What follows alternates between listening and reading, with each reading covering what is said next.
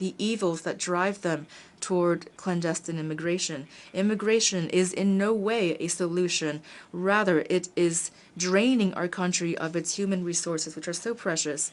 In addition, technological and digital advances must serve the interests of all. Therefore, we are advocating universal access to technological innovations while ensuring that ethics remain at the heart of their use, as said by François Rabelais. Science without conscience is the ruin of the soul.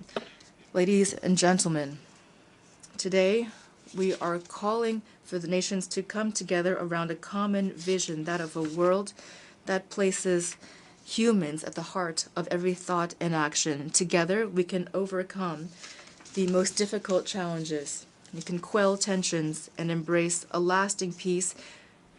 The world is waiting for us to do this. The United Nations was born to promote international peace and security, and it must act while there is still time to silence weapons and bombing.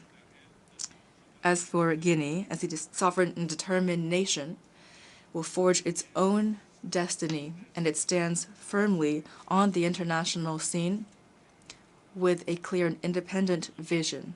1 year ago, at this very podium, our head of state, General Mamadi Doumbouya, declared clearly our commitment to the interests of Africa with entire sovereignty, without being influenced by contradictory interests coming from outside the continent. Today, this principle continues to guide our actions. We favor, above all else, the development and prosperity of our continent. Such is the will of His Excellency General of the Armed Forces, Mamadi Doumbouya, and the people of Guinea, that our actions today forge a future of peace and light for all. Long live peace, together for a better world. Thank you.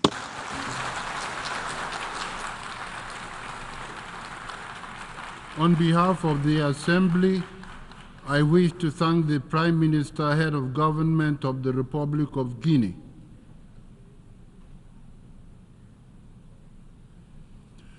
The Assembly will hear an address by His Eminence Cardinal Pietro Parolin, Secretary of State of the Holy See.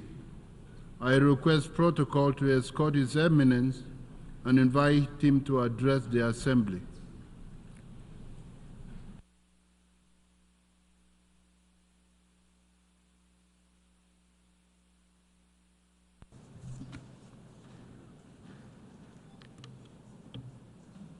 Mr. President, I am honored to extend to you and to the representatives of the nations assembled here the warm greetings of His Holiness Pope Francis, while also congratulating Your Excellency on your election as President of this esteemed Assembly. Mr. President, the Holy See is deeply concerned that we are witnessing a worrying increase in the number of conflicts worldwide and the severity of their violence. These conflicts are responsible for a significant loss of innocent life and a vast amount of destruction.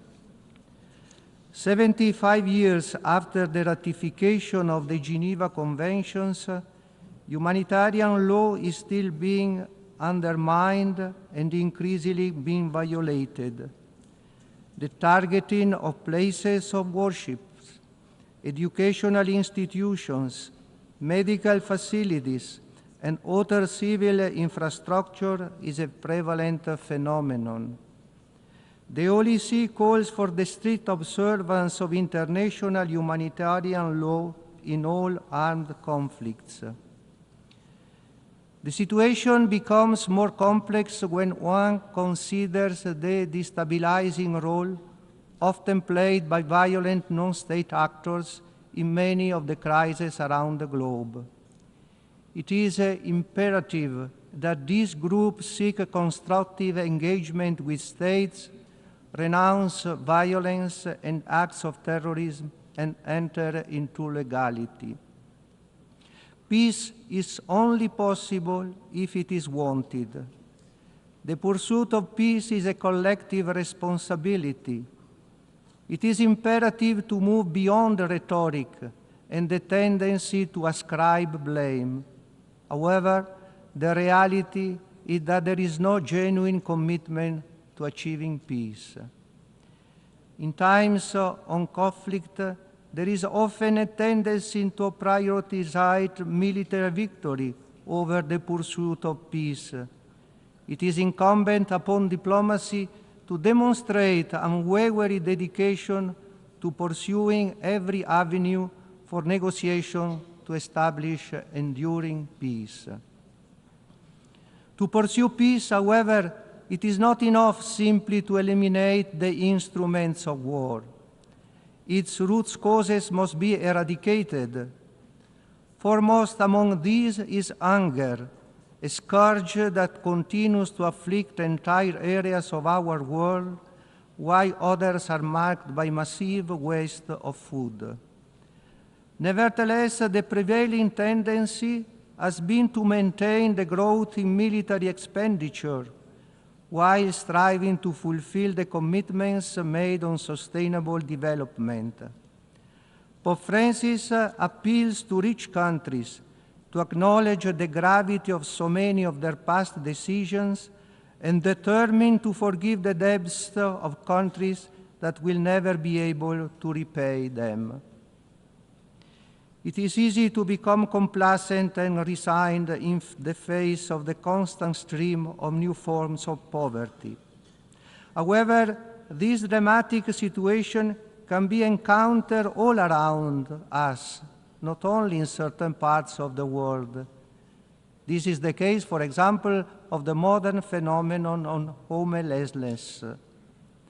Poverty has a particularly detrimental impact on women, often trapping them in a vicious cycle of unfortunate circumstances, resulting in isolation and abandonment before they are forced to make desperate and unwelcome decisions. As Pope Francis says, the path to peace calls for respect for life, for every human life, starting with the life of the unborn child in the mother's womb, which cannot be suppressed or turned into an objective of trafficking. The practice of so-called surrogate motherhood represents a grave violation of the dignity of both the woman and the child, based on the exploitation of situation of the mother's material needs. The Holy See hopes for an effort by the international community to prohibit this practice universally. The dignity of migrants must be upheld. People seeking refuge must be not rejected, but welcomed with respect and a sense of humanity. Another affront to human dignity is trafficking human beings. This illegal and above all dehumanizing practice must be stopped and the traffickers brought to justice. Closely related to the dignity of human life is the care of our common home. The effects of climate change are borne by the poorest countries, who contribute the least to it, but are those who carry the greatest burden of its effects. Opportunities and risks are also given by the rise of new technologies, particularly artificial intelligence. There is a need to ensure and safeguard the space for proper human control over choices made by artificial intelligence. In light of the tragedy that is armed conflict, it is urgent to reconsider the development and use of devices like the so-called lethal autonomous weapons, and ultimately ban their use. No machine should ever choose to take the life of a human being. There is a necessity for the establishment of a binding ethical and regulatory framework to be negotiated both within the non-military and military domains. The Holy See is convinced that a world free from nuclear weapons is both necessary and possible. The goal of a world free of nuclear weapons can only be achieved through discussions based on mutual trust. It is evident that the adherence to and respect for international disarmament agreements and international law should not be perceived as a form of weakness. The Holy See renews its call for a total and complete disarmament. Unfortunately, as Pope Francis says, we are witnessing a third world war fought piecemeal. In the midst of the ongoing tragedy of the Russian war in Ukraine, we are faced with a situation that calls for urgent action to prevent further escalation and to create a path towards a just and peaceful resolution. While diplomatic efforts are crucial, it is evident that military engagement continues to prevail. It is therefore essential to find ways to encourage gestures of goodwill and spaces for direct dialogue between the parties involved. The Holy See continues to be worried about the ongoing stability in the Middle East, particularly following the terrorist attack of 7 October 2023 in Israel by Hamas and other armed Palestinian groups. However, the military response by Israel, considering the high number of civilian casualties, raises many questions about its proportionality. The Holy See calls for an immediate ceasefire in Gaza, the West Bank, as well as the release of Israeli hostages in Gaza, and urges humanitarian assistance to the Palestinian population. The Holy See reaffirmed that the only viable solution is a two-state solution with Jerusalem having a special status. The Holy See expresses serious concern regarding the situation in Jerusalem, where several discriminations and harassments are taking place, hindering the peaceful coexistence for Christians, Jews, and Muslims. It condemns all anti-Christian acts perpetrated months ago by a minority of Jewish individuals and calls on the authorities to continue confronting this ideological deviation firmly and clearly. The current situation in Lebanon represents a significant cause for concern for the Holy See. The ongoing intensification of the conflict between Hezbollah and the Israeli military is putting at high risk the whole region. The Holy See demands that all parties adhere to the principles of international humanitarian law and halt the escalation and enter into a ceasefire without delay. Furthermore, the Holy See highlights the humanitarian crisis in Syria and urges the international community to do more in supporting the Syrian people who feel hopeless about their future. The ongoing armed conflict in Sudan has resulted in an unprecedented humanitarian crisis, with displaced persons, particularly women and children, succumbing to starvation and malnutrition. The Holy See urges the international community to promote peace negotiations and provide the population with vital humanitarian aid. The Holy See calls for more humanitarian support in the Cabo Delgado province in Mozambique, affected by armed conflict for 7 years now, with almost 905,000 internally displaced persons who are facing alarming levels of suffering, insecurity, and poverty. The situation in the eastern part of the Democratic Republic of Congo is deteriorating rapidly, leading to a disturbing increase in the humanitarian crisis. The withdrawal of the MONUSCO by the end of the year is likely to create a security vacuum. It is crucial to continue supporting diplomatic efforts to find an appropriate and sustainable solution to the ongoing conflict. The Holy See follows with great preoccupation the social-political situation in South Sudan, aggravated by the humanitarian crisis, the recent floods, and the conflict.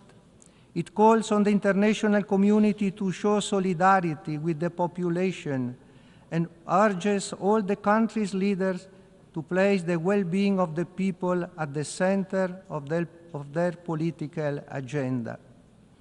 The spread of jihadist threats in the Gulf of Guinea is causing concern for the security of not just the Sahel, but all of West Africa. Christians are being targeted, while climate change and armed attacks are worsening the food crisis and causing children to drop out of school. Immediate and long-term action is needed to prevent a loss of education and stability in the region. The Holy See is following the dramatic situation in Haiti with apprehension and hopes that the steps that are being taken with the support of the international community to establish democratic order and stop the violence will lead to peace and reconciliation in the country. The dramatic situation and the dire need for humanitarian aid in Myanmar, which has been exacerbated by an increase in armed conflict in recent months and made worse by severe flooding, are also a source of deep concern. The Holy See calls on all parties to seek a durable, peaceful solution to the situation and to ensure access for humanitarian aid to all affected communities without prejudice. The Holy See follows with great attention to what is happening in Nicaragua. It is in particular concerned about the measures taken against the personnel and institutions of the Church, which directly affect the sensitive issues of religious freedom. It is hoped that in conjunction with the other fundamental rights of individuals and society, this freedom will be adequately guaranteed. For its part, the Holy See is open to respectful and constructive dialogue with the authorities of the country, with a view to resolving difficulties and promoting peace, fraternity, and harmony for the benefit of all. The recent presidential elections in Venezuela have demonstrated that despite the numerous challenges faced, the Venezuelan people continue to place their trust in the democratic values enshrined in the Constitution. These democratic values are founded upon the sovereignty of the people, which is expressed through the act of voting. In the serious crisis that followed the announcement of the result, with several deaths, numerous detentions, also of minors, and the use of violence, the Holy See, deeply saddened and worried, appeals to the authorities of the country and to all those who have any responsibility for what has happened to respect and protect the life, dignity, human rights, and fundamental freedoms of its citizens. Furthermore, it calls upon them to seek ways to resolve the present situation for the good of all, including with the assistance of members of the international community who have declared themselves willing to help in a flexible and reasonable manner. The Holy See encourages the talks between Armenia and Azerbaijan so that they may continue the dialogue, assist the displaced persons, respect the places of worship of the different religious denominations, and reach a final peace treaty between the parties as soon as possible. The Holy See looks also favorably on the aspiration of the Balkans countries to join the European Union and hopes that this objective will be achieved as soon as possible. While disarmament fosters peace among nations, there is also a need to foster peace within societies through democracy. It is the result of a considered and committed acceptance of the values that inspire democratic procedures. Democracy is founded upon the tenets of freedom of expression and the fundamental principle of the respect for the will of the people. This implies that changes in the holders of power can occur. However, there is an increasing tendency to alter constitutions or to modify electoral rules and procedures for the purpose of remaining in power. Democracy entails respect for the established rules and the recognition of the expressed will of the people. Pope Francis made it clear that the path to peace calls for respect for human rights. Regrettably, in recent decades, attempts have been made to introduce new rights, leading to instances of ideological colonization, in which gender theory plays a central role. The latter cancels differences in its claim to make everyone equal. It does not even help ensuring the harmony between women and men. It is also inconceivable to associate the concept of right with the practice of abortion, which involves the taking of an innocent life. The Holy See is profoundly alarmed that some of the most common violations of human rights occur in the area of religious freedom. Christians are the most vulnerable in this regard, where 1 in 7 are subjected to persecution. Mr. President, there is a need to recover the roots, the spirit, and the values that gave rise to this organization, while at the same time taking into account the changed context. The first and most necessary reform needed is the return to a sincere and open dialogue. It is evident that without dialogue and an open exchange of perspectives, even when there is disagreement, consensus and agreement cannot be reached. The Holy See, as it has done in these last 6 decades of presence at the UN, continues to support the work of the organization, making its voice heard in defense of the poor, of those in vulnerable situations, supporting every peace process and initiative. Thank you, Mr. President.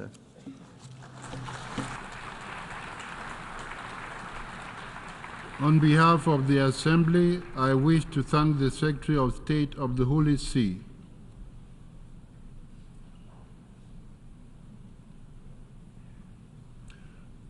I now give the floor to His Excellency Wang Yi, Special Representative of President Xi Jinping, member of the Political Bureau of the CPC Central Committee, and Minister for Foreign Affairs of China.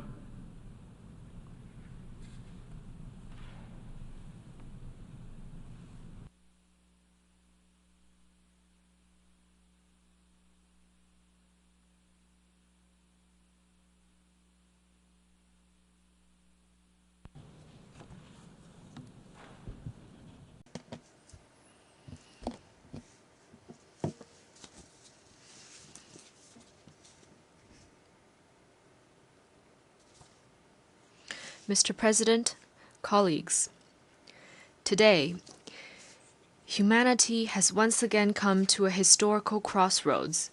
We are facing a changing and turbulent world.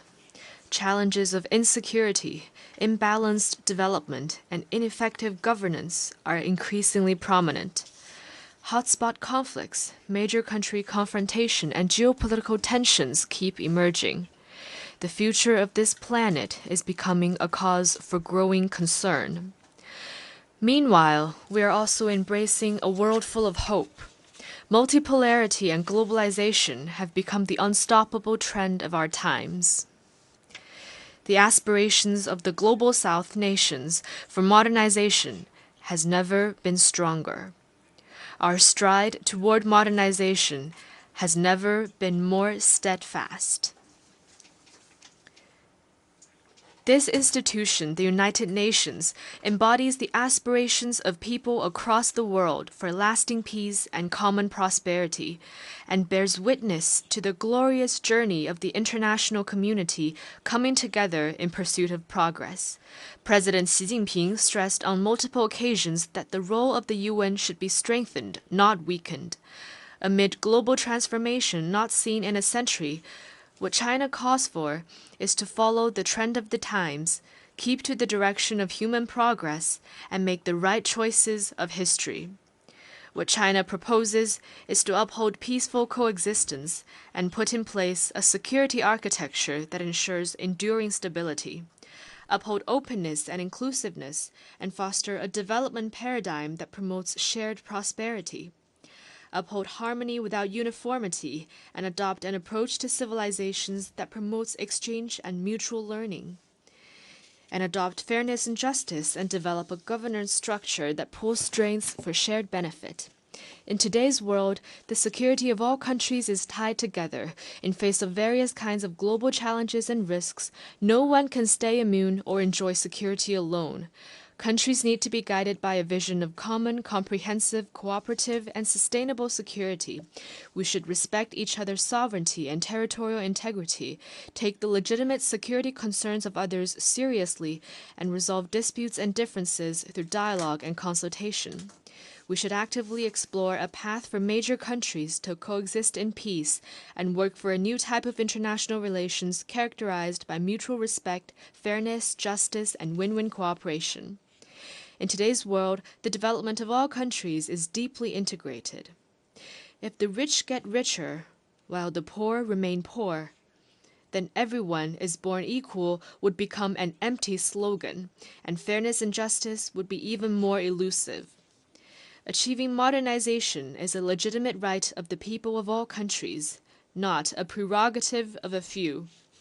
We should be committed to advancing global modernization and ensure that no one and no country is left behind on the journey toward modernization.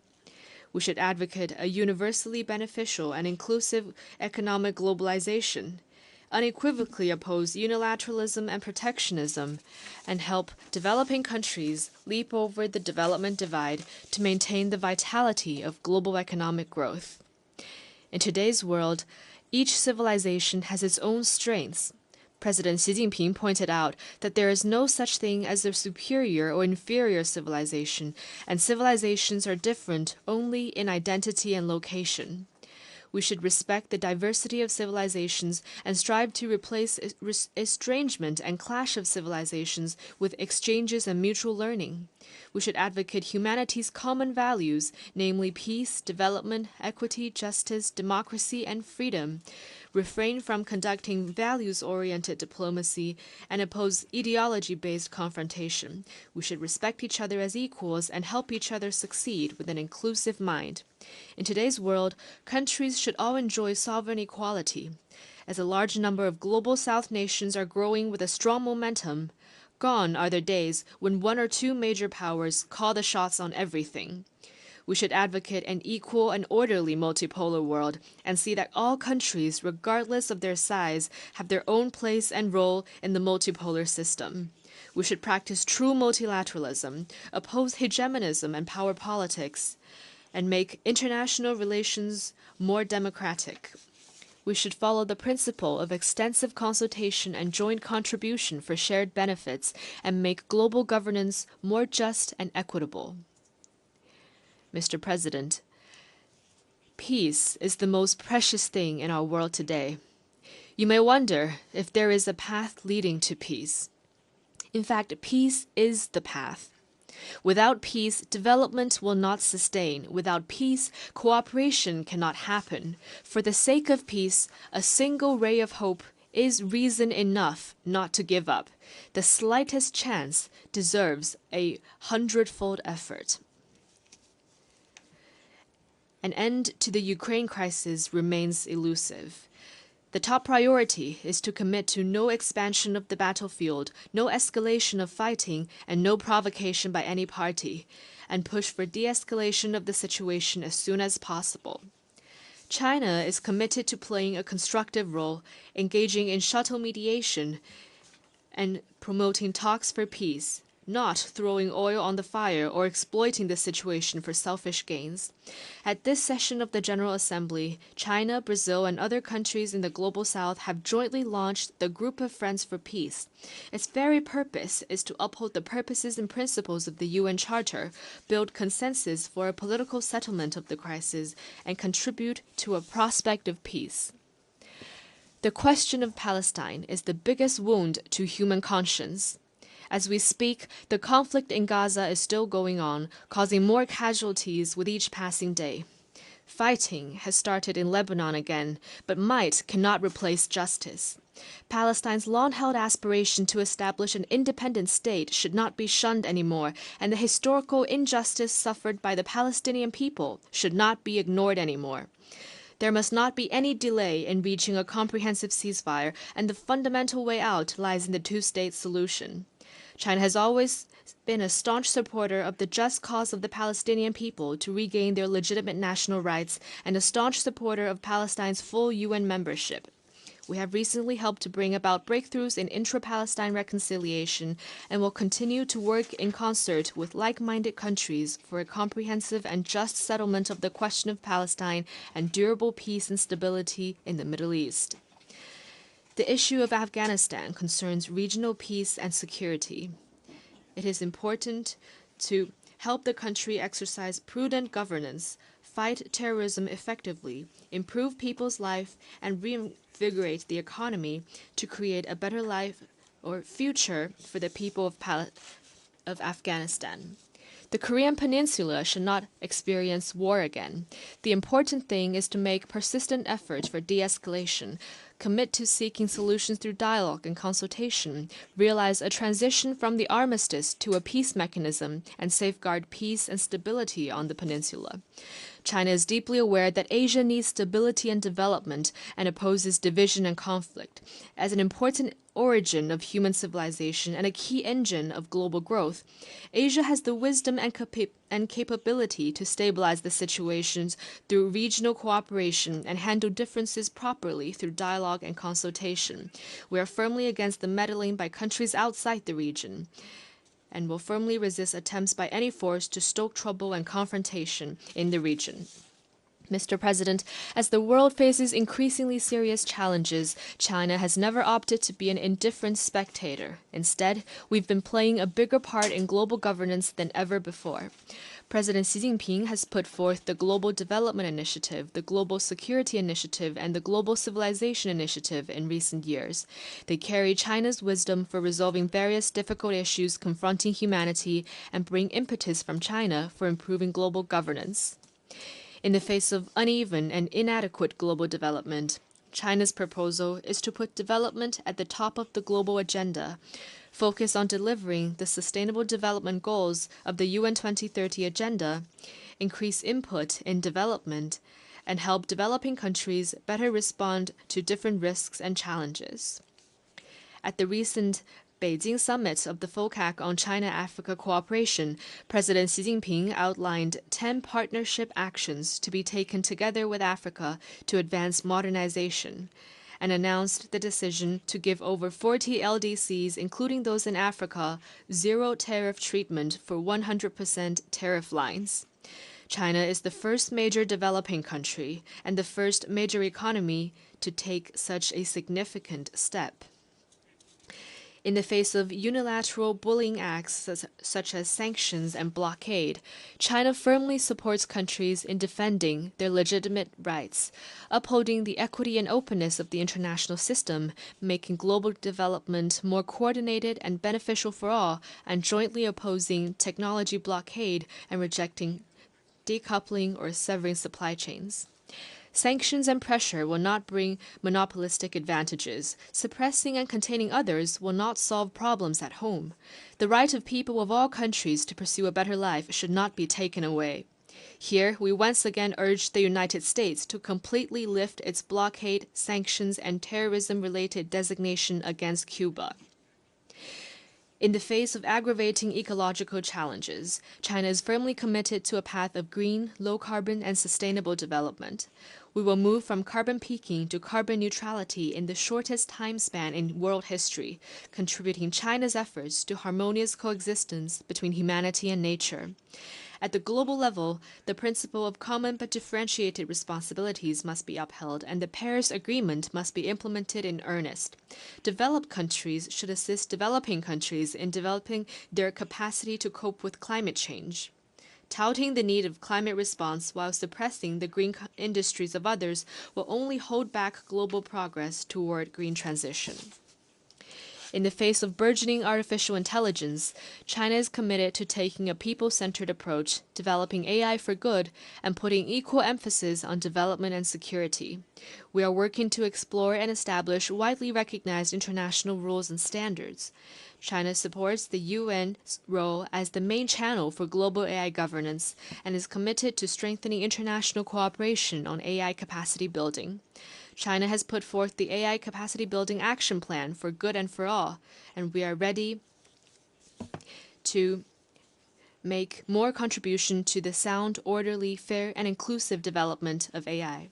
In the face of the task of human rights protection, China maintains that all countries' right to independently choose their path of human rights development should be respected. No country should impose its own will on others or interfere in others' internal affairs in the name of human rights. In human rights protection, China is committed to putting people first and promoting the free and well-rounded development of the people. We have found a path of human rights development that suits China's national conditions. China is ready to engage in equal-footed dialogue and exchanges with all countries and UN human rights bodies and jointly promote the sound development of the global human rights cause. Mr. President, Taiwan is an inalienable part of China's territory. This is the history and the reality. Both the Cairo Declaration and the Potsdam Proclamation stated in explicit terms that all the territories Japan had stolen from the Chinese, such as Taiwan and the Penghu Islands, shall be restored to China. And this constitutes an important part of the post-war international order. Right here in this august hall 53 years ago, the 26th session of the UN General Assembly adopted Resolution 2758 with an overwhelming majority, deciding to restore all the rights of the People's Republic of China at the UN, to recognize the representatives of the government of the People's Republic of China as the only legitimate representatives of China to the UN, and to expel the representatives of the Taiwan region from the UN and all the organizations related to it. Once and for all, the resolution resolved the issue of the representation of the whole of China, including Taiwan, in the UN. It made clear that there is no such thing as two Chinas, or one China, one Taiwan. On this matter of principle, there is no gray zone or room for ambiguity. The complete reunification of China will be achieved. Taiwan will eventually return to the embrace of the motherland. This is the overwhelming trend of history that no one and no force can stop. Mr. President, in a few days' time, the People's Republic of China will celebrate the 75th anniversary of its founding. Over the past 75 years, no matter how the world changes, China's dedication has not changed.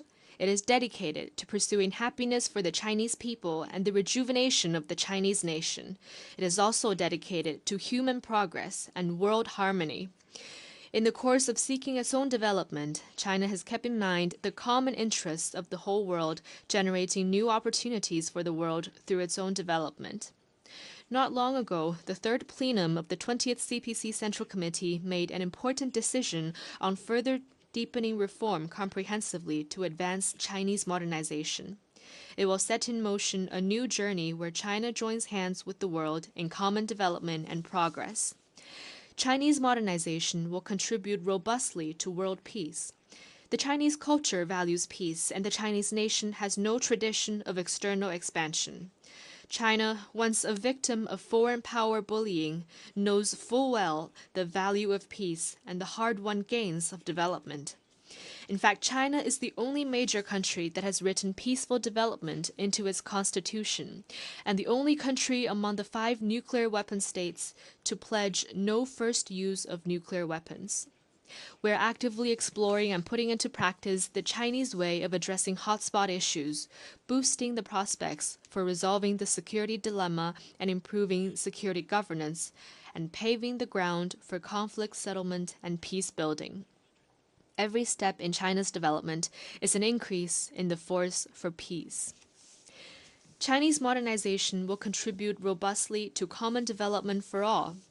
China does not only care about its own development, we are ready to develop hand in hand with all countries. By further expanding high standard opening up, China is aligning proactively with high standard international economic and trade rules to foster a market-oriented, law-based, and world-class business environment. China has realized full mutual visa exemption with many countries and is expanding its unilateral visa waiver program to facilitate two-way personnel flows. China is vigorously promoting high-quality Belt and Road cooperation, a concrete step to support the 2030 Agenda for Sustainable Development. China will also speed up the implementation of the 8 measures in support of Global South cooperation and the series of initiatives supporting Africa's peace and development, in order to help countries in the Global South stride toward modernization. Chinese modernization will contribute robustly to improving global governance. China has been an abiding supporter of the UN's continued reform and development to bring about a modernized UN 2.0.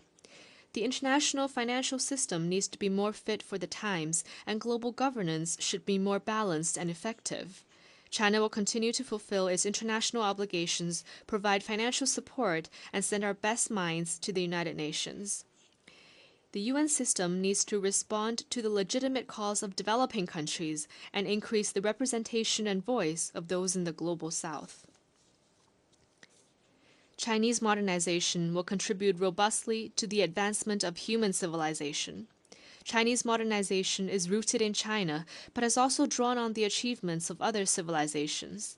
It has created a new form of human advancement and provided a new choice to other countries in exploring modernization paths. China advocates that different civilizations respect and learn from each other to jointly advance the cause of human civilization. China has proposed the setting up of an international day for dialogue among civilizations. We call for more people-to-people exchanges and cooperation across the world to promote understanding and amity among people around the world. Mr. President, next year will mark the 80th anniversary of the victory of the World Anti-Fascist War and the founding of this very organization. China stands ready to work with all countries to renew the founding purposes and mission of the UN, reaffirm our steadfast commitment to the UN Charter, advocate and practice true multilateralism, build a community with a shared future for mankind, and jointly usher in a better world. Thank you.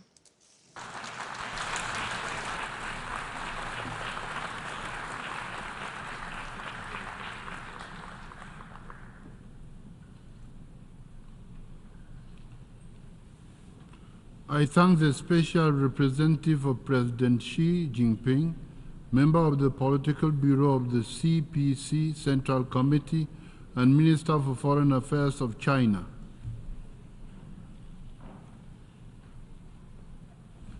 I now give the floor to His Excellency Murat Netlu, Deputy Prime Minister and Minister of Foreign Affairs of Kazakhstan.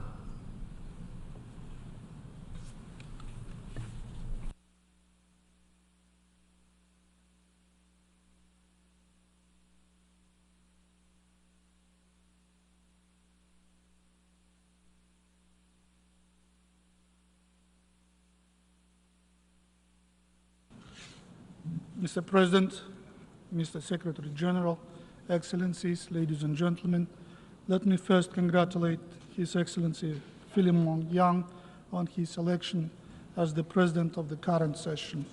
I assure him of my country's full support and wish him every success in his noble endeavors. Excellencies, as we gather here, global system is dangerously close to a breaking point. Dozens of our fellow member states represented in this August hall are gripped by conflict and instability, claiming many thousands of lives. entire continents are affected by the climate crisis. Multilateralism is struggling to keep pace, and yet the United Nations is still the indispensable universal organization. After almost 8 decades, it remains a vital platform for dialogue and cooperation on the most acute issues of our time. This undeniable fact compels states to keep working through the UN towards a sustainable world. It reinforces our determination to seek global peace and stability. And this green podium, this hall, remind us that no nation, no matter how powerful, can tackle global problems alone. Excellencies, the plight of millions of conflict victims worldwide across the Middle East, Eastern Europe, and parts of Africa deserve immediate, decisive, and collective action. But the UN Security Council's decision-making process is paralyzed. As underscored by the Secretary General, this sad reality undermines the credibility, legitimacy, and effectiveness of the organization as a whole. Having annual discussions about reforming global institutions is no longer enough. It is time to enact the change our world so desperately needs. Last year, from this podium, President Kassym-Jomart Tokayev of Kazakhstan introduced the initiative of World Unity for Just Peace and Harmony. This visionary framework seeks to cultivate peace, stability, and security through meaningful and equitable engagement between the global South and global North. The voice of middle powers and developing nations are vital in bridging divides and nurturing a more effective international security architecture. It is in this spirit that I invite all nations to embrace my country's initiative. Together, we can pave the way for a more harmonious and united world. Excellencies, the pressing risk of another nuclear arms race is exacerbating geopolitical polarization. For over 4 decades, Kazakhstan's people and land were subject to the devastating effects of 456 nuclear tests. Nuclear disarmament and non-proliferation are key pillars of my country's foreign policy. Kazakhstan is therefore deeply concerned by the escalating rhetoric of nuclear threats. We appeal to all nuclear states to adhere to the Non-Proliferation Treaty and Comprehensive Nuclear Test Ban Treaty. I also urge those countries who have not joined the treaty on the prohibition of nuclear weapons to do so as soon as possible for the safety, stability, and survival of our world.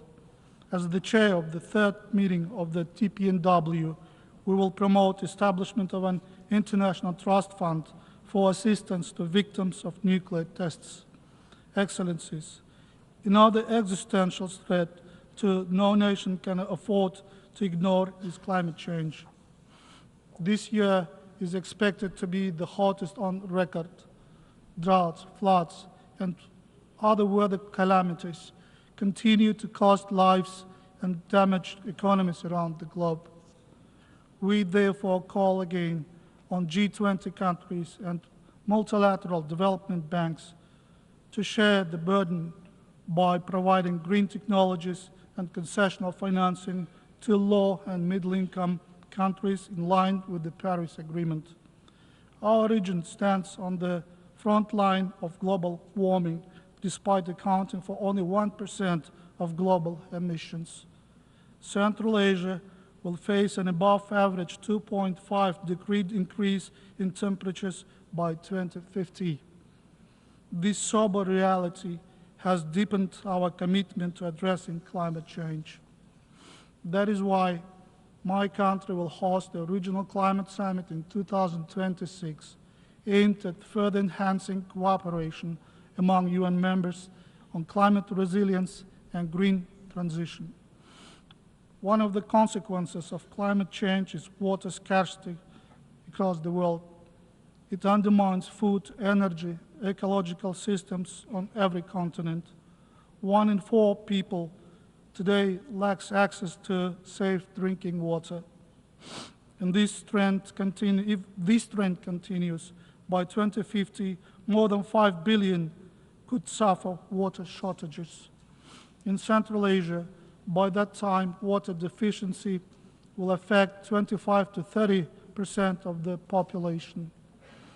Meeting this challenge requires both serious political will and resources, including scientific and economic ones. As the current chair of the International Fund for Saving the Aral Sea, Kazakhstan is working with regional partners on a long-term and sustainable cooperation mechanism for the effective use of water and energy resources in Central Asia. Our approach takes into account the interests of all stakeholders in irrigation, hydropower, and environmental protection. Excellencies, the largest landlocked country, Kazakhstan, actively promotes the interests of all LLDC countries in addressing the multifaceted challenges our group faces. Despite significant strides, we are still far from implementing the Vienna Programme of Action.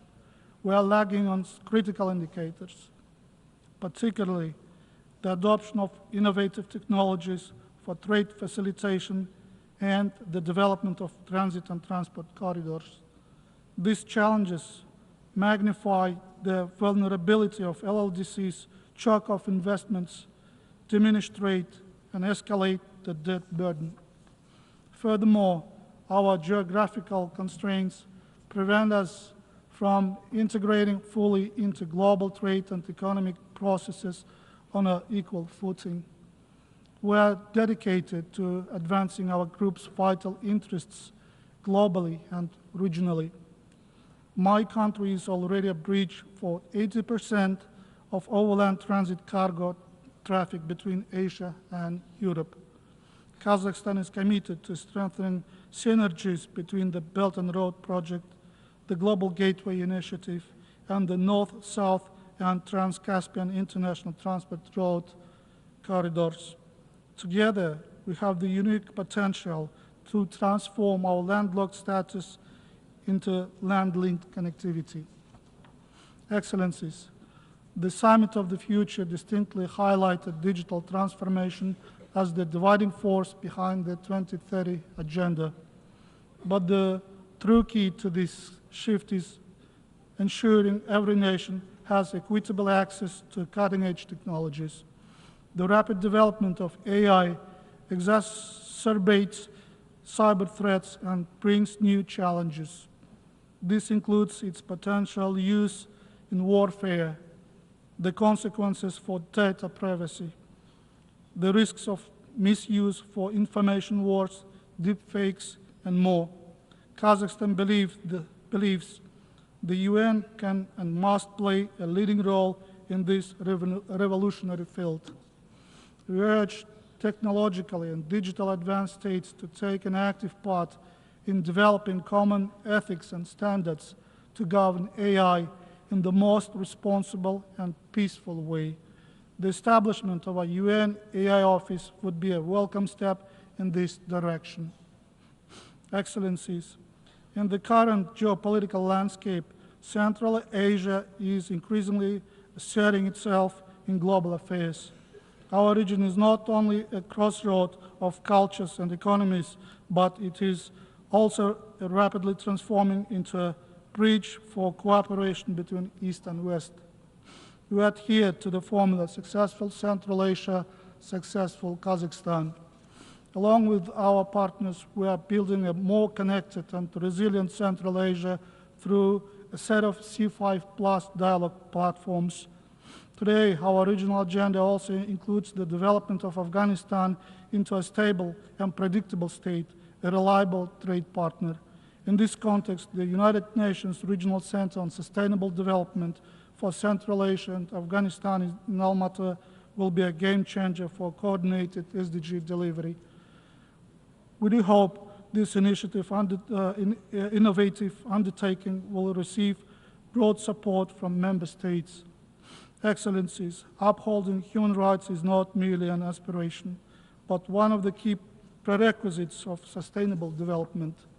It's also the best antidote against those inequalities that are often the root cause of instability and conflicts. Our national reforms aim to build a just and fair Kazakhstan based on inclusivity, transparency, and the rule of law. My country has abolished the death penalty, instituted a zero-tolerance policy against torture, and strengthened national preventive mechanisms. To reinforce our commitment to the values of life and humanity, Kazakhstan, along with our Central Asian neighbors and Mongolia, is spearheading the initiative to become the first region entirely free of the death penalty. Safeguarding women's rights and ensuring children's safety are top priorities of my President and government. We are advancing the UN Human Rights Council agenda by proposing impactful resolutions focused on child education, and combating domestic violence. Being one of the champions of repatriation of women and children from conflict zones in the Middle East, Kazakhstan will host an international conference in 2025 on best practices in the field of repatriation and reintegration. Through partnership with the UN volunteers, we are creating new opportunities for young people and actively promoting 2026 as the International Year of Volunteers for Sustainable Development. Excellencies, ladies and gentlemen, both at home and on the global stage, Kazakhstan and its people stand resolute in our commitment to build a peaceful, prosperous, and sustainable future. Central to this mission is our unwavering dedication to the 2030 Sustainable Development Agenda, embodying our shared aspiration for humanity. As we look ahead to the 80th anniversary of the United Nations next year, I urge all states to unite in the full implementing this ambitious agenda. We have the chance to transform this upcoming historical milestone into a true celebration of shared achievements. Let the Summit of the Future and the UN General Assembly session mark the beginning of a transformative journey towards a brighter and more inclusive future for all of us, our children, and coming generations. Thank you.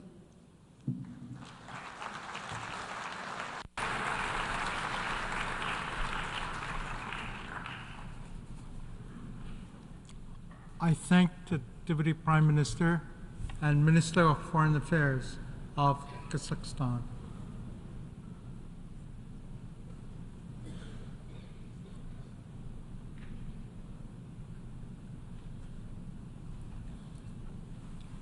I now give the floor to His Excellency Chenda Sovia Sok, Prime Minister of Cambodia.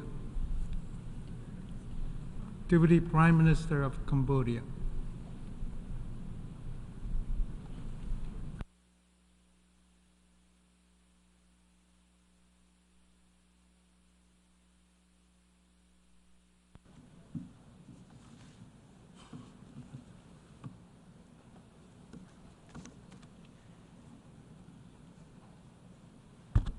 Mr. President, Excellencies, distinguished delegates. Your chosen theme, leaving no one behind, acting together for the advancement of peace, sustainable development, and human dignity for present and future generations, mirrors the prevailing aspiration of the international community despite intractable security threats and challenges, as well as uncertainty and continuously evolving geopolitical landscape. The current picture of the world is grim. Violent armed conflict in Ukraine, Gaza, Lebanon, Sudan, Myanmar and many other parts of the world rage on despite efforts to de-escalate them.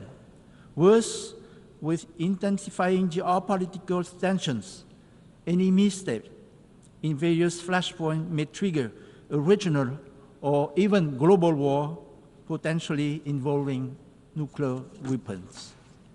Military spending has surged across the world, draining resources that could be used to address multiplying non-traditional threats that no single country can effectively tackle alone, such as climate change, pandemics, food insecurity, technological disruption, transnational crime, and backsliding on SDGs.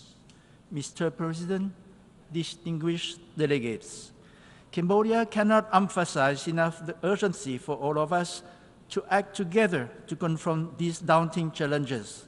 It is critical that the principle of the UN Charter and international law remain the backbone of the world order and global cooperation. The use of diplomacy and mediation must be prioritized to resolve conflict and prevent de-escalation. Cambodia believes that sustainable peace can be achieved only through meaningful dialogue based on mutual respect, genuine goodwill, tolerance, and a commitment to peaceful coexistence. Based on these core principles, Cambodia sees great merit in the new agenda for peace presented by the UN Secretary General and support the actions laid out in the Pact for the Future for promoting international peace and security. Also based on these principles, Cambodia hopes for a prompt end to the war between Russia and Ukraine through diplomacy and dialogue based on equal respect. We commend all effort to de-escalate the fighting and all initiatives that seek to end the war through peaceful means and that engage all sides to work together towards a lasting peace. On the Palestine-Israel conflict, Cambodia remains committed to its long-held support for a two-state solution in accordance with the relevant UN resolutions. We believe this plan is the only way Palestinian and Israeli can heal their prolonged antagonism and live side by side peacefully. Cambodia supports the establishment of the State of Palestine and Palestine's bid to become a full member of the United Nations. Cambodia condemns all acts of terrorism and calls for dialogue to stop the ongoing war and the ever-worsening humanitarian crisis in Gaza. We are deeply concerned over the prospect of an all-out region-wide war in the Middle East with the latest report on intensifying fighting in Lebanon. The current rapid escalation of war in this region must stop. Members of the international community must insist on all sides to work proactively to seek ways to defuse the very grave situation now. The crisis in Myanmar remains a serious concern to us. Cambodia, along with other ASEAN member states, is committed to the ASEAN 5-point consensus as the basis for peaceful and inclusive solutions. We stress the importance of fostering an environment conducive to dialogue and to ceasefire negotiations. We also emphasize the need for humanitarian relief and for Myanmar-owned and Myanmar-led political process aimed at a lasting peace and reconciliation. ASEAN, on the strength of its diversity, should continue to lead the effort to help Myanmar restore normalcy and the Laos chairmanship. On the other hand, Cambodia welcomes the appointment of UN Secretary General on Myanmar and look forward to her working closely with the ASEAN Chair, own Special Envoy on Myanmar. A final point. Cambodia opposes unilateral coercive measures. They have a detrimental impact on ordinary citizens in targeted nations. Sanctions and economic blockades disproportionately harm the most vulnerable and impede achievement of the Sustainable Development Goals. Mr. President, distinguished delegates, let me touch now on leaving no one behind. Given Cambodia's own dark past, we believe that peace is the key prerequisite for development, especially development that is sustainable and inclusive. Cambodia sees the attainment of sustainable development and human dignity for every individual as an absolute necessity. Cambodia's current long-term development strategy, called the Pentagonal Strategy, aims to build Cambodia into a vibrant and just society that thrives on lasting peace, political stability, good governance, and respect for the rule of law. With economic growth projected to reach 6% in 2024, Cambodia is on track to further reduce poverty to below 10% by 2028. It is also on track again to gain upper middle income status by 2030 and high income status by 2050. How do we get there? First, Cambodia will give top priority to building its human capital to meet the demand of the digital age. We will invest more on, first, quality education, science, and technology. Second, training and technical skill. Third, health and well-being. And fourth, food security and equal social protection with special attention to women, girls, and the marginalized. Second, we will deepen economic diversification by developing key sectors such as transportation and energy, and we will promote new drivers for economic growth and job creation. The construction of the Funan Techu Canal, inaugurated last month, will connect our capital Phnom Penh to the Gulf of Thailand. It will be a game changer for sustainable growth in Cambodia and for improving the livelihood of our people. Third, to enhance efficiency, inclusion, and access to public services, Cambodia will accelerate the development of e-government and of a digital economy and society. I am happy to note our significant advancement in financial inclusion with the introduction of an interoperable digital payment system by the central bank using blockchain technology called Bakong. Fourth, we take a whole of society approach to development that seeks to enhance resilience, sustainability, and inclusion by promoting gender equality, a green and circular economy, and environmental protection. After years on the list of the least developed countries, Cambodia looks forward to its expected graduation by LDC status by 2029. Reaching these milestones will reflect our impressive progress on our journey of revival and development. Mr. President, distinguished delegates, Cambodia values multilateralism, the rule-based international order, the principle enshrined in the UN Charter and international law. These are indispensable for consensus building and mobilizing concerted actions. And we worry that confidence in the fairness and effectiveness of multilateralism is eroding. Conflicts are multiplying. Geopolitical competition is intensifying. Adherence to international regimes is declining on many fronts: arms control, trade, the environment, human rights. In this time, it is time that member states reaffirm their commitment to the global system and rebuild trust in it. The United Nations, with its unparalleled convening power, has long been the driving force in addressing global challenges and promoting cooperation among states. But unprecedented challenges today are testing the limit of this esteemed body. We urgently need to revitalize the UN and make it more robust and more proactive. Cambodia fully supports the Secretary General's reform agenda, including the intergovernmental negotiations on Security Council reform. The UN Security Council needs to be tailored to the 21st century and to be effective for today's task. Its composition must be more fairly representative.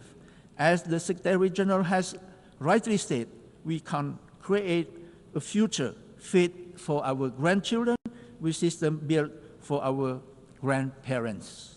Cambodia also fully supports the Secretary General call for bold climate actions.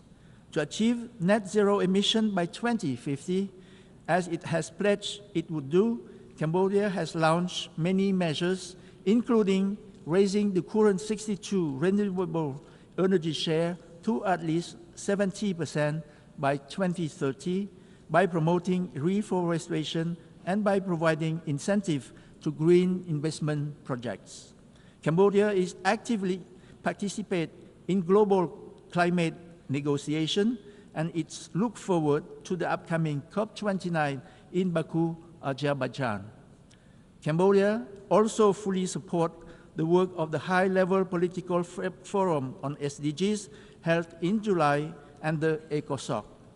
We welcome the adoption of the Ministerial Declaration on SDGs. We reaffirm our commitment to the 2030 Agenda. We endorse an effort to bridge the SDG financial gap, reform the global financial system, and strengthen multilateral governance. As all of us together look to the future, it should seem evident that no nation can achieve these ambitious goals alone. Global challenges demand global solutions. Cambodia is committed to strengthening international cooperation, sharing knowledge and best practices, and working collaboratively with our global partners. By acting together, all of us here can create a world where peace, sustainable development, and human dignity are a reality for all our peoples.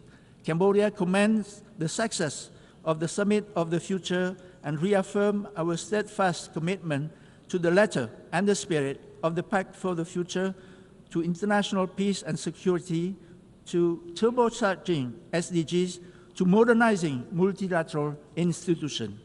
Mr. President, distinguished delegates, Cambodia is proud to play a significant role in global peacekeeping. Since 2006, we have sent over 9,000 of our people to serve in 11 UN missions, including over 800 women. We are honored to present our candidacy for membership in the Organizational Committee for the Peacebuilding Commission for 2025-2026. We seek your support for our bids.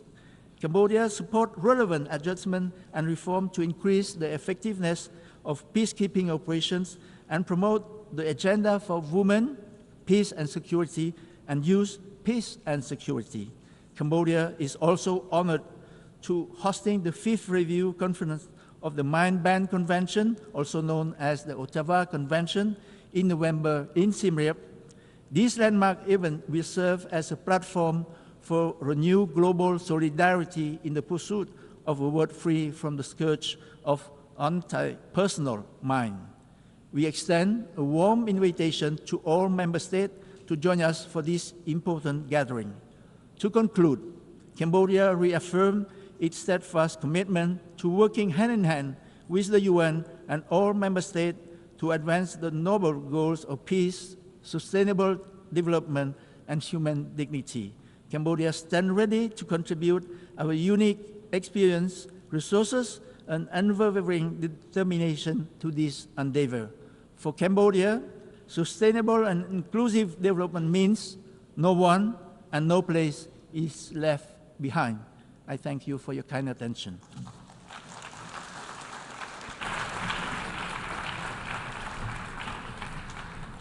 I thank the Deputy Prime Minister of Cambodia.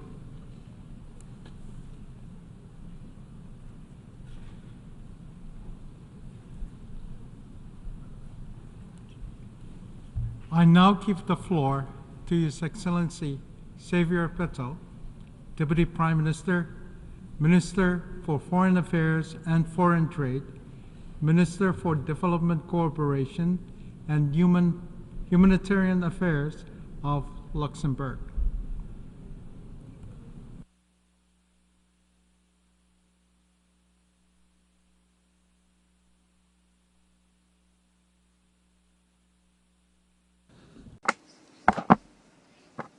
Colleagues, it's an honor to be in front of you again, for being able to speak about the situation and how we see the world. I listened to a lot of speeches, and when I listened to the main theme of the topic we had last week and the beginning of the week, No One Behind, I have to tell you that we are in a special situation. How should you explain to someone in Palestine, in Lebanon, in Kiev, in so many different places around the world, that we want to leave no one behind? That just because of war. How would you explain to some of the countries now that after some national elections, the development and the aid for those more poor countries are cut by saying no one behind? How do you want to say to people waiting outside, demonstrating outside, that we came here together to find solutions about all the troubles that we have nowadays? I can tell you that for them, we are just discussing, but not acting. We are like a very barking dog without teeth, barking all the time, but leaving so many people behind. That's just a not so optimistic introduction, but this is the case how it is today, when I see that for the moment 60 conflicts are existing and about 50 conflicts could start tomorrow. So in total we have about 115 conflicts potentially or existing already. And they go from Congo to Yemen, from Sudan to Myanmar, from Syria to Venezuela, from Haiti to Libya, from Armenia to Azerbaijan could happen tomorrow. So you see, the whole world is, in fact, if you look geographically, in conflict. You have these big conflicts we speak a lot about, but you have also all these little conflicts who are not on our agenda every day, but where people suffer that much also. I have next week a meeting of the French-speaking countries, and as I want to be welcomed, excuse me that I will continue also in French. When I speak of the major conflicts that exist, let me begin with Ukraine. This week we had President Zelensky here, and a lot of you have been to Kyiv. You've been there to support Ukrainian colleagues. And I remember the discussions that we've had here, and I see a couple of colleagues from the Russian Federation here. That's good. It's something new. Very often they leave the room. I'd like to ask them today why there is this war. Why this war? I remember at the beginning of this conflict, a lot of you felt that this wasn't my role, but I tried to dialogue with President Putin and also have a dialogue with President Zelensky. And I remember the arguments that were put forward. I won't tell you details of my discussion with President Putin, but asking why Russia has attacked Ukraine. And it was, we were told that it was Ukraine that wanted to make Russia fearful, that it was a danger to Russia. Beginning a war is easy.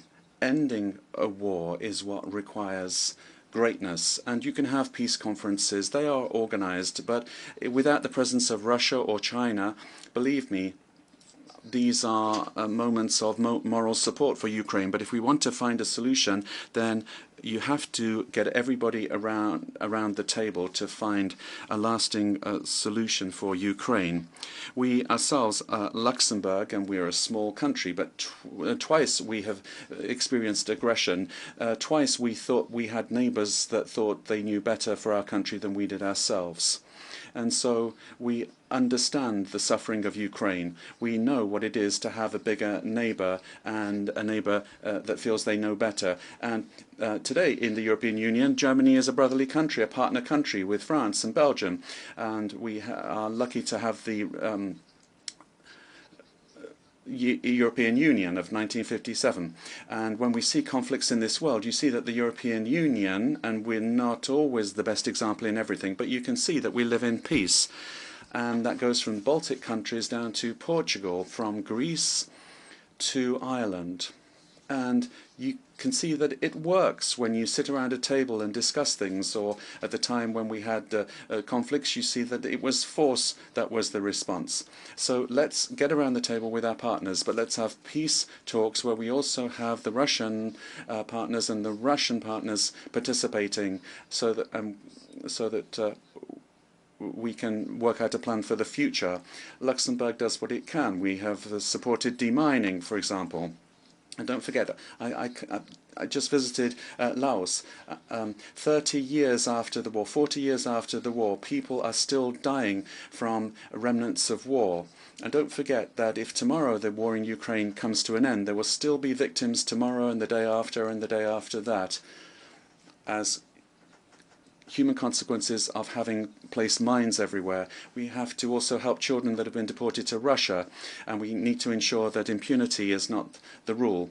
And after conflict, of course, I have to, referring to Ukraine, I have to refer to the Middle East. This week we've had discussions with partners to find a two-state solution.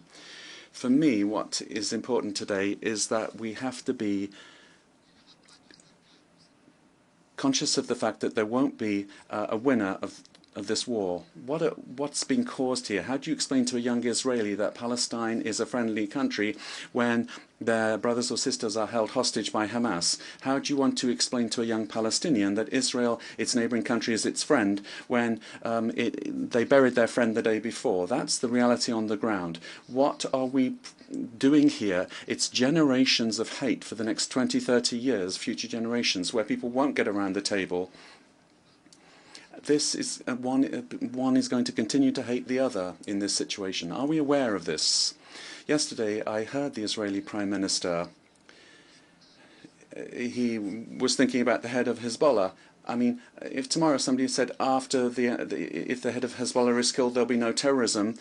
That's the same. But these terrorist organizations are like octopuses. If you cut off one arm, another one grows. There's no one approach against fanaticism. We have to restore the hope of young people. And if we don't find a solution quickly, we are training future generations for Hamas and Hezbollah in that region that is so full of conflict. 40,000 people already dead.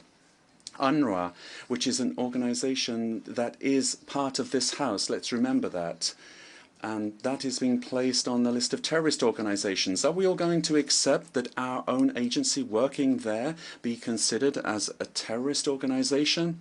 And for those that are not familiar with UNRWA's work, I counsel you to go to Palestine and see what UNRWA is doing on the ground, providing education, health. If there wouldn't be that if UNRWA wasn't there. They're doing everything to ensure that they can do what they can. So many people have already given their lives to UNRWA to help the Palestinian people. And if we accept here that UNRWA is considered a criminal organization, we open the Pandora's box for everything. We have to understand today that there's no alternative to UNRWA. And no one is saying, well, I can replace UNRWA. I can deal with Palestine tomorrow, whatever happens. So I really do urgently call upon Israel to stop placing an agency of this house on a terrorist list, and we are not reacting to it. That means we're accomplices in accepting everything. Now, I understand that Israel has the right to self-defense, but there are limits as well, and it's important to be balanced. On this matter, people always want to say you're for Israel or you're for Palestine or you're against one or against the other. No, you can be for peace. You can be for the civilian population without being in favor of one or not in favor of the other. We think too much about this one party against another party, and it's the civilians that suffer. We talk about recognition as well. My country is one of the few countries that has not recognized. Some countries have recognized. Okay, but that recognition is a one-time thing. I don't want to have recognition just as a symbol. I want it to have an impact. So that's also a message to all of you that haven't yet do this. Let's coordinate, have an exchange of views and see how we can have an impact on the ground so that that has an effect. Not just to say, well, we're giving moral support and that is we want to help the people that are there on the ground. And there will need to be a two-state solution. We need a two-state solution, and we need to realize that peace in Palestine will constitute the security of Israel. And without peace in Palestine, there will never be any guaranteed peace for Israel. They go hand in hand. And I'd like to have this coordination between countries, and if there is no coordination, then we need to think about possibly opening up a diplomatic representation in Israel and in Palestine that we haven't yet done as the Grand Duchy of Luxembourg, to stress that we want to have two states that we recognize. And when I think of the vote that was held here a little while ago, do you agree with the interpretation of the ICJ? We asked for an opinion, let's not forget that. And then, do we decide afterwards whether we want to respect that opinion? You don't wait for a judge to give a ruling and then say whether you agree with it or not. No, you request an opinion of a judge, and then you request the opinion of that international organization, or it may as well not be there in the first place. So the Sahel, another difficult area where some years ago we were discussing with partners. Now we've seen coups and instability in Africa. People who are becoming refugees because they're afraid that they might be mistreated by the coup leaders that took power overnight. What's important for me, I'm a foreign affairs minister, but I'm also a minister for cooperation. And we've spoken about the Pact for the Future, we've spoken about this investment, and I remember as former Prime Minister the Millennium Goals, the MDGs. Now we have the Sustainable Development Goals, and particularly this year's 75th anniversary of the Geneva Conventions, and we speak about these things, but we forget as well. As new Minister for Cooperation, I have established new criteria.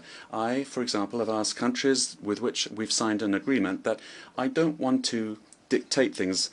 For a long time, Europe thought it knew what was best for Africans. No, Africans have to make their own choices, but it's important to support them as well through cooperation policies. And then you can have partnerships, you can have exchanges and collaborations. What I ask of those countries, however, is not the minerals, it's not about the economic recovery, and I'm not asking them to change their legislation. All I'm asking is that they don't backslide, that they don't go backwards. So, in other words, the rights that exist for everybody already are respected, be that the rights of women. When I think of a country that's a member here where women don't have the right anymore to be educated, do we accept that? No, and I won't shut up about that. I don't accept it. Where religions can't be followed in a country, no, I don't accept that. And when we ask that the rights of minorities and gender minorities are respected as it exists today and there be no backsliding, I will say something if that's not the case. This week I was at a meeting with a head of state, an African head of state, and I wanted to work with them, and I spoke about these three conditions. This importance of respecting them, and that head of state told me with regard to sexual minorities that if their population feel that homosexuality is a crime, then they will criminalize it. To be a head of state, Mr. President, is not always to do what the majority wants, it's also to defend the minorities in a country. You can't always follow what some people want against others, to be done against others. In a country of diversity is what makes the wealth of a country. And if tomorrow rights that exist now are withdrawn, that means that I can't have a serene dialogue with that country if they go in that direction. And I regret that very much. And I'm not asking anybody to change their rules on abortion or religion, or to have marriage for everyone, or give rights today that don't exist. But don't backtrack. These are things that we've seen in Europe and elsewhere in the world. So don't make that mistake of going back to a previous world. and the Pact for the Future. And we've got SDG 16, rule of law and justice. I'd like to thank I'm grateful for the discussion that we've had here talking about the rule of law. Now, in the EU even, we have certain countries that see this with rather flexibly. I don't think that's acceptable, and we have had to take action within the European Union against certain countries. But we do have to keep our backbone here when it comes to women's rights and justice. Women's rights, for example, in Luxembourg, we've discussed whether we should give additional money to political parties that place more women on electoral lists. But why give a premium for something that should be normal? We have decided that if somebody doesn't do this, there will be less money. But why should we give more money for doing something that should be normal? No. You can make progress, logical progress, rather than giving a premium to an organization to do something that should be normal.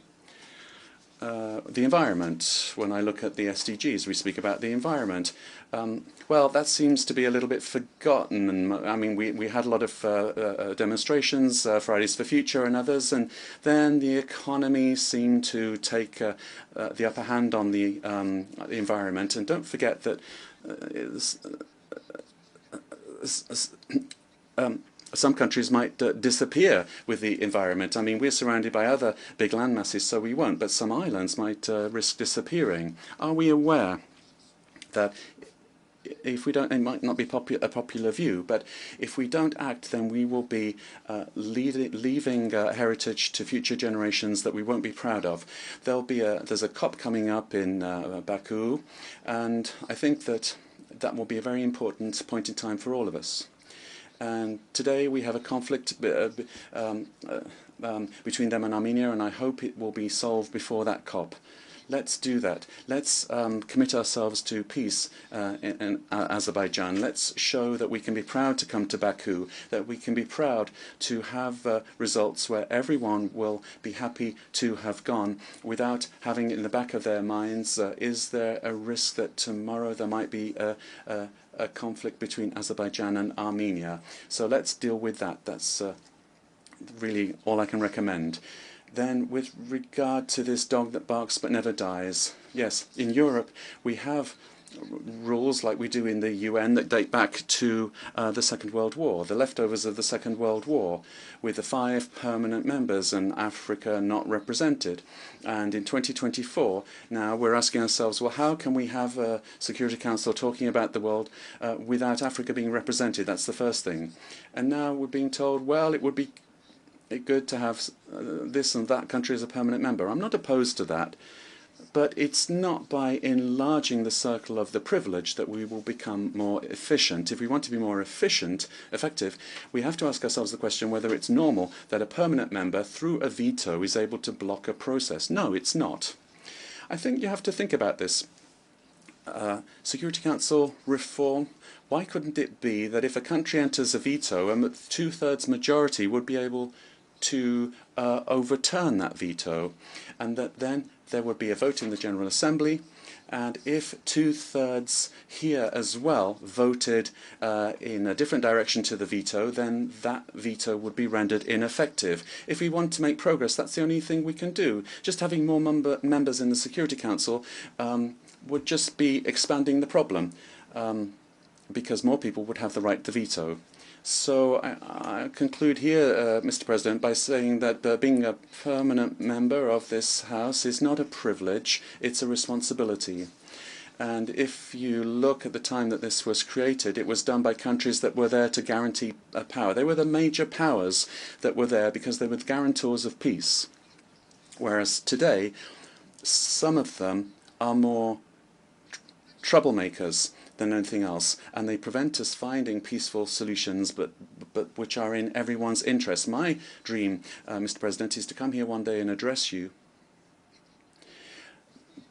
being convinced that we can say that in this world, and I said this 3 or 4 years ago in my speech, that in this world irrespective of where we are and the colour that we might have, the religion that we might follow, our gender, our sexual orientation, how much money my parents had, I have the same chances, the same rights, but also the same obligations. And then I would be proud to be part of an international community. I thank you. I thank the Deputy Prime Minister, Minister for Foreign Affairs and Foreign Trade, Minister for Development Cooperation and Humanitarian Affairs of Luxembourg.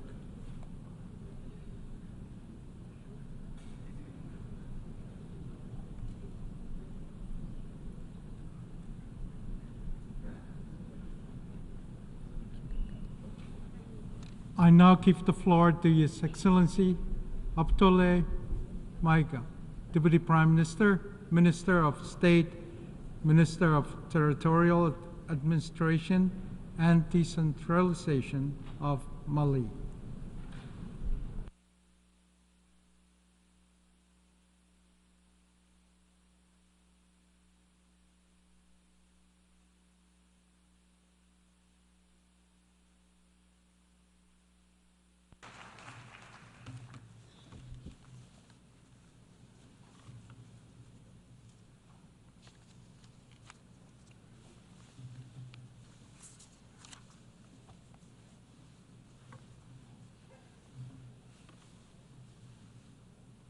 Monsieur le Président de l'Assemblée. Distinguished President of the General Assembly, distinguished heads of state and government, Secretary General of the United Nations, ladies and gentlemen, at the outset, I'd like to convey the warm greetings of His Excellency Colonel Assimi Goïta, President of the Transition, Head of State of Mali, and those of the government and people of Mali. Mr. President, I'd like to also warmly congratulate you on behalf of the Malian delegation on your brilliant election to the presidency of the 79th session of the General Assembly. Your beautiful country, Cameroon, an African country that is our brother and friend, enjoys excellent relations with my country. You can count on the full support of Mali as you fulfill your mandate successfully. Here I also congratulate your predecessor, Ambassador Dennis Francis of Trinidad and Tobago, for his outstanding leadership of the work of the 78th session of the General Assembly. And lastly, allow me to reiterate to the Secretary General of the UN, Mr. Antonio Guterres, our encouragement to continue his efforts to achieve the noble goals of our common organization. Mr. President, on June 26, 1945, by signing the UN Charter in San Francisco, the peoples of the world pledged resolutely, I quote, to protect future generations from the scourge of war, which twice in one human lifetime inflicted unthinkable suffering upon humanity, end quote. Today, we have the opportunity to discuss the following theme: leaving no one behind, acting together to promote peace, sustainable development, and human dignity for our present and future generations. The choice of this theme, 79 years after the signing of the UN Charter, is it a simple coincidence or the outcome of a certain mindset? We don't know. However, we must note, unfortunately, that the question of preserving generations is still a keenly relevant one.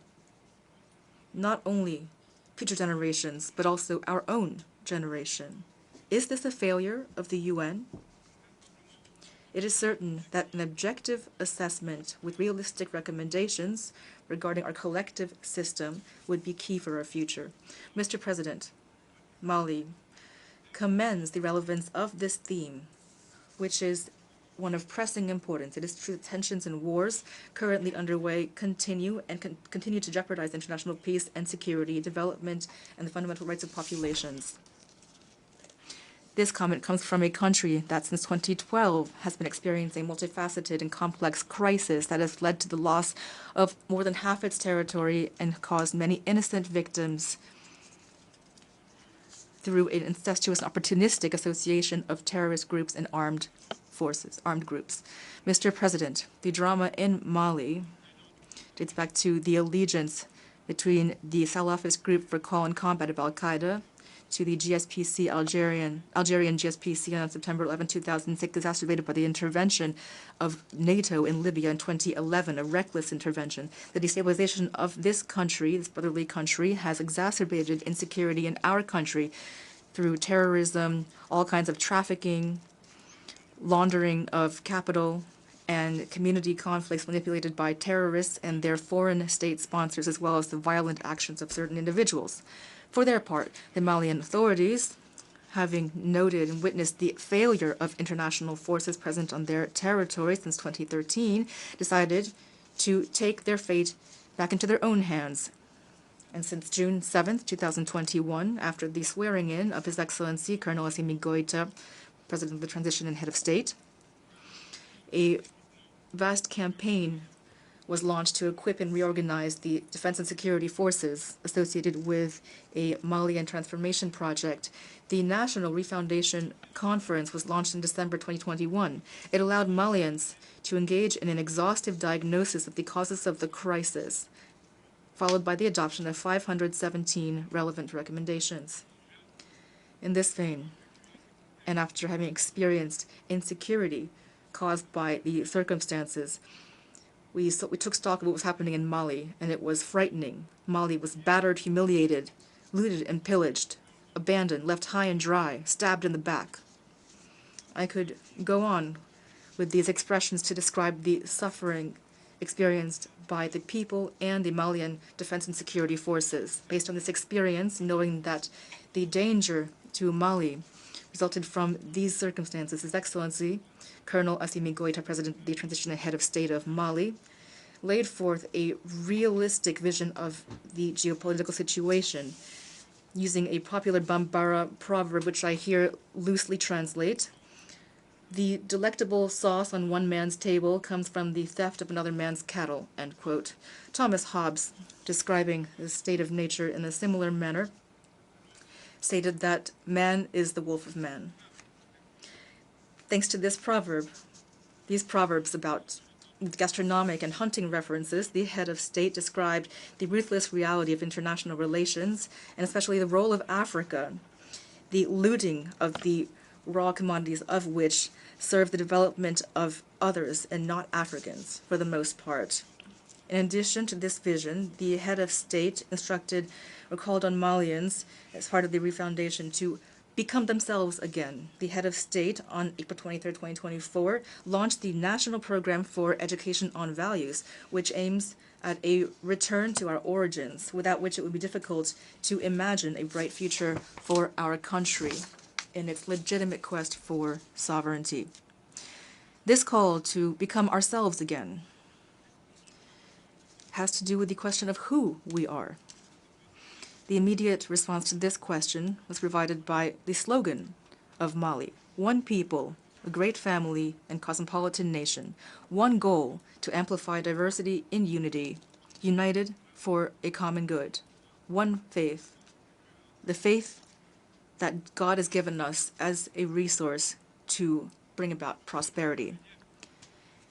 To better define what it means to be Malian, Professor Ibrahim Ndiaye, expert within the Committee on the Implementation of the National Program for Education on Values, stated that Malians are characterized on one hand by 5 cardinal values: humanity, empathy, the obligation to transmit human values to future generations, the sense of honor, accepting differences and otherness on the social, human, and cultural fronts, and on the other hand, 5 inviolable principles that have to do with the country itself. That is, an indivisible, inalienable Mali, a Mali that's not for sale, a Mali that's no one's property, an imperishable Mali.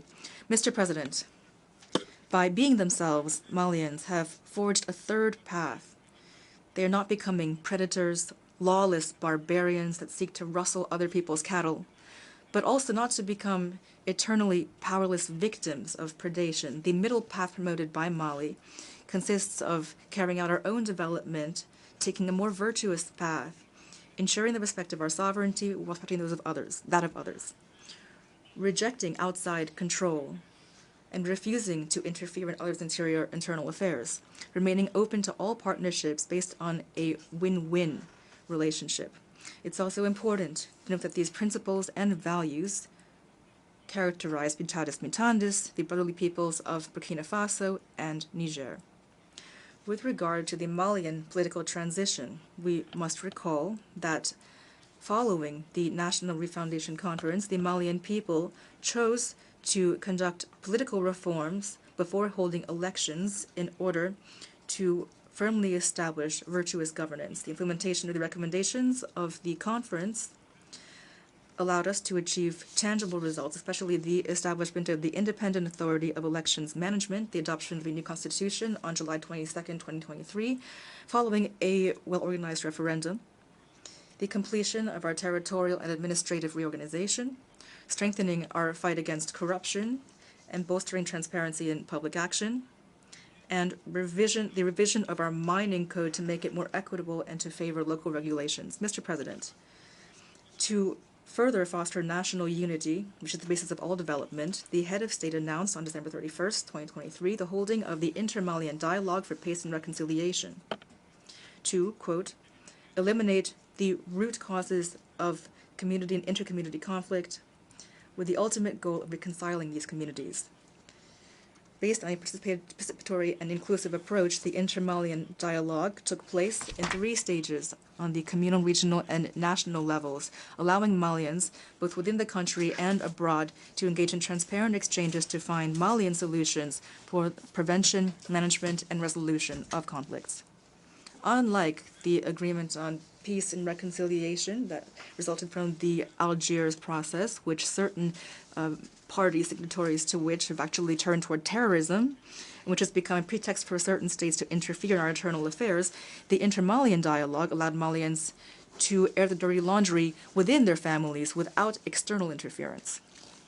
After the demise of the Algiers Accord on January 25, 2024, today the Inter-Malian Dialogue and its recommendations, officially submitted to the head of state on May 13, 2024, remain the only reference frame for internal conflict resolution.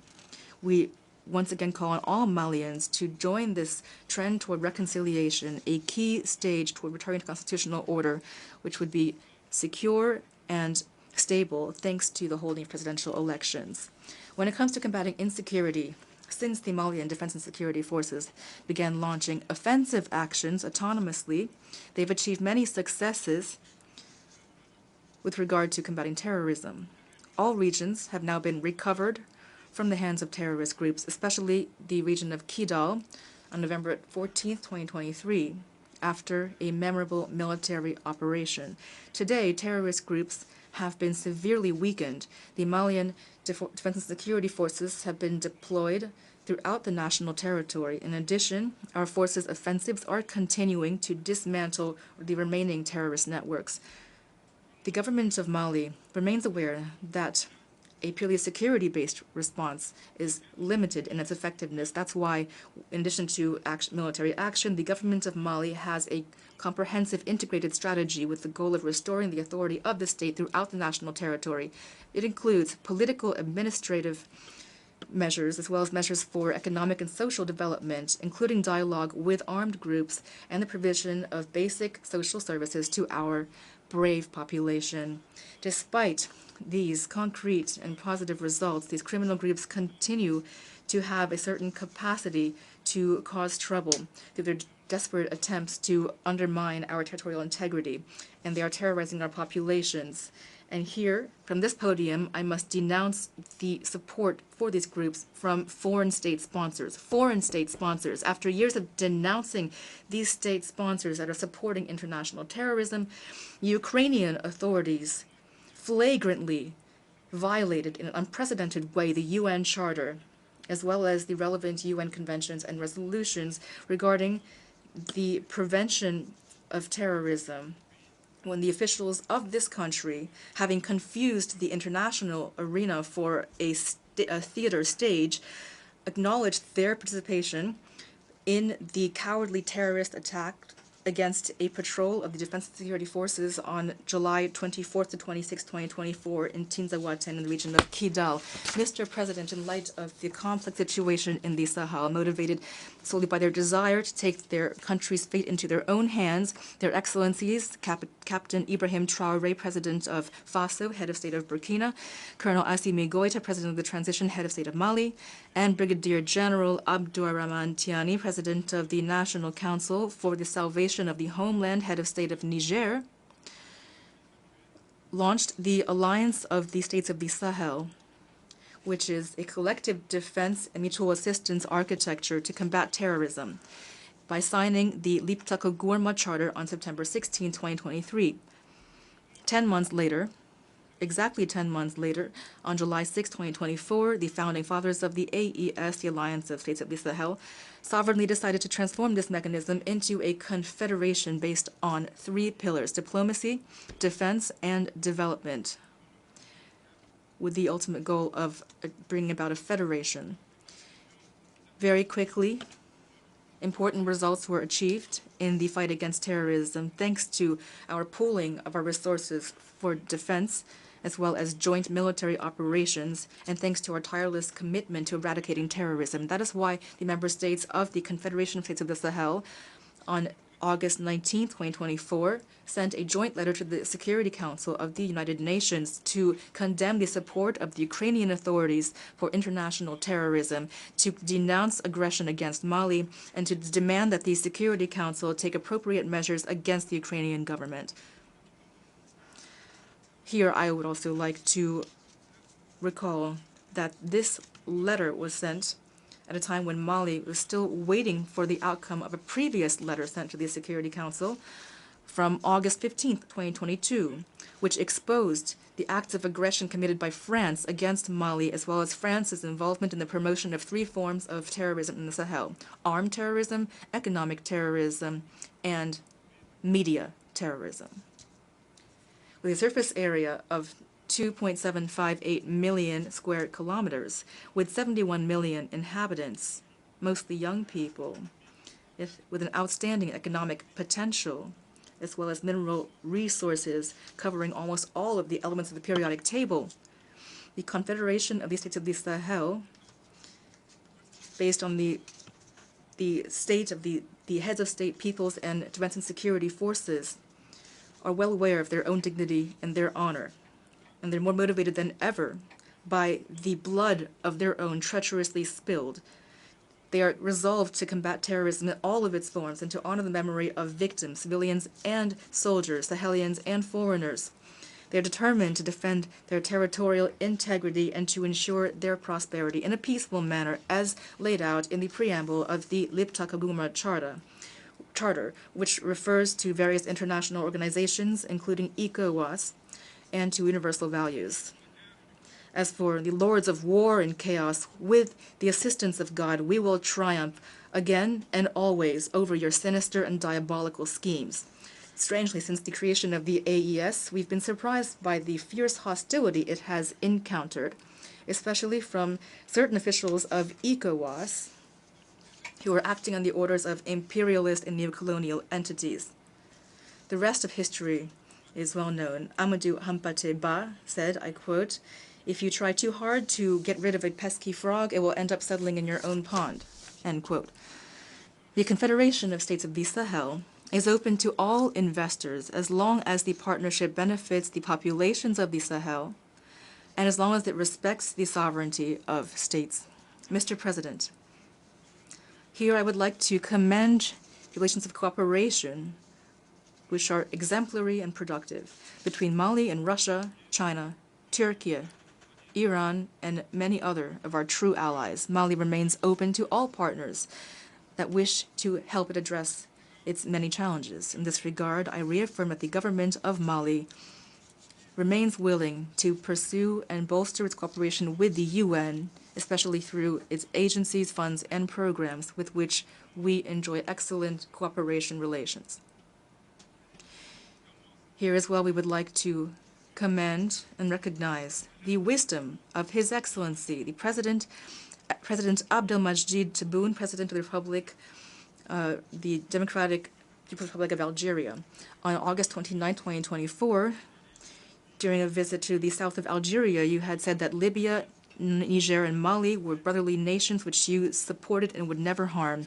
The Malian people were not surprised by these remarks, which eloquently demonstrated your Pan-Africanism, like that of your celebrated predecessors, including late President Abdel Aziz Bouteflika, affectuously nicknamed Abdelkader Mali. After his establishment in Gao and the commitment made by Malian authorities through the following actions: offering Malian territory as a rear base for the Mujahideen, thus opening up a southern front, taking part in armed battles against the French colonizers, deploying Malian combatants alongside Mujahideen on the Algerian territory to defend the freedom and dignity of Algerians, defending the Algerian cause and all diplomatic institutions until they recovered their independence. However, it is our duty to call to your noble attention the incongruous remarks made by two of your colleagues, which go against your wish to promote harmonious relations with your neighbors, including Mali. On July 31st, 2024, the Algerian Minister of Foreign Affairs declared that the Malian crisis did not need a military solution. He said this is a conflict between brothers. The solution must be political. With regard to the Algiers Accord, he stated that it was beneficial to Mali and had protected the sovereignty and territorial integrity of Mali. Deviating from this accord, therefore, would have a negative impact on all of its achievements, he said.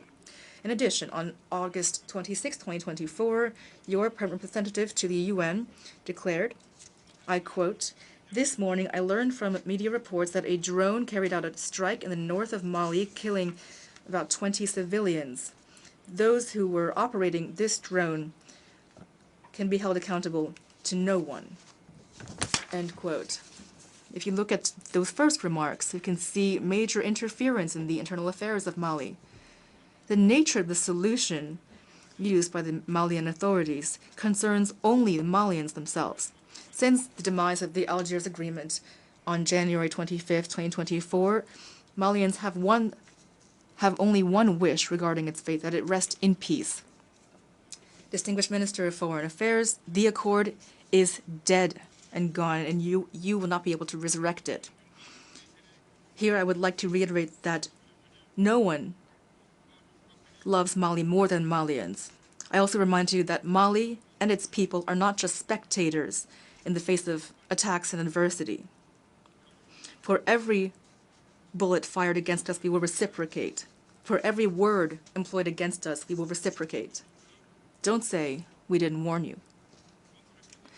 As for the Algerian PR, in addition to providing room and board, I'm sure associated with delicious dishes like shakshuka and shorba for fugitive terrorists and renegades, his role as go-between is in no way assisting the promotion of neighborly relations.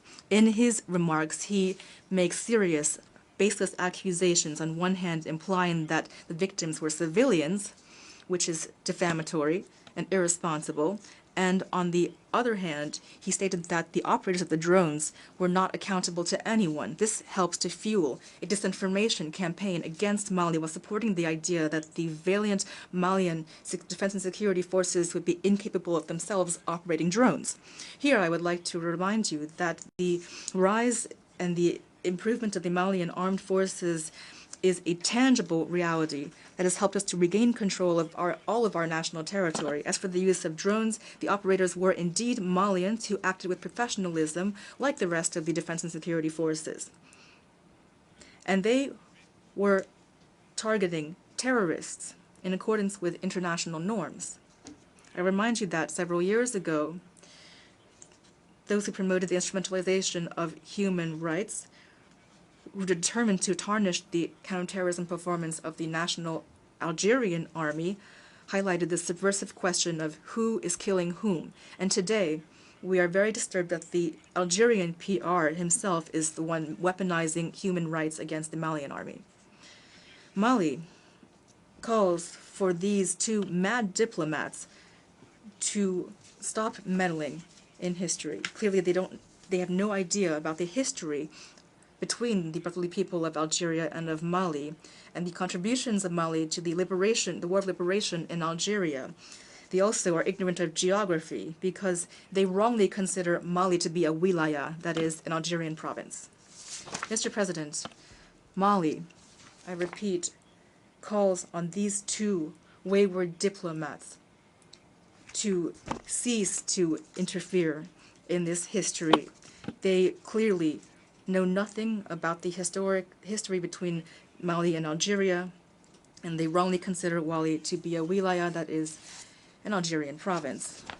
I'll repeat once more, Mali calls on these two wayward diplomats to cease to interfere in a history they don't understand. They clearly are ignorant about the history between the peoples of Mali and Nigeria, the extraordinary contribution of Mali to the war of liberation in Algeria, and they are also ignorant of geography because they wrongly consider Mali to be a wilaya or an Algerian province. Mr. President, with regard to the regional international situation, Mali continues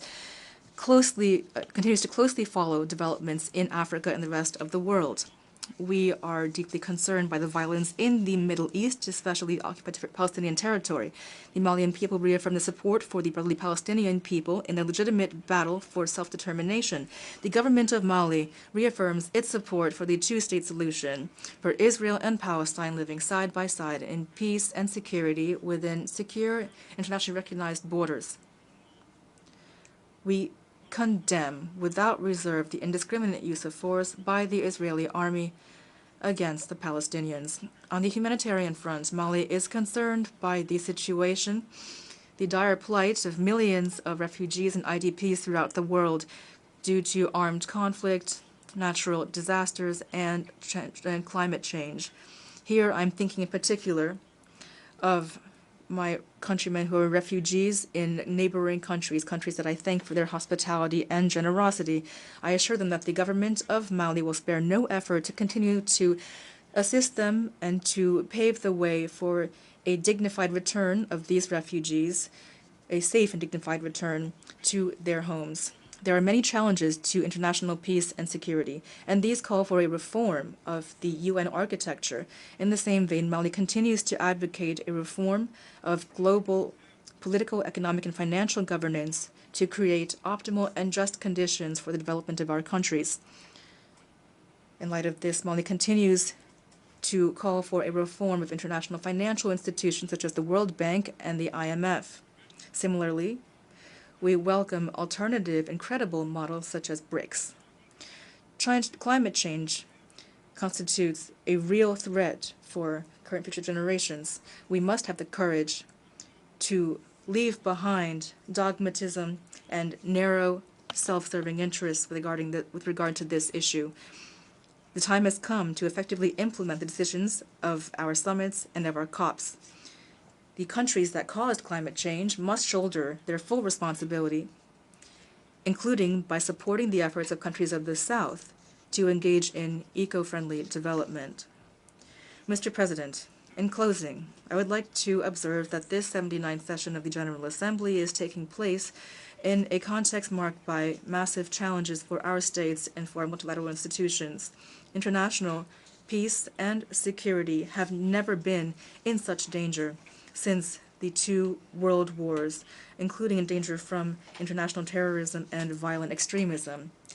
In this context, it is difficult to attain the SDGs by 2030 when it comes to education, healthcare, access to drinking water, energy, and justice. However, despite these obstacles, Mali remains ready to fully play its role in the implementation of its national and international commitments while continuing to hope in the future. May God bless Mali and preserve Malians from obscurantist and destructive forces throughout the world. May God bless the Confederation of States of the Sahel and protect the populations of the Sahel from obscurantist destructive forces throughout the world. May God bless Africa and protect Africans from obscurantist and destructive forces throughout the world.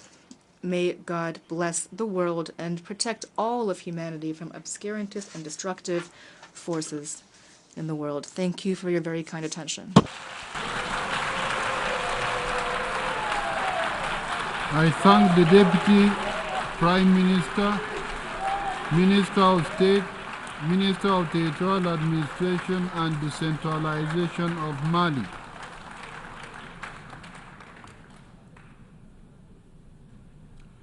I now give the floor to Her Excellency Retno Lestari Priansari Marsudi, Minister for Foreign Affairs of Indonesia.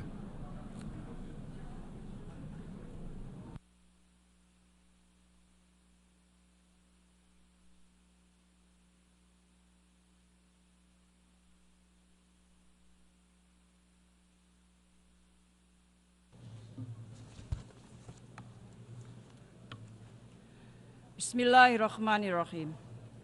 Mr. President, this is my last opportunity as the Foreign Minister of Indonesia to represent my country to speak before the UNGA.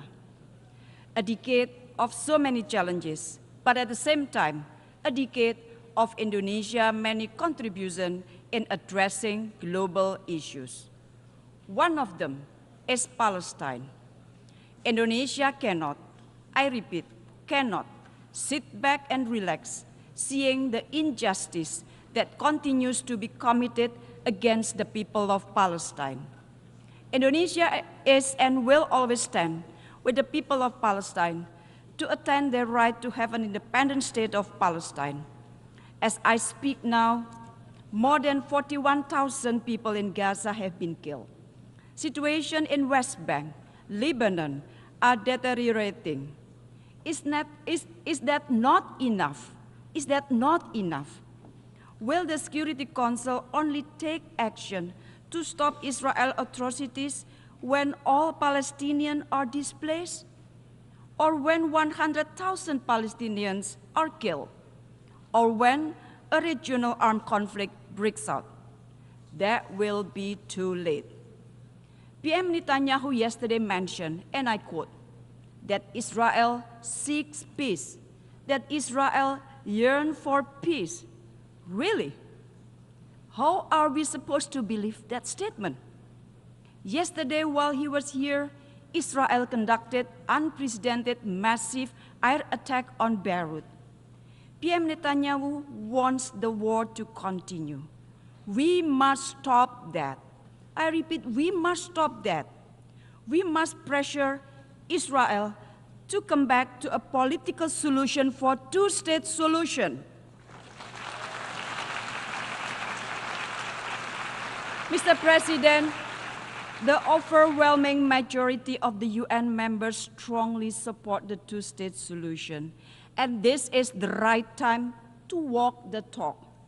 Recognizing the state of Palestine is the least that we can do now to give Palestinians equal footing on the world states and to exert pressure to Israel to stop their atrocities.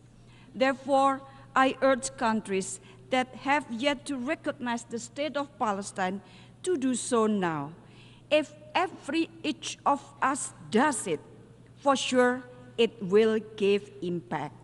The recognition of Palestine today is an investment that will yield a more peaceful, just, and human world tomorrow. Once again, Indonesia urged the permanent members of the Security Council to concretely act to immediately stop Israel from blatantly violating international law and to end Israel impunity. The mandate of the Security Council is to maintain peace, to create peace, not to maintain and prolong wars, or even worse, to support the perpetrator of atrocities. Inaction means complicity. Colleagues, wherever Indonesia goes, we carry the voices of the global South.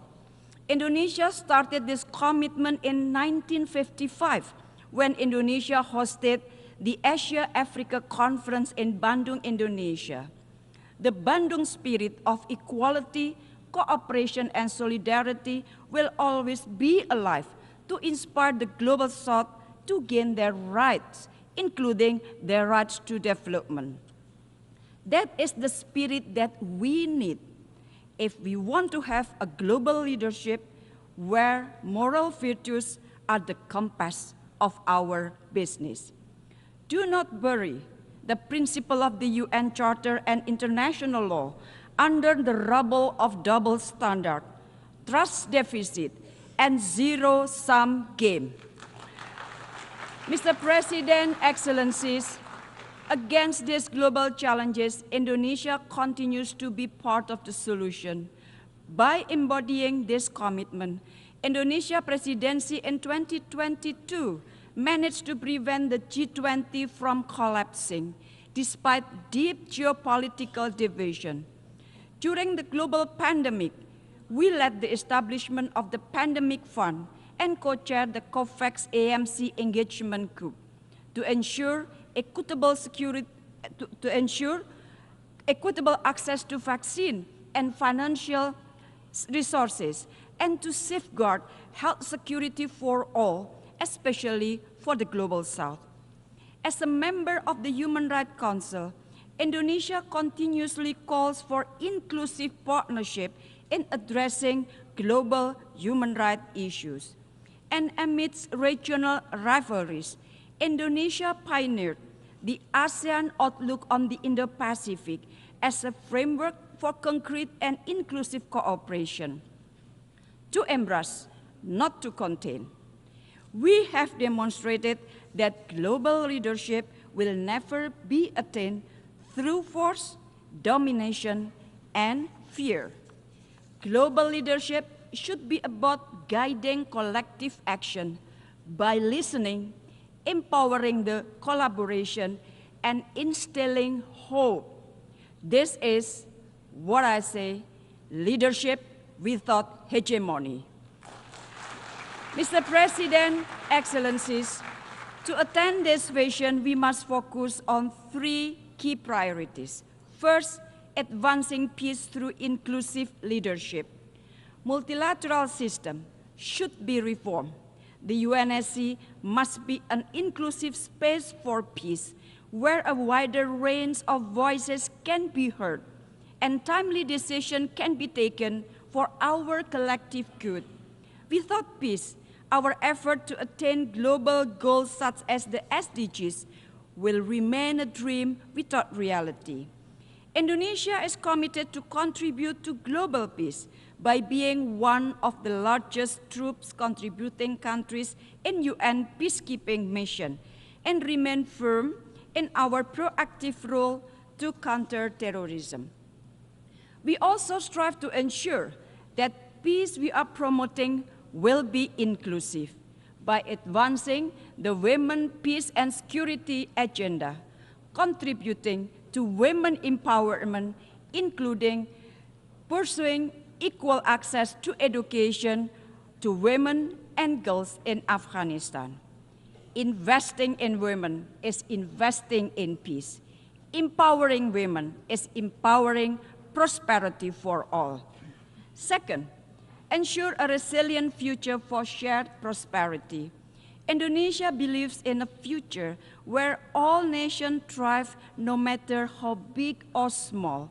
But the global pandemic and impact of climate change has shown us all that to prosper together, we must work together. Therefore, the implementation of the Pact for the Future is important to accelerate the achievement of the SDGs and scale up partnership and sustainable development even beyond 2030. At the same time, geopolitical tensions have also significantly impacted global supply chain, affected the development trajectory of the Global South, many of whom remain unable to freely exercise their right to development. In this context, Indonesia has taken proactive steps.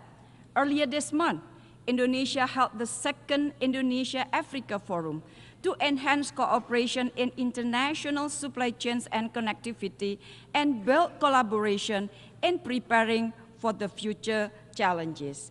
Indonesia also hosted the 10th World Water Forum, I repeat, the 10th World Water Forum this year. We believe that water is a crucial element for shared prosperity. And third, building bridges to foster global collaboration. Colleagues, a winner takes all, and take it or leave it mentality should no longer exist when collaboration is the only antidote in addressing the global challenges of today. For Indonesia, a world where the only option is us versus them will only result in the word of us or them.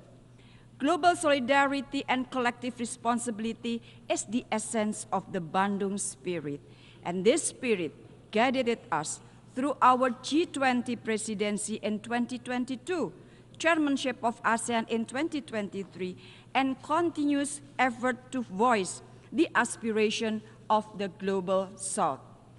Indonesia envisioned a world where nations collaborate together to address shared challenges, uphold international law, and protect human rights and dignity of all people. In Southeast Asia, ASEAN with 650 million people has proven that diversity can coexist with stability, peace, and prosperity. Indonesia also continues to work with ASEAN to restore peace and stability in Myanmar through implementation of the ASEAN 5-point of consensus and to enable the safe and dignified return of the Rohingya people. Beyond ASEAN, we also continue to deepen our engagement to the Pacific region to become part and parcel of an inclusive and peaceful Indo-Pacific architecture based on the principle of solidarity, equality, and mutual respect. Mr. President, colleagues, peace, justice, and humanity will always be at the core of Indonesia's foreign policy. Indonesia understands that the global leadership is not something that inherited, nor does it fall from the sky. It must be earned through our collective efforts. Rest assured that Indonesia's commitment toward common peace, common prosperity, common security will be carried out forward across Indonesia's successive administration. It is in this spirit that I'm proud to announce Indonesia's candidature for a non-permanent seat of the United Nations Security Council for 2029-2030. This candidature reflects our deep commitment to contributing toward global peace and security. So, colleagues, let us work together to build a legacy of peace for our future generation. I thank you very, very much.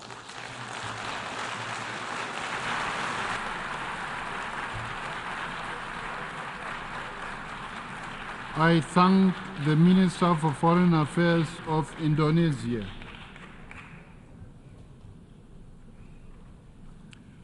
I now give the floor to His Excellency Sergei Lavrov, Minister of Foreign Affairs of the Russian Federation.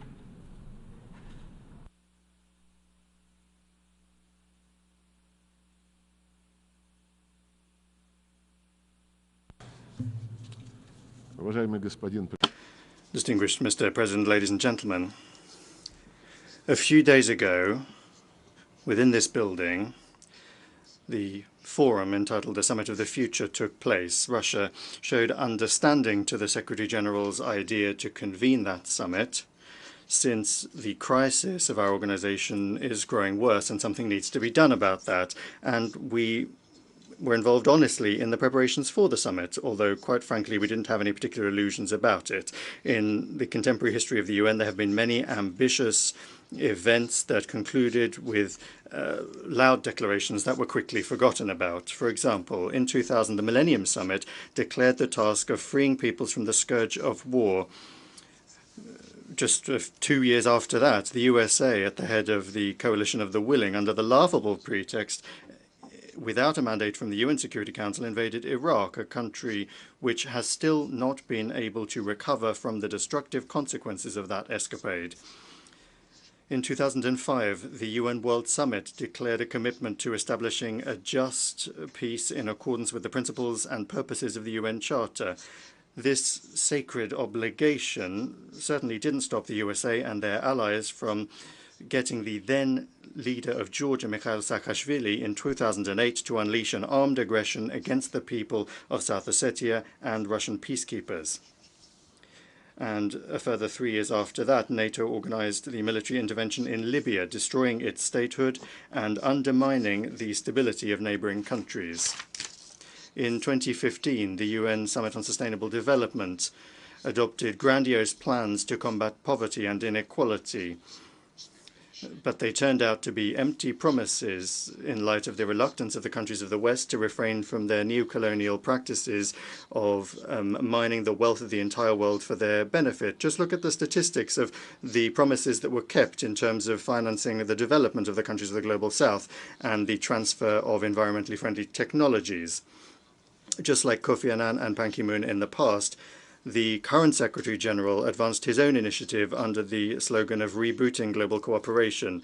It's an excellent slogan. Who could be opposed to that? But what global cooperation can we really talk about at a time when the West has trampled all of these unshakable values of globalization that they've been telling us about for so many years from this rostrum, trying to convince us that they would ensure equal access for everyone to the goods of contemporary civilization? Where is the inviolability of property, the presumption of innocence, freedom of speech, access to information, fair competition on markets with understandable and unchanging rules?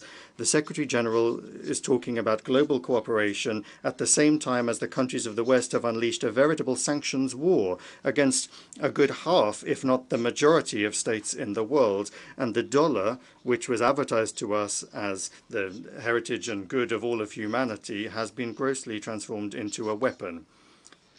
For more than 60 years, there has been a trade blockade of Cuba, the cancellation of which the overwhelming majority of members of the international community are calling for. In the pursuit of the ever more ephemeral aim of preserving their domination, Washington is blocking the normal work of the World Trade Organization on dispute settlement and reform of the Bretton Woods institutions, the structures of which for a long time now have not reflected the real balance of forces in the global economy and finances.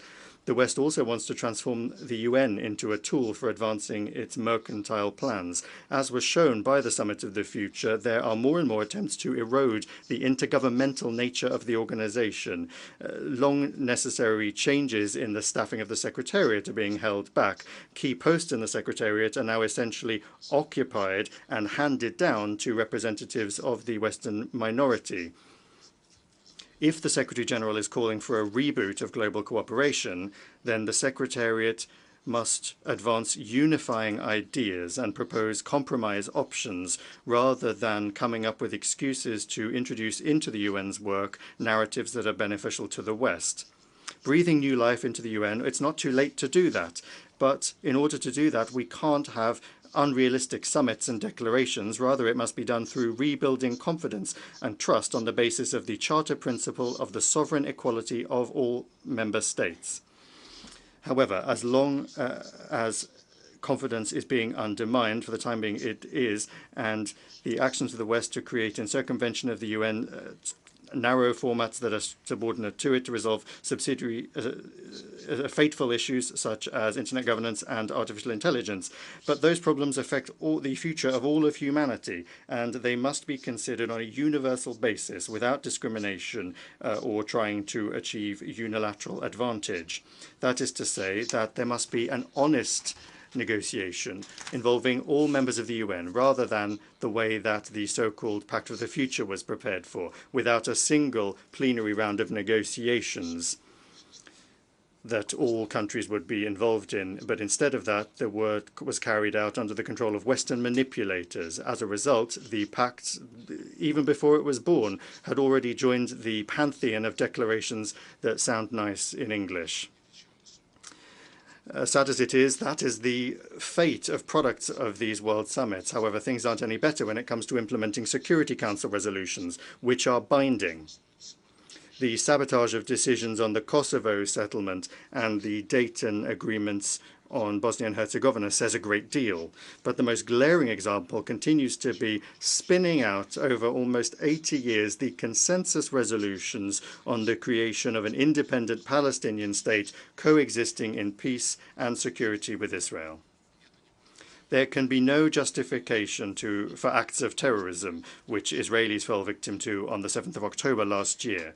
But everyone who still has a sense of compassion is outraged by the fact that the October tragedy is being used for the mass collective punishment of the Palestinians in the form of an unprecedented humanitarian catastrophe. The killing of Palestinian civilians with American weapons must immediately be ended. It is important to ensure the delivery of humanitarian aid to the enclave, the reconstruction of infrastructure, and most importantly, it is important to guarantee the realization of the legitimate right of the Palestinians to self-determination and to allow them, not in words, but in deeds, as they say, on the ground, to create a contiguous and viable state within the 1967 borders with its capital in East Jerusalem.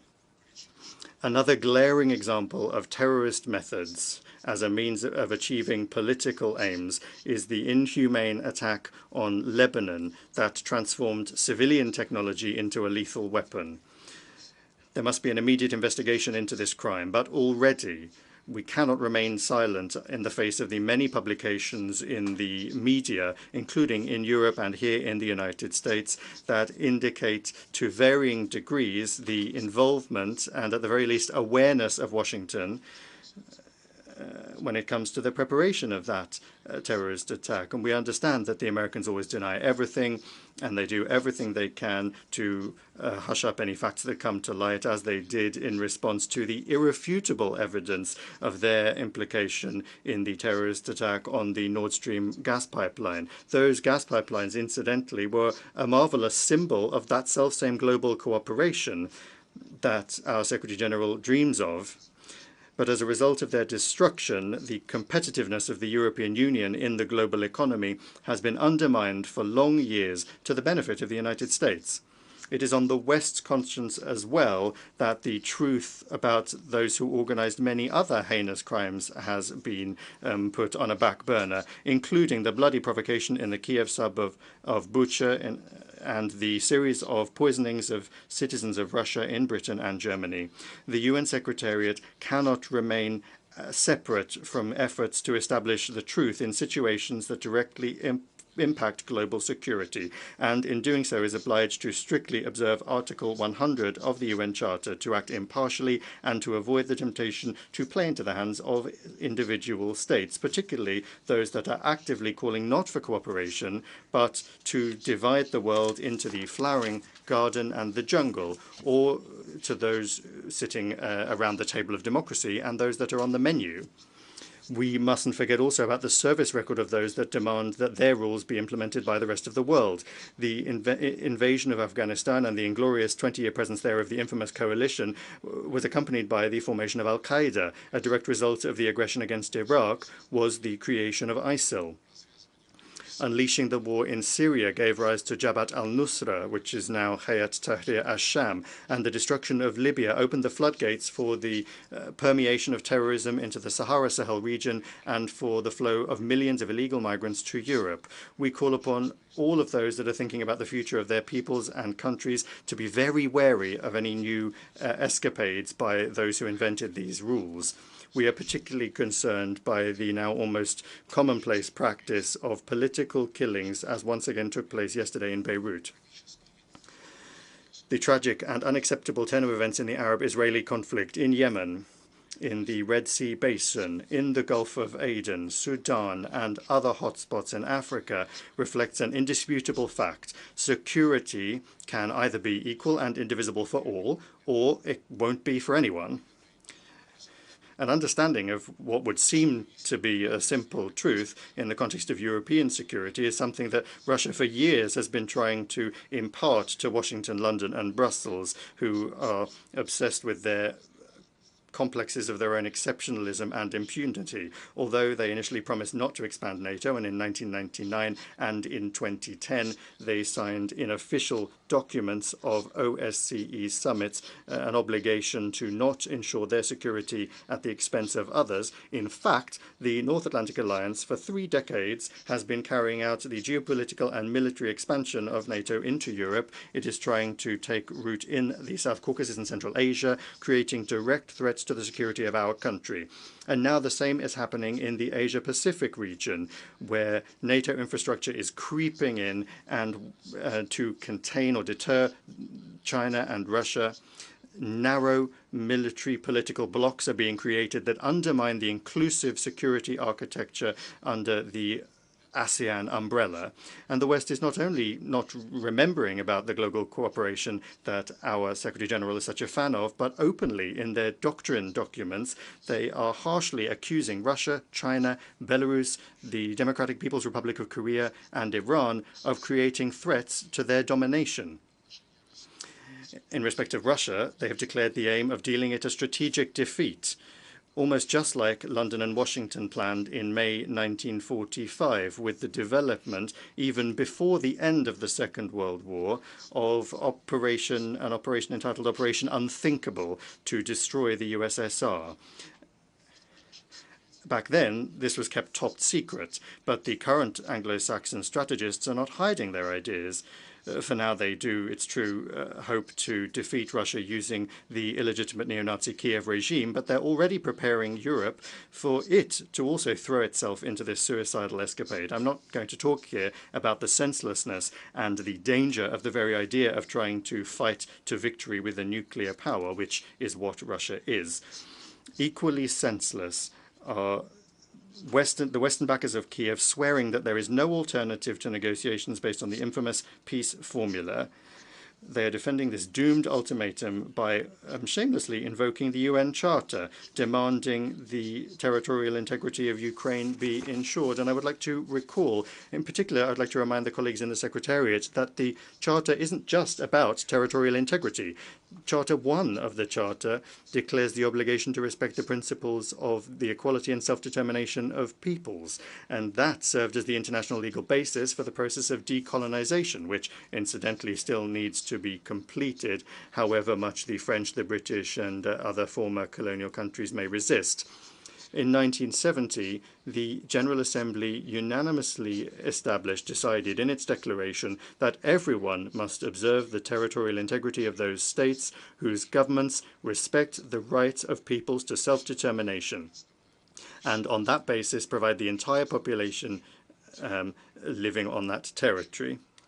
And I underscore that this was a unanimous decision of the UN General Assembly following long years of difficult discussions. There's no need to prove that Ukrainian neo-Nazis, having seized power in Kiev as a result of the US and Allies-supported bloody coup d'etat in February 2014, didn't and are not still representing the Russian population of Crimea, Donbass, and Novorossiya.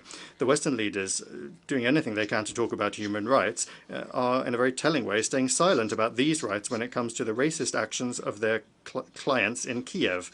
In the light of this forgetfulness, I'll remind you about another requirement, again in Article 1 of the UN Charter, the requirement to respect the rights and fundamental freedoms of any person regardless of race, sex, language, and religion. The rights of Russians and those that feel that they are part of Russian culture following the coup d'etat in Kiev have methodically been exterminated. The Russian language in Ukraine is banned by law in all areas, in education, the media, art, culture, and even in day-to-day life. Recently, another law was adopted banning the canonical Ukrainian Orthodox Church. These are gross violations of the rights of Russians enshrined in the UN Charter, and they bring with them threats to the security of Russia and all of Europe, stemming from the Kiev regime and those that are dragging it into NATO. And all of these are the root causes of the current Ukrainian crisis. It is to address these that is the aim of the special military operation that Russia is carrying out to defend its security and the current, present and future of the people on their native lands. We value the sincere aim of a number of our partners to advance, out of the best interests, mediation initiatives. We value their constructive results focus, unlike the hopeless Zelensky peace formula. We call upon our friends in their further efforts to take into account in full the facts that I have mentioned about the real reasons of this situation, the real causes of this situation. Unless they are addressed, a just UN Charter-based peace will not be possible. A realistic settlement plan was outlined by President Putin on the 14th of June, when once again, convincingly, he demonstrated Russia's goodwill when it comes to achieving negotiated agreements, the prospects for which were thrown out by Kiev and its backers as a result of the coup d'etat in 2014. The disruption of the Minsk agreements in 2015 and the Istanbul agreements of 2022. The unprecedented level of arrogance and aggressiveness of Western politicians against Russia simply not only nullifies the Secretary General's idea of global cooperation, but it is increasingly also blocking the functioning of the entire system of global governance, including the Security Council. That's not something we chose, and we're not responsible for the consequences of this dangerous course. However, if the West doesn't stop, there will be serious costs that will be felt by everyone. It is clear to the global majority that confrontation and hegemony will not resolve any global problem. They will only artificially hold back the objective process of the formation of a multipolar world order that will be based on the equal rights of large and small nations, that will respect the values of human identity, the equality of men and women, and the rights of peoples to determine their own fate. And incidentally, all of these are also quotes from the UN Charter, just like the principle of non-interference in the internal affairs of sovereign states as well. A confirmation of which, to the shame of the members of our organization, was blocked by the US and their satellites at that very same summit of the future when the pact was adopted. Speaking on the 18th of September before the participants in the 4th Eurasian Women's Forum in St. Petersburg, President Putin underscored the need for a pooling of efforts in the name of sustainable development and general universal, equal, and indivisible security. Addressing the most complex problems facing all of humanity is something we can only do together, taking into account one another's interests. The West must realize this and refrain from its neo-colonial ideas. The Global South and the East are more loudly speaking about their rights and their fully fledged participation in decision-making processes on the whole range of the international agenda, which is becoming particularly relevant in a situation in which the West is steadily destroying the model of globalization that they themselves created. The role of interstate associations in Asia, Africa, and Latin America is growing stronger, including the Shanghai Cooperation Organization, the African Union, the Community of Latin American and Caribbean Countries, the League of Arab States, the Eurasian Economic Union, the Association of Southeast Asian Nations, and others. The contacts between those regional integration structures are being established among themselves and also with the global association, the BRICS, which is creating opportunities for harmonizing approaches and agreeing on mechanisms for mutually beneficial cooperation and development that are not under the control of any negative external influence or diktats. All of these objective processes need to be taken into account in the work of the G20 as well, where the G7 is no longer able to pick the tune. We need to take a new look at ways of ensuring security in various regions, learning lessons from the sad experience of the functioning of the NATO-centric models, or the models, the so-called model of Euro-Atlantic security that the West has used to serve their own expansionist ideas. Russia advanced the initiative of forming an inclusive architecture of equal and indivisible security in Eurasia, which, and I wish to underscore this, is open for all states and organizations on our shared continent. We stand ready to work together to find mutually acceptable solutions, the use of interlinkages and the natural competitive advantages of a single Eurasian space. This will be the subject of an international conference in Minsk that begins on the 31st of October this year. We are not stepping away from dialogue with the West. In July, upon the proposal of Russia, there was an open debate in the Security Council on the subject of building a more just, more sustainable world order. We believe it is important to begin the discussion that has begun in the UN as well as in other platforms with a fairer world order undoubtedly requires the expansion of the representation of the Global South in the UN Security Council. We support our position in favor of the candidacies of Brazil and India, while at the same time taking a positive decision on the well-known initiatives of the African Union. However, of course, we cannot even talk about any additional seats for Western countries who are already excessively overrepresented within the Security Council. Distinguished ladies and gentlemen, May next year we will mark the 80th anniversary of the victory in the Second World War, during which the genocidal policy of the Third Reich killed tens of millions of people, including 27 million citizens of all of the peoples of the Soviet Union. These crimes do not have a statute of limitations, nor is any moral justification for those who are trying to whitewash Nazi executioners, collaborators, and their current adherents, be it in Ukraine, the Baltics, Canada, or in any other countries. Today, the world is facing extremely serious challenges that require a joining of forces rather than confrontation and a thirst for global domination. Russia will always stand on the side of collective work, on the side of truth and law, peace and cooperation, in the interests of giving rebirth to those ideals that were enshrined by the Founding Fathers. That is the aim of the Group of Friends in Defense of the UN Charter that was created upon the initiative of Venezuela. Its purposes and principles remain fully relevant. The most important thing is to make sure that absolutely everyone is guided by those principles, not selectively choosing from a menu, but rather in their entirety and as they are interlinked, including the principle of the sovereign equality of states. Then, working in favor of forming an honest balance of legitimate national interests, the legitimate national interests of all countries, we will be able to give life to the purpose of the UN that is enshrined in the Charter, to be a center for harmonizing the actions of nations. Thank you. I thank the Minister for Foreign Affairs of the Russian Federation.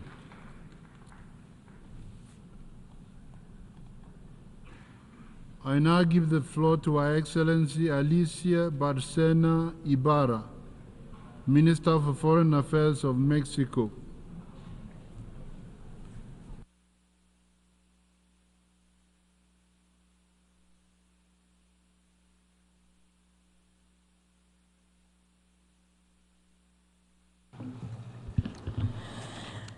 Mr. President, Señor Presidente. President, distinguished delegates, I would like to convey to you the greetings of our President, Andrés Manuel López Obrador. And I'm honored to come back to this General Assembly, where it was my home for many years, to address you now as representative of Mexico.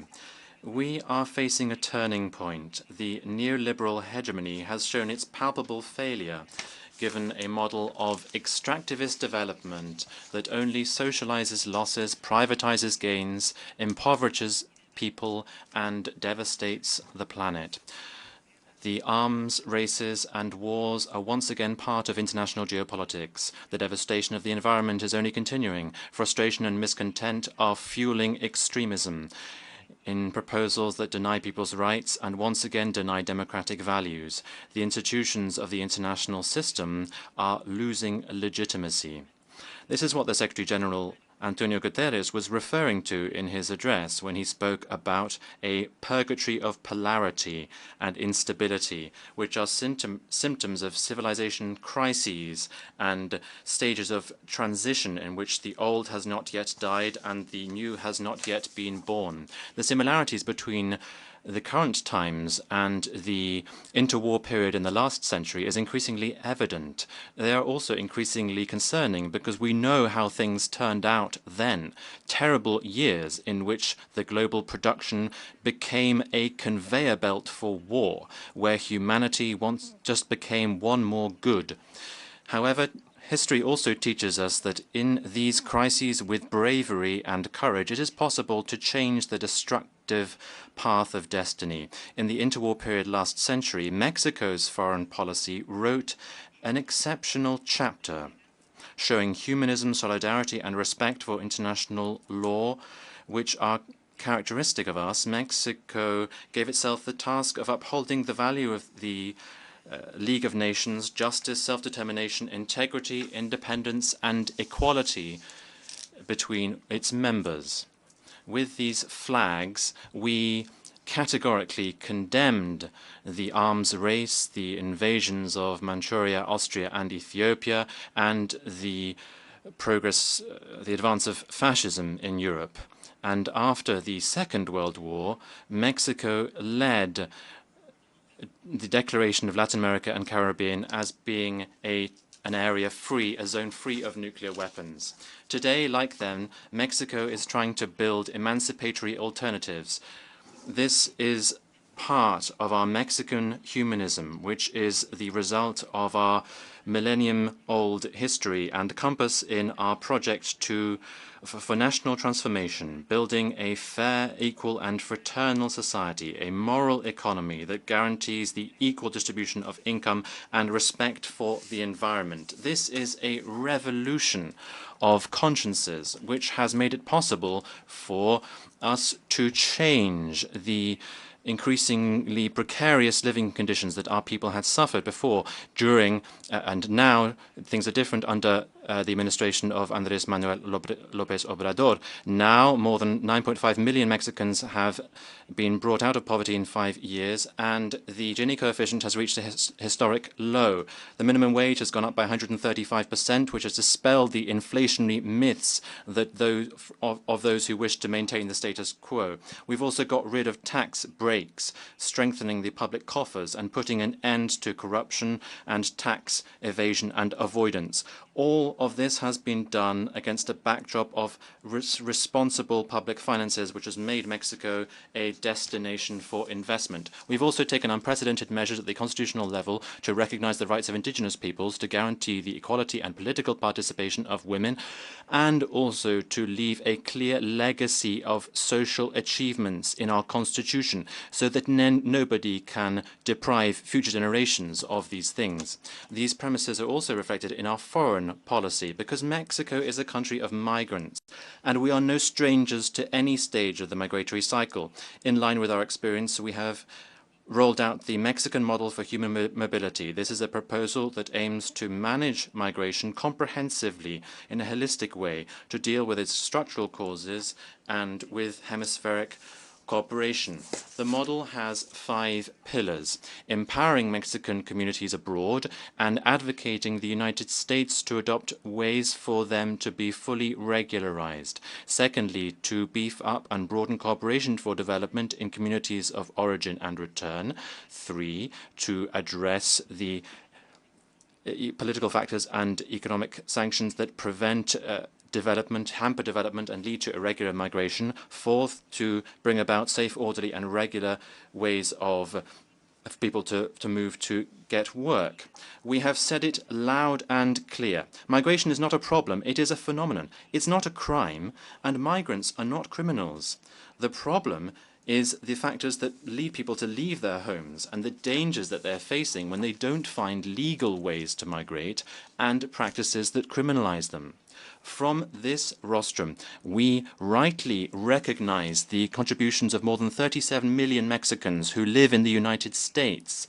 They are very able workers who provide $324 billion per year to this country's GDP, and they are critical for the economy of both countries. We have been able to change the narrative and conversation with the United States to focus on the structural causes.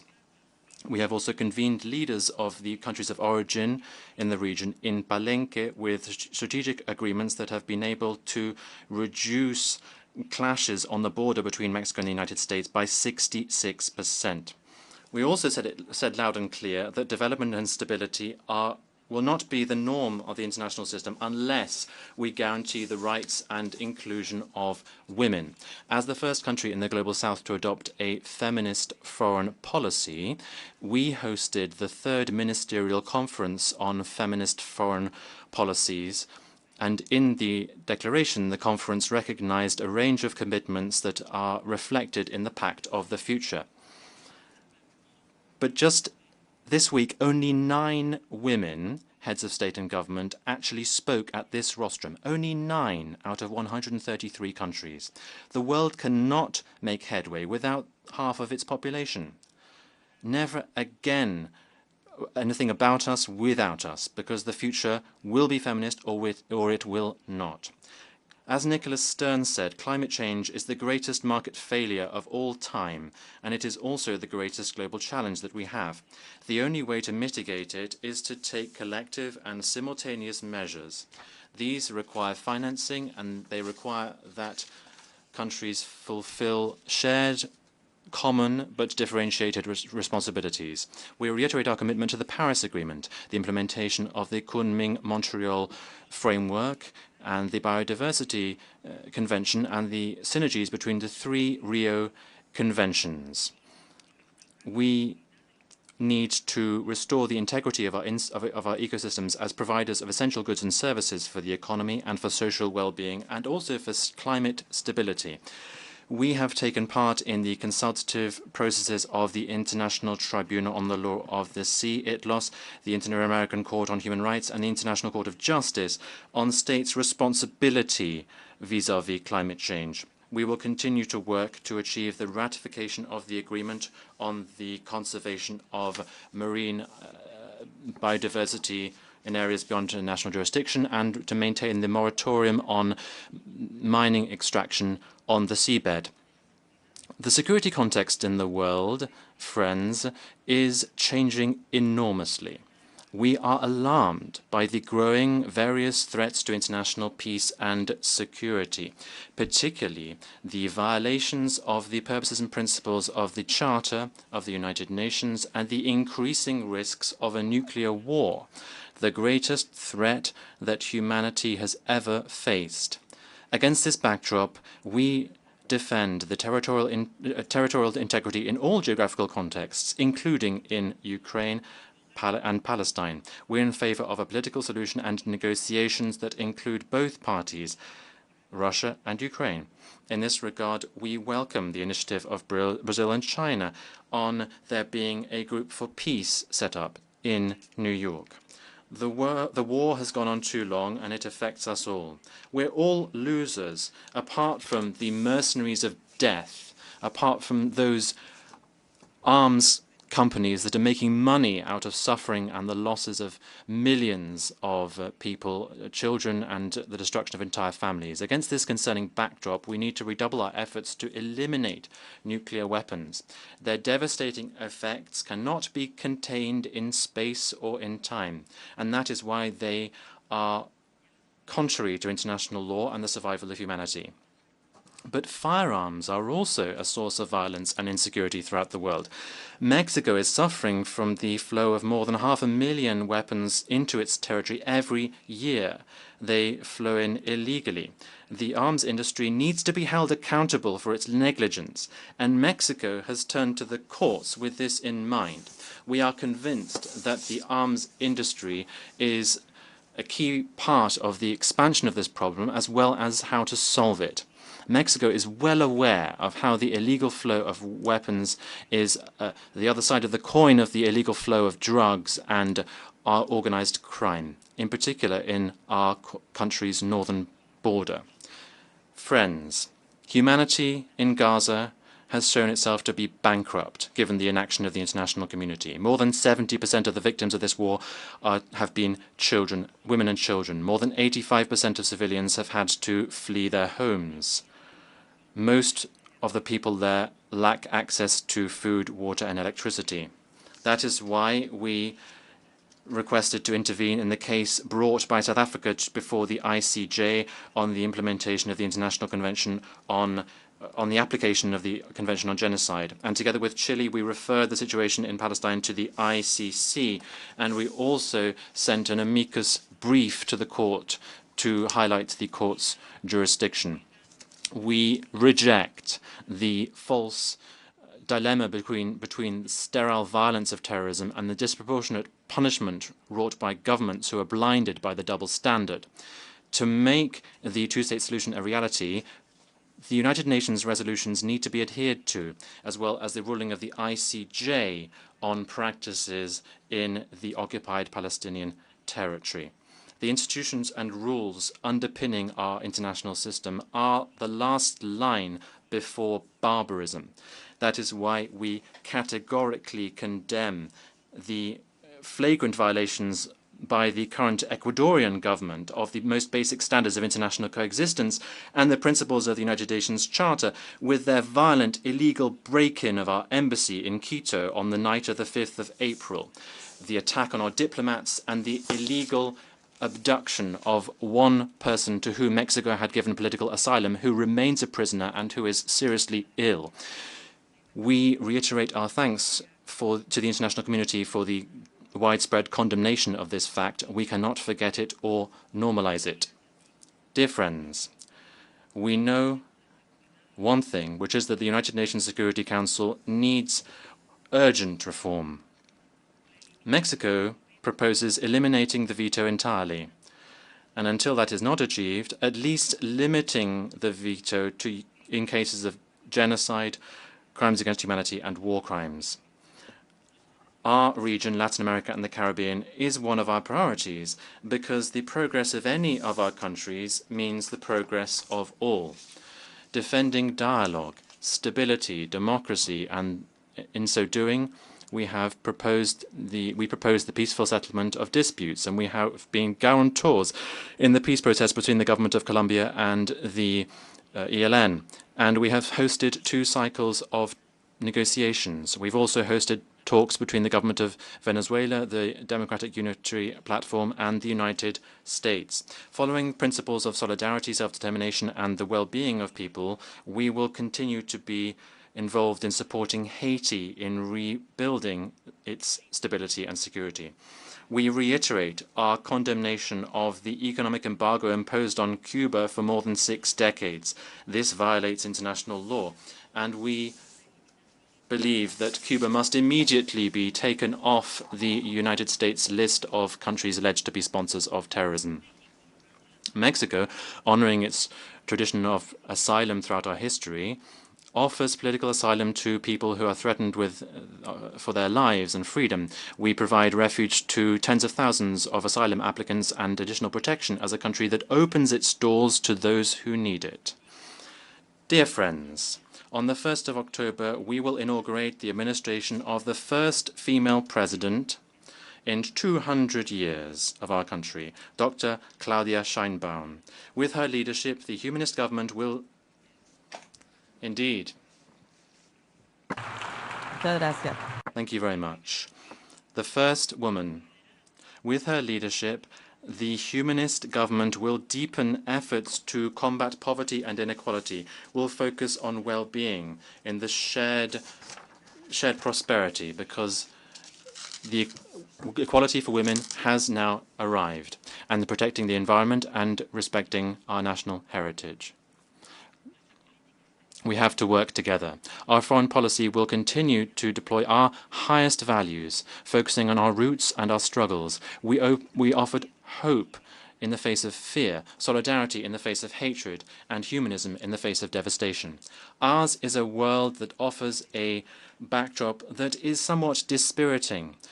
Citizens around the world are finding little that gives rise to optimism. Every day we see on our screens scenes of cruelty and the almost arithmetic, mechanical reporting of how many people have died.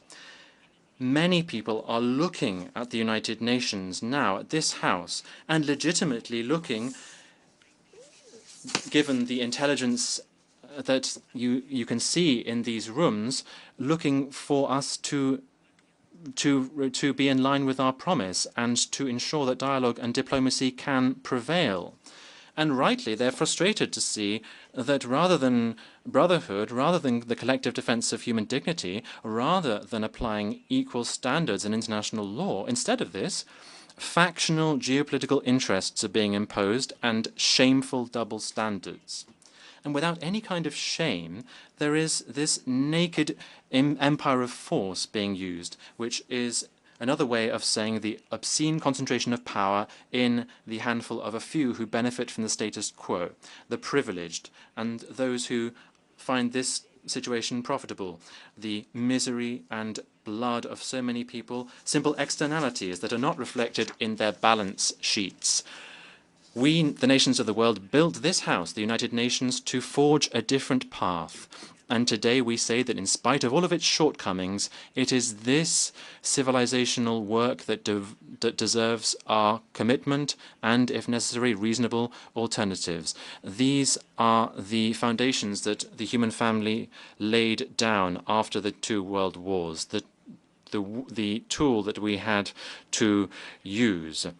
But today we see it appears to be impotent, inert, faced with the rage of barbarism, helpless given that its mission is being frustrated.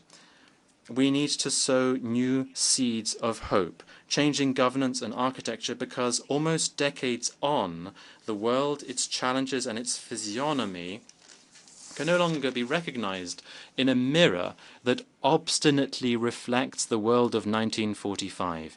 We need to recover trust in multilateralism and its institutions, in agreement and cooperation, in the belief that in spite of our rich diversity of colors and geographies, we are brothers and sisters belonging to the same community, the same planet, with the same destiny. That is why the Pact of the Future convenes us to renew this commitment, to vanquish fear and mistrust, and to recover legitimacy in this organization to which we belong. In this path, in the building of a fair world, you will always find in Mexico a loyal companion, a committed partner, and a fraternal brother. We need to take ownership of today to build tomorrow. And as José Emilio Pacheco said on the eve of another era in 1968, he said, "One world is falling apart, another world is being born. The darkness surrounds us, but the light is glimmering. Everything," he said, "there is no hope, but there is life, and everything belongs to us." And I would also like to quote Eduardo Galeano, who said, "What if we start to exercise the never-before-proclaimed right to dream? What if we are delirious for a while at the beginning of this millennium, forcing ourselves to look away from the infamy to dream another world, a world where justice and freedom, Siamese sisters condemned to live separately, will once again sit side by side, one where we'll be compatriots and compatriots of all of those who are determined to seek justice, wherever they may have been born, and wherever they may live, or when they may have lived, without any regard being given at all to the borders of the map or time." Thank you. I thank the Minister for Foreign Affairs of Mexico.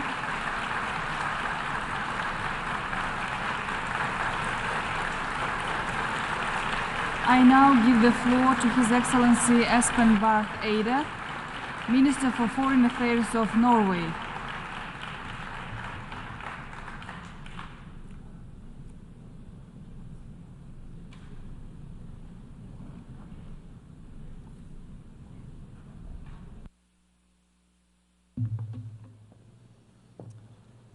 President, Excellencies, ladies and gentlemen, our United Nations was born as the Second World War ended. Shattered by the experiences of 2 devastating wars with their unspeakable atrocities, wise people came together to write the United Nations Charter and to establish the United Nations Organization. The Charter codifies the key principles of international law, including the prohibition of the use of force, but in self-defense or upon the authority of the Security Council.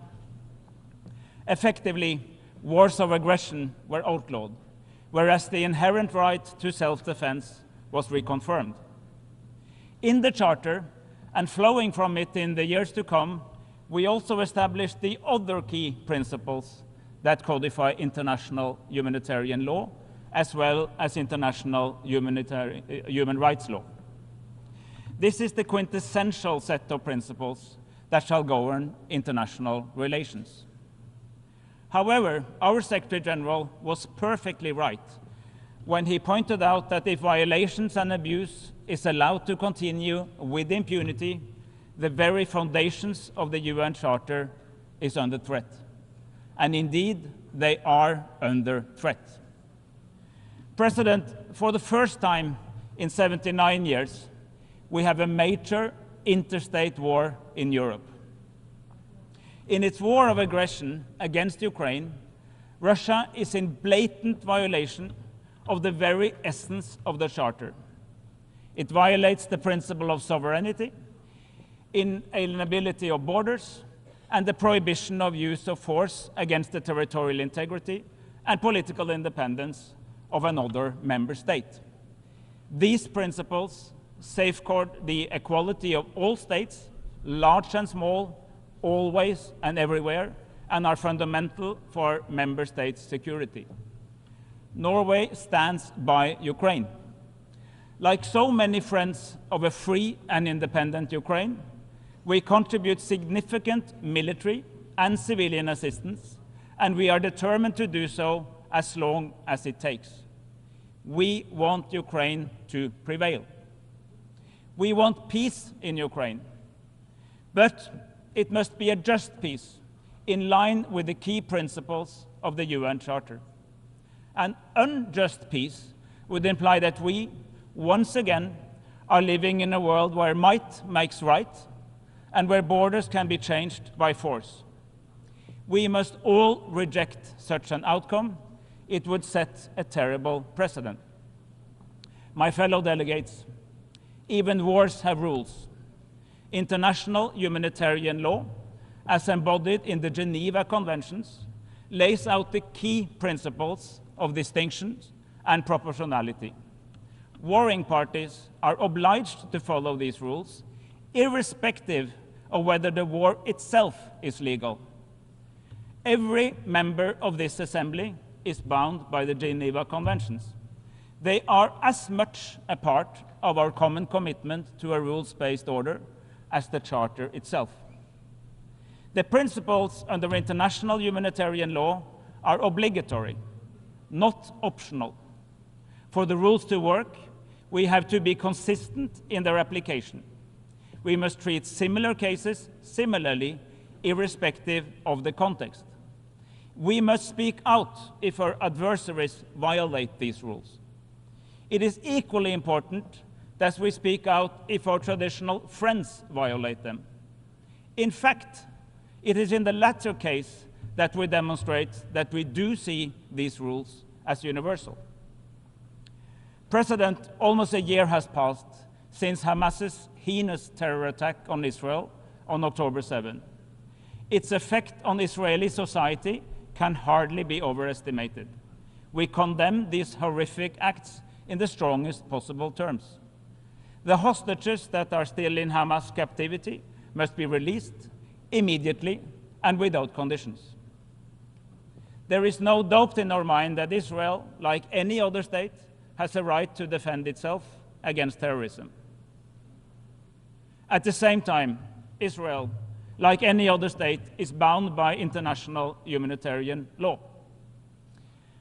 The immense suffering inflicted on the Palestinian population in Gaza is beyond comparison. Much of Gaza has been turned into rubble. At least 41,000 people have been killed, and many more are injured and maimed for life. I echo the Secretary General when he says that nothing can justify such collective punishment. Norway was among the very first Western countries to call for a ceasefire in Gaza. We have condemned the violations of international humanitarian law. We have expressed great concern about the severe limitations of humanitarian access and the shocking number of UN staff, aid workers, and journalists killed. We stood on UNRWA's side when it was subjected to a smear and defamation. While so many countries suspended their funding, we increased ours, and we reached out to co-donors to encourage them to return. I'm pleased to see that almost all donors are now back. President, the Middle East is going through one of its darkest hours. In the West Bank, illegal Israeli settlements are expanding at an alarming pace. Settler violence is rampant. And as we have gathered here at the UN this very week, Lebanon has seen its deadliest days in decades. We are at the brink of a major regional war. Even neighboring countries that long ago entered into peace agreements with Israel are under immense pressure. The situation is worsening by the hour. And make no mistakes, the conflicts in the region are deeply intertwined. Yesterday, Prime Minister Benjamin Netanyahu addressed this assembly. His core message was that we all have to choose. Either we are with Israel or we are with Iran and its proxies. He also stated that there could only be peace once Hezbollah and Hamas were totally defeated. President, we have seen this film before. I didn't like the ending. 22 years ago, in response to the terrorist attacks on this very city, another leader stated that we were either with him or with the terrorists. This division into a simplistic notion of black and white, leaving no space for nuance or complexity, let alone impartiality, and with an excessive trust in military force alone, is utterly dangerous. And indeed, it did not end well. We need to learn from past mistakes. However, President, in every crisis lies an opportunity. I remain convinced that there is no credible alternative for lasting peace other than a two-state solution. While ceasefires in Gaza and in Lebanon are most urgently needed, ending hostilities must not be confused with lasting solutions. Serious thinking is required here and now to prepare for the day after. 2 days ago, almost 100 member states took part in a meeting called by Saudi Arabia, the European Union, and Norway, launching a global alliance to implement the two-state solution. 3 decades after the Oslo Accords, more and more states are realizing that endlessly waiting for the right moment to negotiate will not work. I call on those states that have not yet done so to recognize the state of Palestine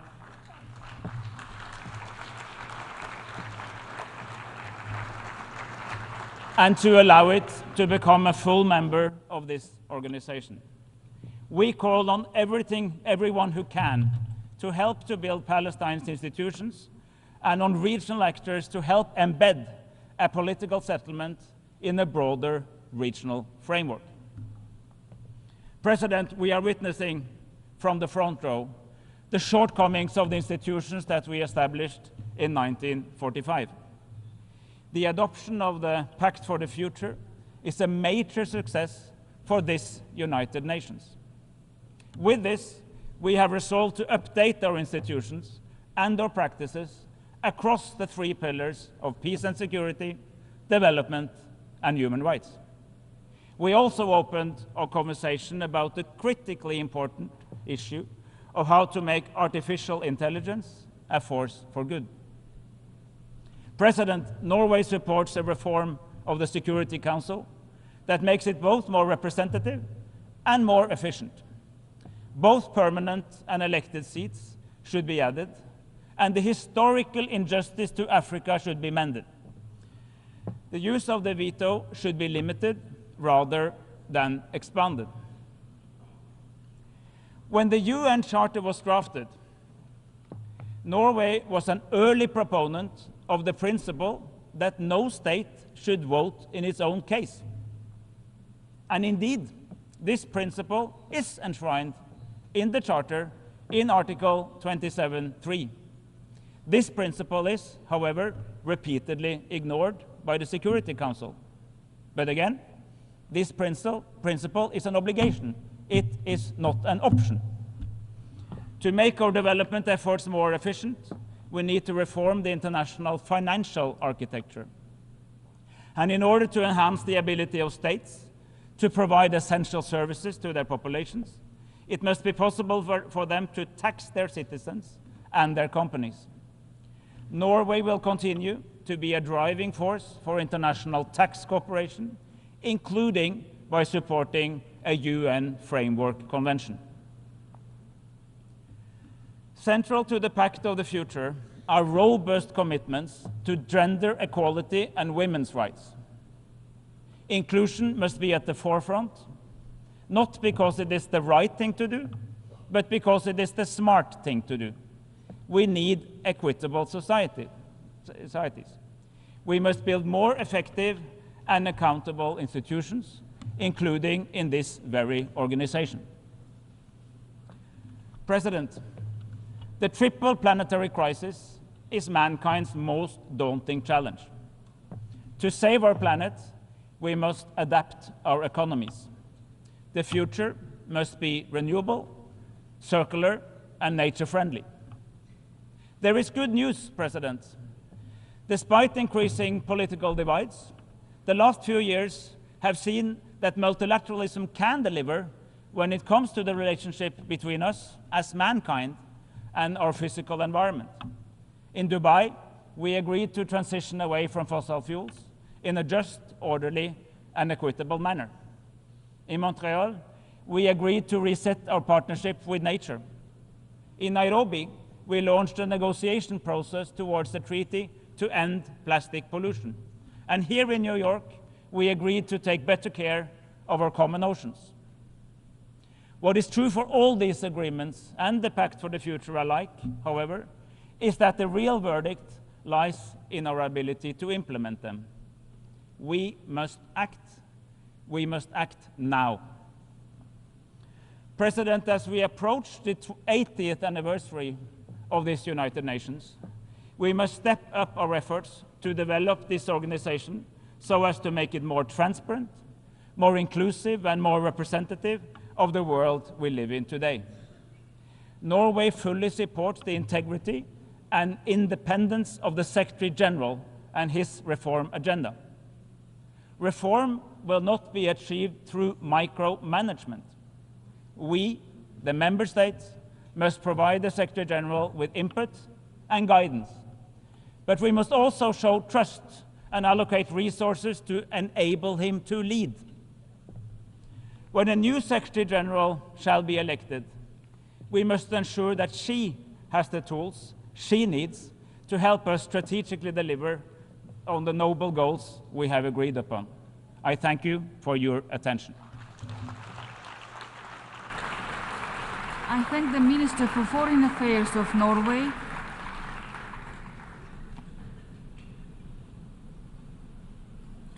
I now give the floor to His Excellency Subrahmanyam Jaishankar, Minister for External Affairs of India.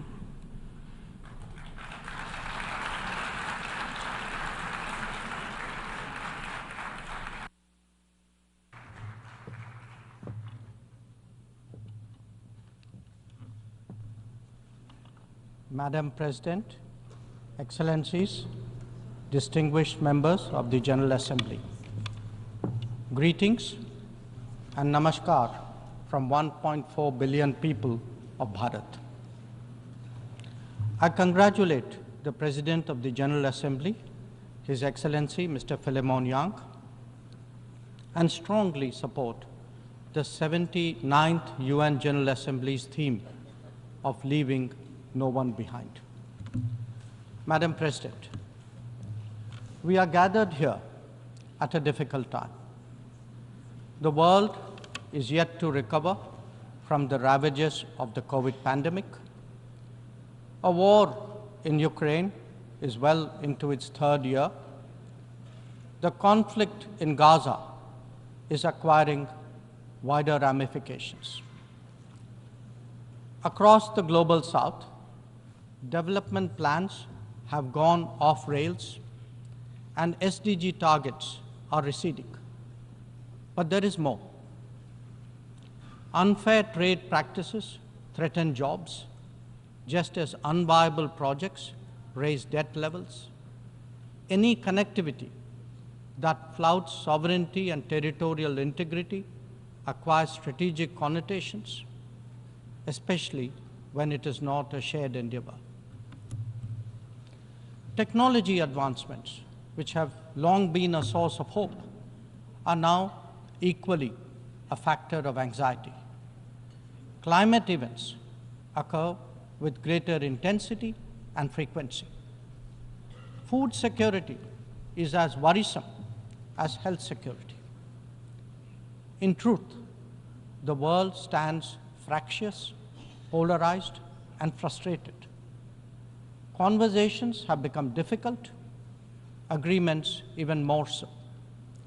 This is surely not what the founders of the United Nations would have wanted of us. Madam President, almost exactly 8 decades ago, the first steps towards the formation of the UN were taken near here at Dumbarton Oaks. Refined thereafter at the Yalta Conference, they were finally approved in San Francisco. The debates of that era centered around how to ensure world peace, a prerequisite for global prosperity. Today, we find both peace and prosperity equally endangered. And that, Madam President, is because trust has eroded and processes have broken down. Countries have extracted more from the international system than they have put into it, enfeebling it in the process. We see that vividly in every challenge and every crisis. Reforming multilateralism is therefore an imperative. The urgency of this call is highlighted by the theme of this session. Leaving no one behind means advancing peace, ensuring sustainable development, and strengthening human dignity. This cannot be delivered by a UN paralyzed when faced with division, conflict, terrorism, and violence. Nor can it be advanced if access to food, fuel, and fertilizer is jeopardized. When capturing markets lacks restraint, it damages the livelihood and social fabric of others. Evasion of climate action responsibilities by the developed undermine the growth prospect of the developing. Indeed, when resource crunch limits the very pursuit of SDG targets, it is not just economies, but human dignity itself that is imperiled. If the world is in such a state, this body must ask itself, how has this come to pass? The problems arise from a combination of structural shortcomings, political calculations, naked self-interest, and yes, disregard for those left behind. It is natural to feel overwhelmed by what we confront now. After all, there are so many dimensions, different moving parts, issues of the day, and the changing landscape. But every change must begin somewhere, and there is no better place than where it all started. We, the members of the United Nations, must now seriously and purposefully address ourselves to that task. Not because it is a competition for influence or a squabble for positions, but because if we carry on like this, the state of the world is only going to get worse. And that could mean that more of us are going to be left behind. Madam President, as the world contemplates these concerns, India has sought to respond in a variety of ways. First, by focusing on the issues of the vulnerable, women, farmers, and youth, and fashioning targeted policies and initiatives for their betterment. Assured access to piped water, to electricity, to cooking gas, and new homes are changing millions of lives. The gender gap has started to close, be it in health, in education, or in the workplace. Our food producers, thrice a year, get financial support at the click of a button. And a third-term government has made skilling of the youth its key priority. Second, by expanding opportunities for employment and for entrepreneurship, including through stronger training and large-scale financial incentives. 495 mudra loans, 495 million mudra loans have been given to small businesses in the last decade. 67% of them are to women.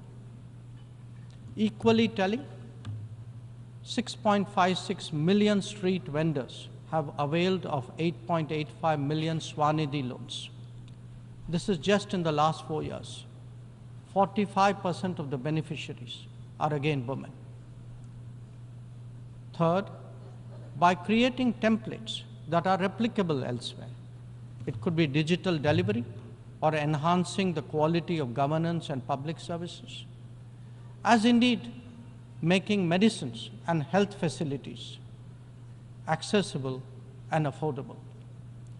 A digital public infrastructure and a people's pharmacy are today examples of what India can readily offer to the world.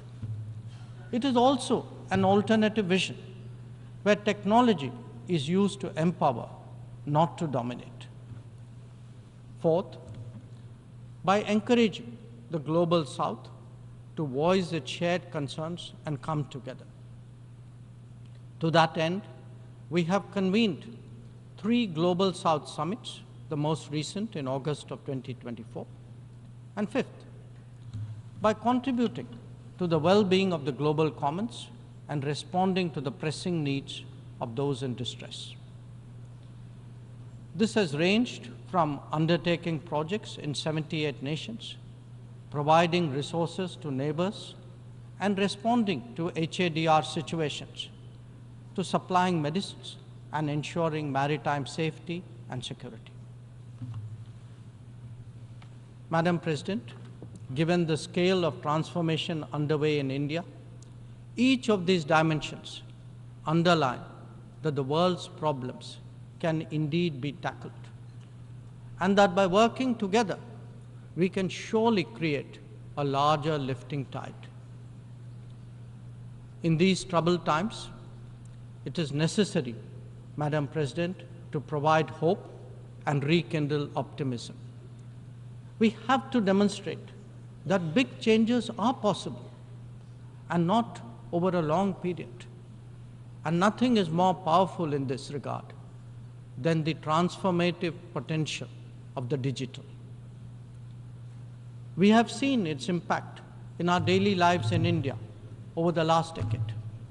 It is visible when public benefits from nutritional support and housing to energy and health are delivered efficiently and on a vast scale.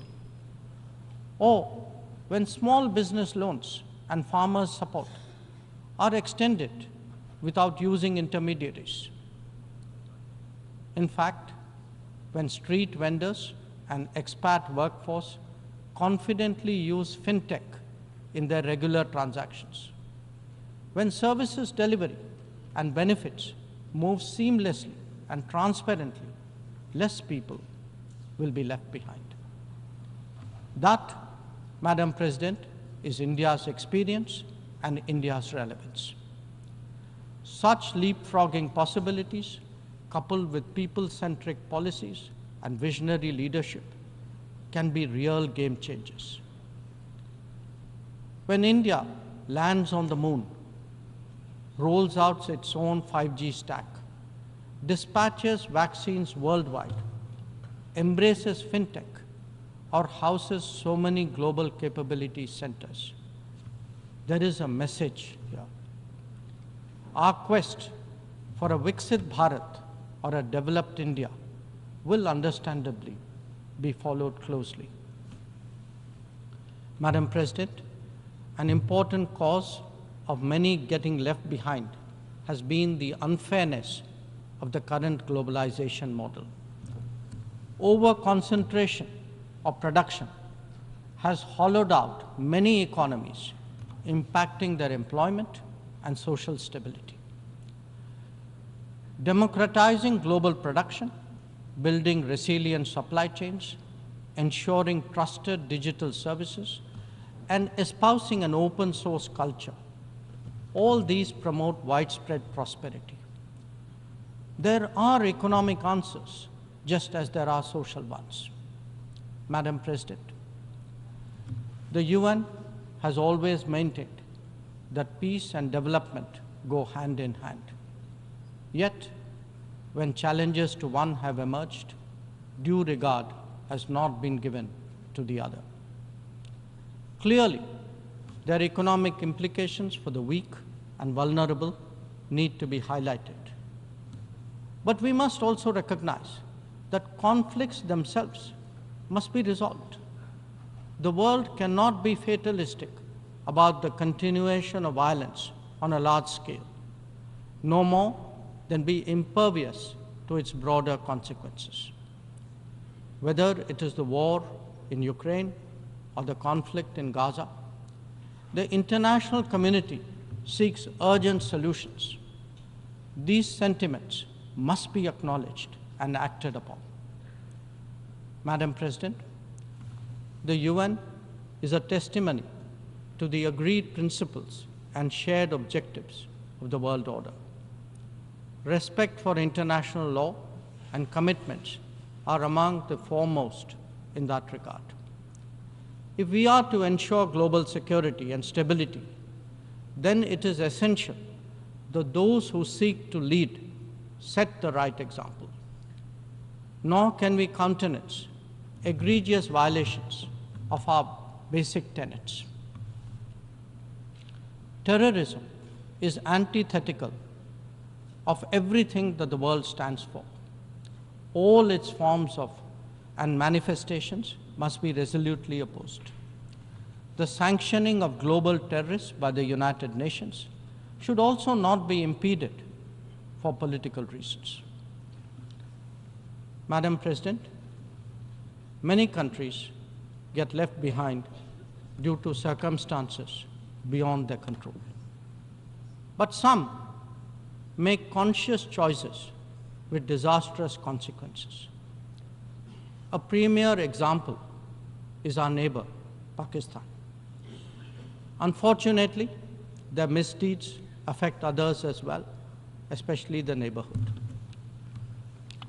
When this polity instills such fanaticism among its people, its GDP can only be measured in terms of radicalization and its exports in the form of terrorism.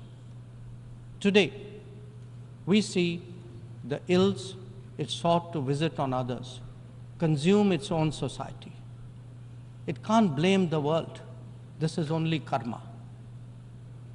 Madam President, a dysfunctional nation coveting the lands of others must be exposed and must be countered. We heard some bizarre assertions from it at this very forum yesterday. So let me make India's position perfectly clear. Pakistan's cross-border terrorism policy will never succeed, and it can have no expectation of impunity.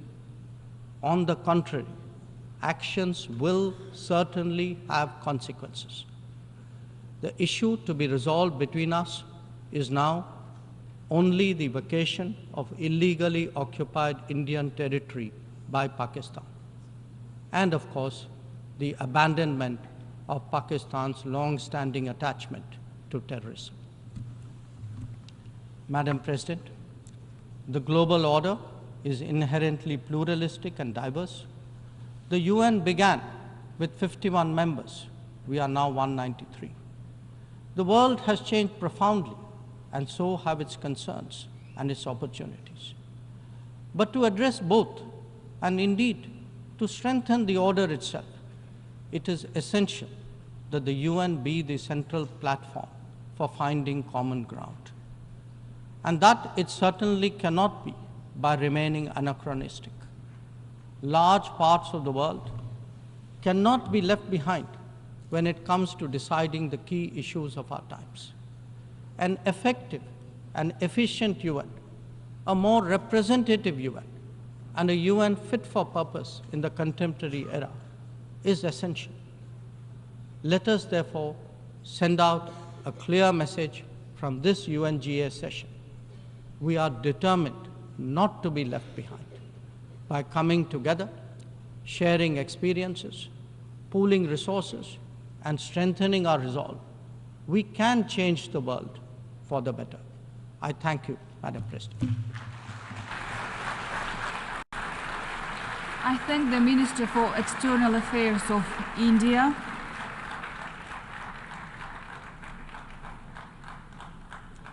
I now give the floor to His Excellency Vivian Balakrishnan, Minister for Foreign Affairs of Singapore.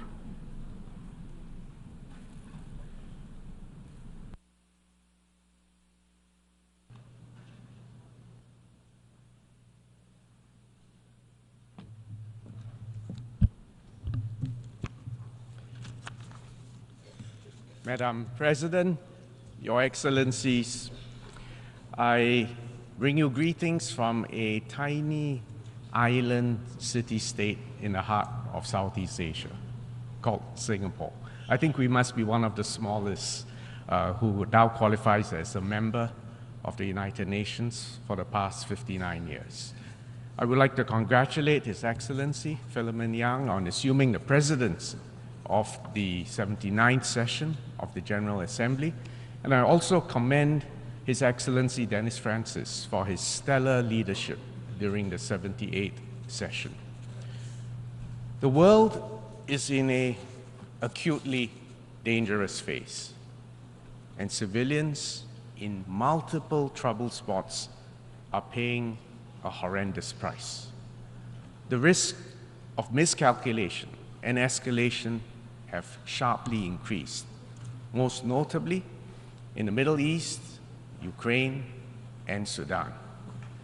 The loss of so many innocent lives is heartbreaking, and the lack of trust amongst the major powers and the resulting deficit of global leadership makes it very difficult to find effective, peaceful solutions to all these ongoing conflicts.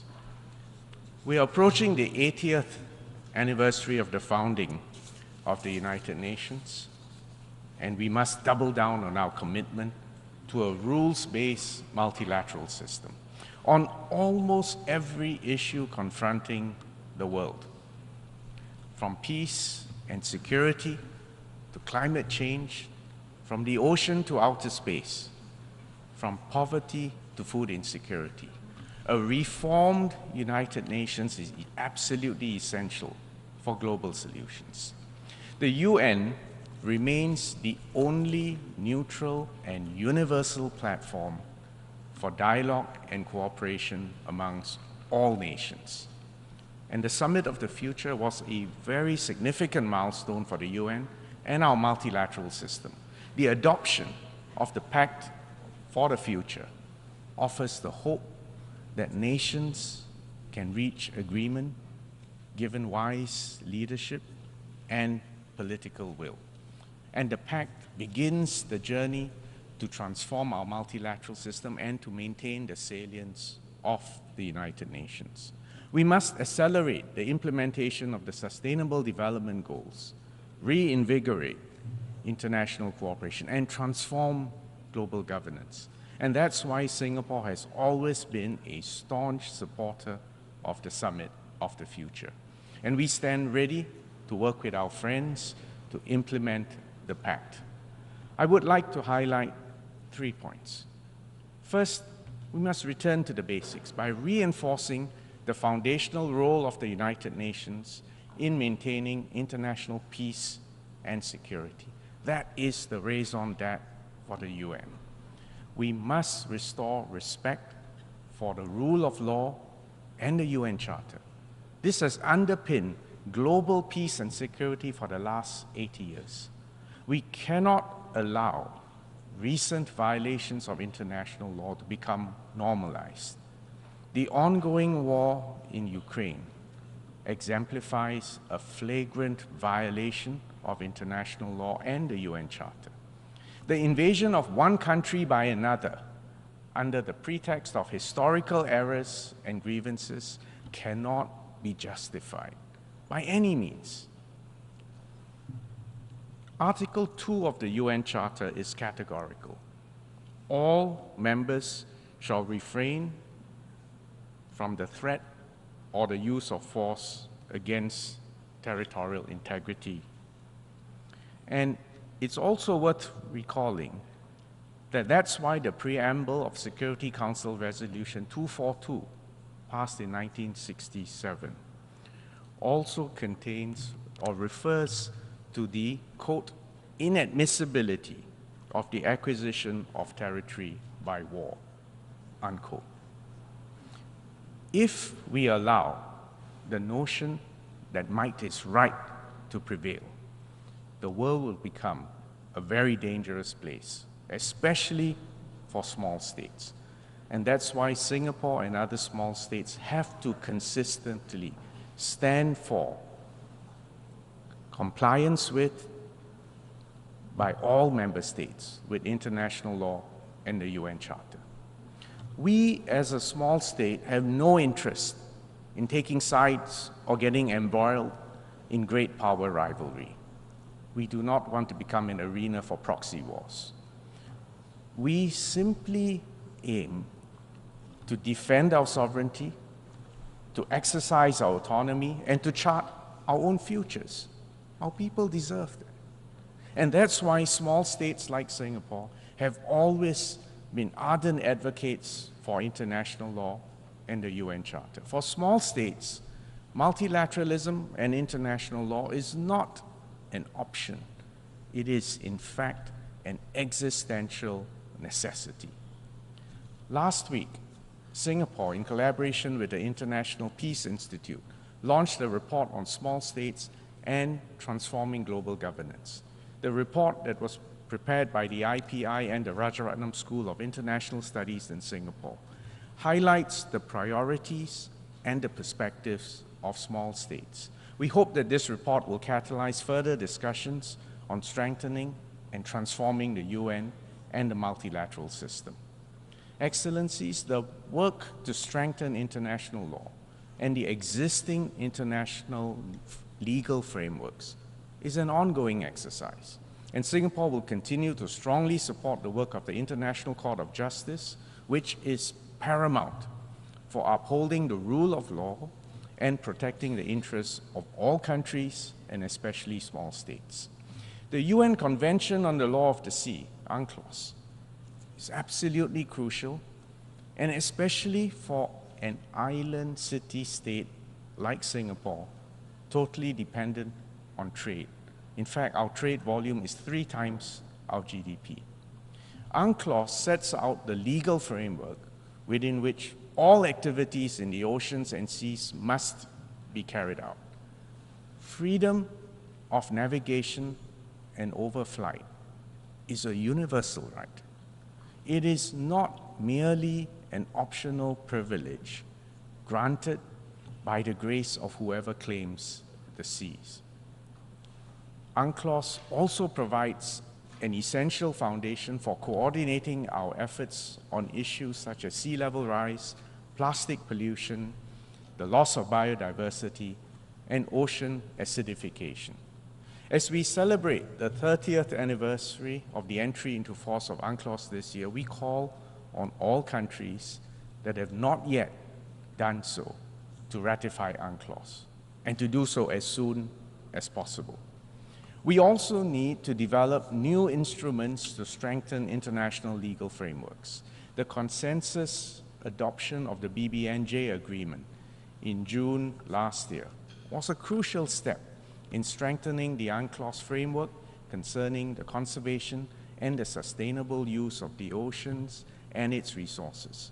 I'm pleased to announce that Singapore ratified the BBNJ agreement earlier this week. The UN plays a critical role in formulating new rules, norms, and principles governing the global commons. For example, the UN has made good progress in establishing a framework for responsible state behavior in cyberspace, a process that we in Singapore have always supported.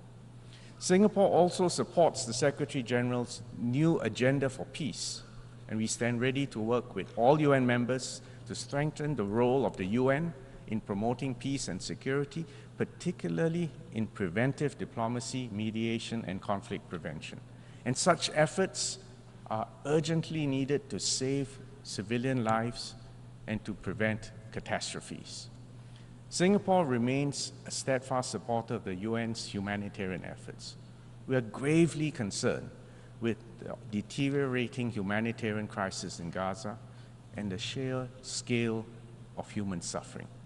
The Singapore government, along with our non-government organizations and our citizens, have contributed more than $17 million in humanitarian aid and donations for Gaza, including through UNICEF and UNRWA. We have consistently emphasized the need for the safe and unhindered provision of humanitarian aid to all civilians in need.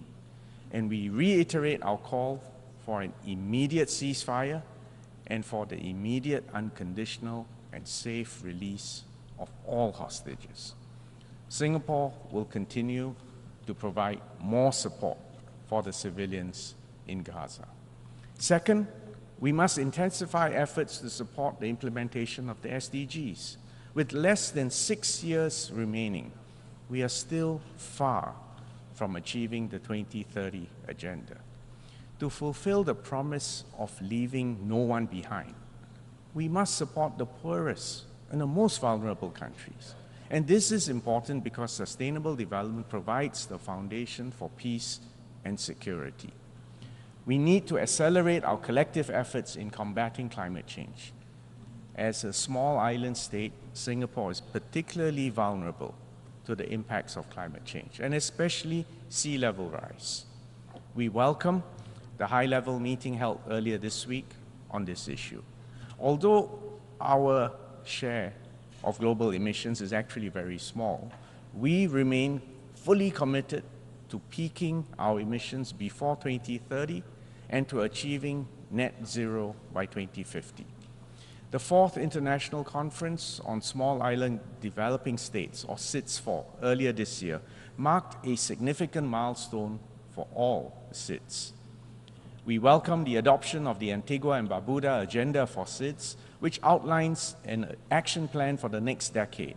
And Singapore will support our friends in SIDS, and we launch a new technical assistance package at SIDS-4 called SIDS for Change, which covers priority areas including blue carbon.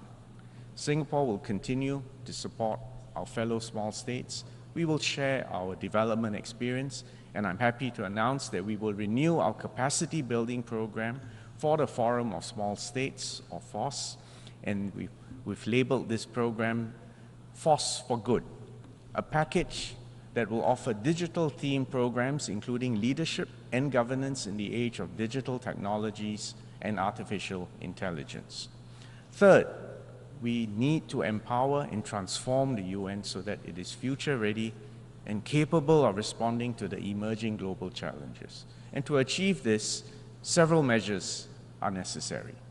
We must provide more opportunities for young people, especially, to engage in the work of the UN and to serve as agents of change to revitalize international cooperation. We welcome the adoption of the Declaration on Future Generations, which underscores our collective commitment to building a world that serves the interests of the future generations. After all, our young people have even more at stake. Next, we must harness the power of digital technologies in a safe and secure manner.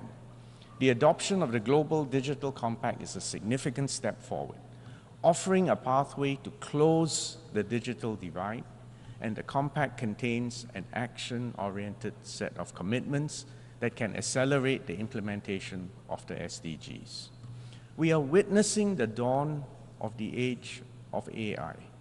By now, the promises and the perils of AI are well known to all of us. We need to empower innovation in AI whilst installing global guardrails to protect human safety, human dignity, and values. Therefore, initiating a dialogue on global governance in AI is imperative. And Singapore welcomes the report of the high-level advisory body on AI, and we commit to working with all UN members to further develop these recommendations. Finally, we must transform global governance by making our institutions more representative, more responsive, and more effective, particularly for the sake of small states and developing countries. We need a more nimble multilateral system in which the international financial architecture and the UN work more synergistically. Equally important is the need to reform the UN itself to make it more efficient, effective, and responsive. That includes reforming the UN Security Council in order to reflect the contemporary realities through an expansion in both the permanent and non-permanent membership categories. The effective functioning of the Security Council is at the heart of a robust and responsive UN. The 5 permanent members of the Security Council have a special responsibility that accompanies their privilege, and they must demonstrate leadership by cooperating to maintain international peace and security. The veto initiative has made the use of the veto more accountable by making the permanent members answerable to all of us in the General Assembly every time they cast a veto. This is a good first step, but it is not the end of that journey that is necessary. Much more work will be needed to make the Security Council more transparent and accountable, and Singapore will continue to work with the other UN member states in this regard. Madam President, Excellencies, the world is traversing an acutely dangerous period of geopolitical tension. A descent into chaos and conflict is a clear and present threat. In this moment of uncertainty, all countries, big and small, have a responsibility to work together to preserve the peace and to save lives.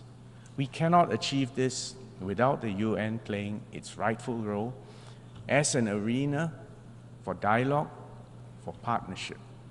This is the moment, in fact, to double down on multilateralism and to strengthen the role of the UN as a collective vehicle for peace and sustainable development.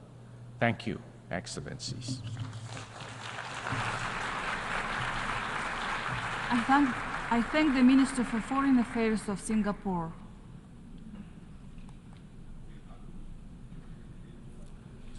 I now give the floor to His Excellency Bruno Eduardo Rodriguez Parilla, Minister for Foreign Affairs of Cuba.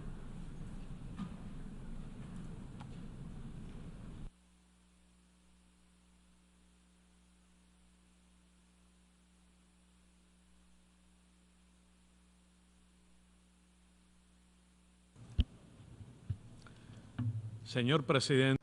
President, Secretary General, I dedicate these first words to reiterate Cuba's solidarity and support to the brotherly people of Palestine, victim of more than 75 years of colonial occupation, flagrant violations to their legitimate rights as a nation, submitted to cruelty, aggression, collective punishment, and apartheid. Over the last 11 months, the Israeli army has massacred more than 40,000 civilians. In that indiscriminate and disproportionate massacre, this has killed more boys and girls than men and women. They die with the complicity and weapons contributed by the government of the United States, with the complicit silence of others.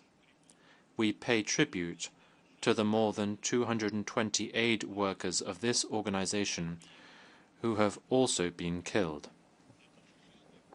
Cuba's position is clear and unequivocal. President Miguel Díaz-Canel Bermúdez has said, and I quote, "History will not forgive the indifferent, and we will not be among them." The genocide against the Palestinian people must end unconditionally and without further delay. Israel, with the complicity of the United States, has brought the world to the brink of a major world conflict. The irresponsible aggression against Lebanon, Syria, Iran, and the people of the Middle East will have consequences that are hard to predict. Your Excellencies, 79 years after the establishment of this organization, the continued violations of the United Nations Charter and international law, aggressions, interference in the internal affairs of states, and the imposition of unilateral coercive measures for political purposes have become facts of life. Aggressive, expansionist, and supremacist military doctrines of domination are undermining international peace and security to an alarming extent. The risk of a nuclear catastrophe is real and imminent.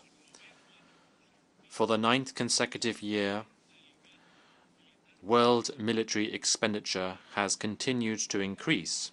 In 2023, it reached the record figure of $2.44 trillion. That is to say, millions of dollars. This includes the development of new nuclear weapons. There has been a regression in spite of the huge efforts made by states parties and signatories of the Treaty on the Prohibition of Nuclear Weapons and enlightened and broad sectors of international society. Nor will there be peace without development. Developed countries, which inhabit the very same planet, blindly refuse to invest even minimally in its own prosperity and security. They fail to comply with their always insufficient promises on official assistance for development. The selfish figure boastfully promised in 2023 and quickly forgotten represents less than 0.37% of their national incomes. The aspiration of achieving the Sustainable Development Goals has vanished. According to Forbes, just in the last 4 years alone, the collective wealth of the 5 richest people in the world has grown, while 5 billion people continue to live in poverty. The 1% richest in the world accumulate almost twice as much wealth as the rest of the global population. We're talking about 5 billionaires who, in this period, saw their wealth increase by some 423 billion euros, while the global population has got poorer. According to Oxfam, the richest 1% have accumulated almost double as much wealth as the rest of the world population. With a tax on the wealth of billionaires, 2 billion people could be brought out of poverty. We are talking about structural crises. which are determined by the imperialist system and the international order imposed on us. None of these problems will be solved by undermining the intergovernmental nature of the United Nations, as some aim to, or by weakening its essential role in the promotion of sustainable development for all. Climate change is advancing inexorably. Climate change is an unquestionable fact. In July 2024, scientists announced that the planet had endured 13 straight months of record-high temperatures. If the irrational and unsustainable production and consumption patterns of capitalism are not changed in an urgent and significant way, it will be impossible to limit the global average temperature increase by 1.5 degrees Celsius in comparison with pre-industrial levels. Responsibilities should be shared by all, but not all should bear the same responsibilities, nor is it fair for this to be so. However, a step in the correct direction could be taken at the COP29, which will be held in Azerbaijan, and we could adopt a new collective financing goal. The countries of the North will have a new possibility to begin closing the climate finance gap and pay their financing debts. We, the countries of the South, will have to design a sufficient goal that responds to our own needs with guarantees for development and social justice, despite the huge obstacles and challenges that we face. The solution will have inevitably to include writing off foreign debt, which has already been paid several times over. A fair democratic international order ensuring peace and balance in the world, the exercise of the right to development by all states on an equal footing based on sovereign equality, strengthening the participation and representation of developing countries in decision-making and policy-making processes in the world. An order that guarantees the general good and prosperity of all peoples, in harmony with nature and the sustainable management of natural resources, to ensure the exercise of all human rights for all people. We need a new civilized coexistence among nations in which solidarity, international cooperation, integration, and the peaceful settlement of disputes prevail. This has to be an alternative to the philosophy of dispossession, war, the use or threat of use of force, aggression, occupation, domination, and the cultural, political, financial, technological, and military hegemony, or any other manifestation threatening the peace, independence, and sovereignty of states. An international order without unilateral blockades or sanctions, based on multilateralism, fully abiding by the United Nations Charter and international law. Madam President, the government of the United States has clearly continued to engage in the pernicious and unrealizable attempt to determine and control Cuba's destiny. It is an old ambition, anchored in the Monroe Doctrine, which defines the imperialist and hegemonic nature of the United States policy towards Cuba and the region of our America. The economic, commercial, and financial embargo is also a political, technological, and communication blockade. It has been conceived as one of its main weapons of aggression to destroy the Cuban economy. It aims to seek to cut off the country's financial revenues, to bring about the collapse of the economy, and to create a situation of political and social instability. The damage it causes is visible and undeniable. It has an impact on the daily life of all Cubans. It is accompanied by the most ferocious disinformation and slanderous campaign, perennial attempts to interfere in our internal affairs, and the complicit tolerance of groups which, from U.S. territory, perpetrate violent and terrorist acts against Cuba.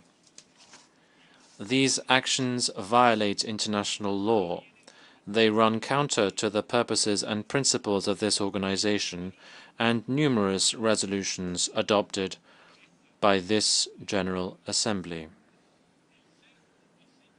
The siege so conceived has been reinforced with Cuba's inclusion in the U.S. State Department's arbitrary, shameful list of countries that allegedly sponsor terrorism.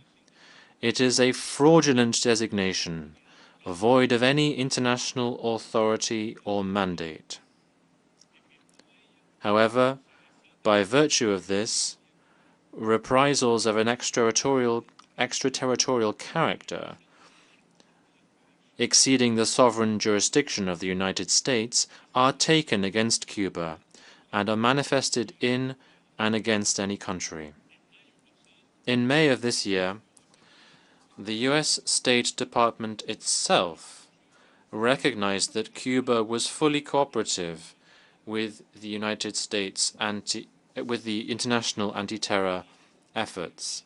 This mere recognition of a universally established truth has not led to a relaxation of the unilateral coercive measures, but it does make the presence of Cuba on that illegitimate list to be ever more consistent, confusing, and unjustifiable. Soon, there will be new presidential elections in the United States. This is a matter that only is up to the United States citizens. It's only incumbent on the U.S. people, despite the nefarious and historical habit of the government of the United States to interfere in the elections and internal affairs of almost all member states of the United Nations, even its allies. History has taught us that, no matter the results of these elections, the anti-Cuban sectors and politicians who have turned the attacks against Cuba into a profitable business will continue to be vocal and influential. They are the ones who have learnt to manipulate the U.S. political system to pursue a particularly narrow and hostile agenda, which is the interest of a well-defined elite sector.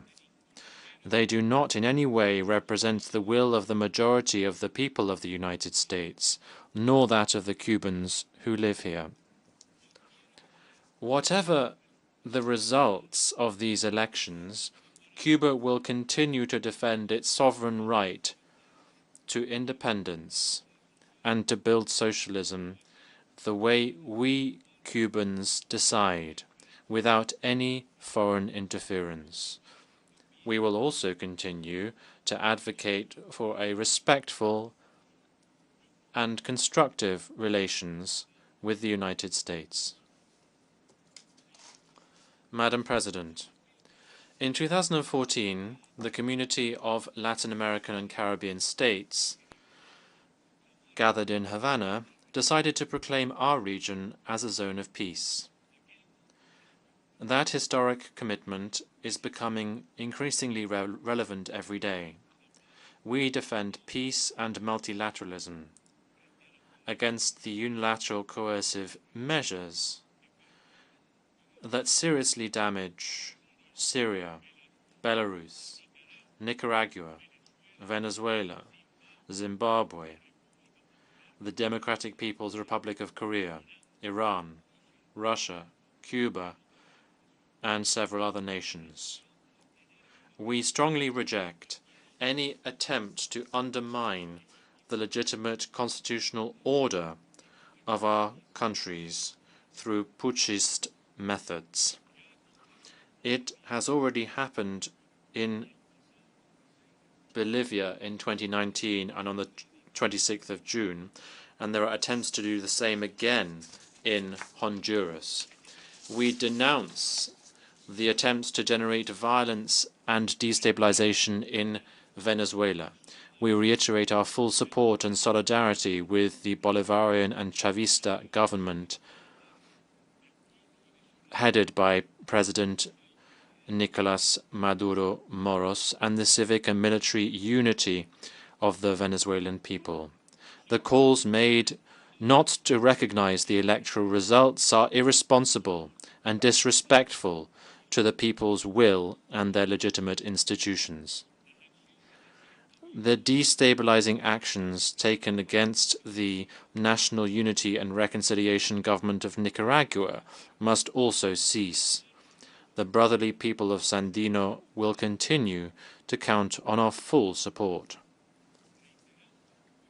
We reiterate our support to Puerto Rico's legitimate right to self-determination and independence. The international community has a historic debt to Haiti. Haiti carried out the first independence revolution against slavery in this continent. We welcome the efforts made by the Caribbean community to find a sustainable solution to the tragic situation in Haiti, with respect for the independence and sovereignty of that sister nation. We support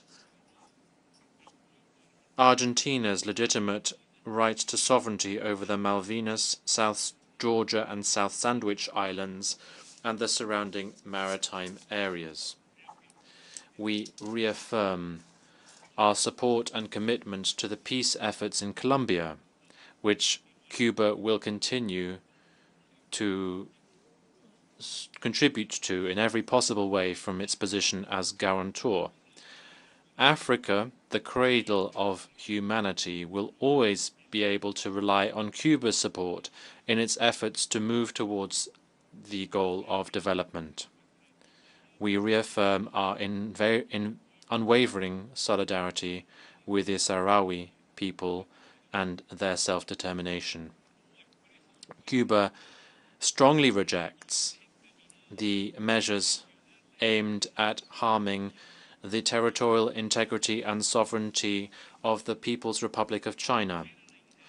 We condemn the interference in its internal affairs, and we reiterate our unswerving support to the One China principle, as was decided by this General Assembly in its historic resolution 2758, which recognized the People's Republic as the one and legitimate representative of the Chinese people. We are in favor of a serious, constructive and realistic diplomatic solution by peaceful means to the current war in Ukraine. In and this must be in line with international law, guaranteeing the security and sovereignty of all. In this context, Cuba supports the joint proposal presented by Brazil and China to find a political solution to that crisis.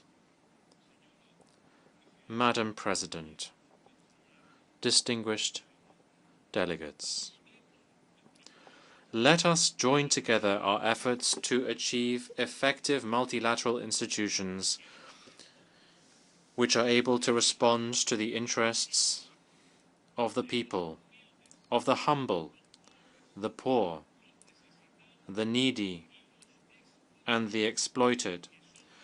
They are the overwhelming majority, based on just equality, the exercise of human rights by all human beings, and respect for the sovereign rights of every nation. Thank you very much. I thank the Minister of Foreign Affairs of Cuba. I now give the floor to His Excellency Enrique Austria Manalo, Secretary for Foreign Affairs of the Philippines.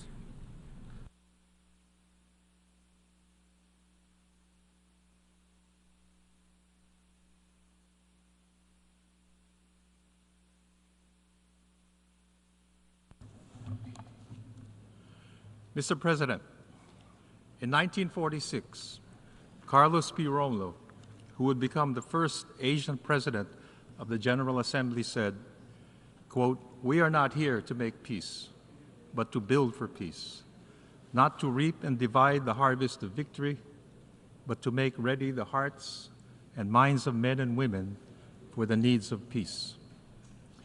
In those early years of the United Nations, the Philippines had clearly understood the magnitude of the work ahead.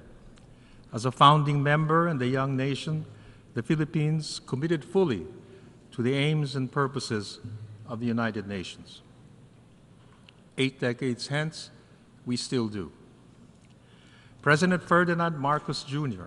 affirmed that multilateralism, quote, "remains the single viable platform for collective action against transcendent global challenges," unquote. He emphasized that the rule of law and the integrity of the multilateral system must prevail amidst the current global challenges. The UN has held itself as a platform and pathway to address international peace and security. It serves as the ground for states to find convergence amidst crisis and conflict. It offers response and relief, hope, and humanity. The Pact for the Future is a testament that global problems require global solutions, and that a better world is possible when states commit working together towards a common vision. The Pact bridges our collective hopes, our contemporary aspirations with the UN Charter and the sovereign equality of states anchoring our will. Mr. President, our world has been changing more rapidly than at any time in recent history. The UN must rise to the occasion with an agenda that fosters equity, justice, international peace and security, development, and adopts processes that are inclusive, transparent, responsive, and effective. One way to achieve this is to reform the Security Council and revitalize the General Assembly. Security Council reform should be a package consisting of the enlargement of its membership and improvement of its working methods in order to create greater transparency and accountability of the Council to the general membership of the United Nations. Transforming the international financial architecture is also imperative if we are to realize just and inclusive growth worldwide. We must therefore deliver on the Addis Ababa Action Agenda. We must lose no time to implement the Global Digital Compact. Governance of new spheres of human activity, including artificial intelligence, the Internet, and outer space, must keep up with the speed and scale at which these technologies are developing. New rules should place human dignity as a priority. At the same time, we must complete the business of eliminating weapons of mass destruction, including nuclear arms. A treaty on fissile material production is long overdue. Mr. President, the UN development system has accomplished much, but it requires greater coherence and efficiency with full respect for states' priorities and ownership. The global humanitarian system has been a silent sentinel of hope and humanity to peoples in war, famine, disease, calamities, and displacement.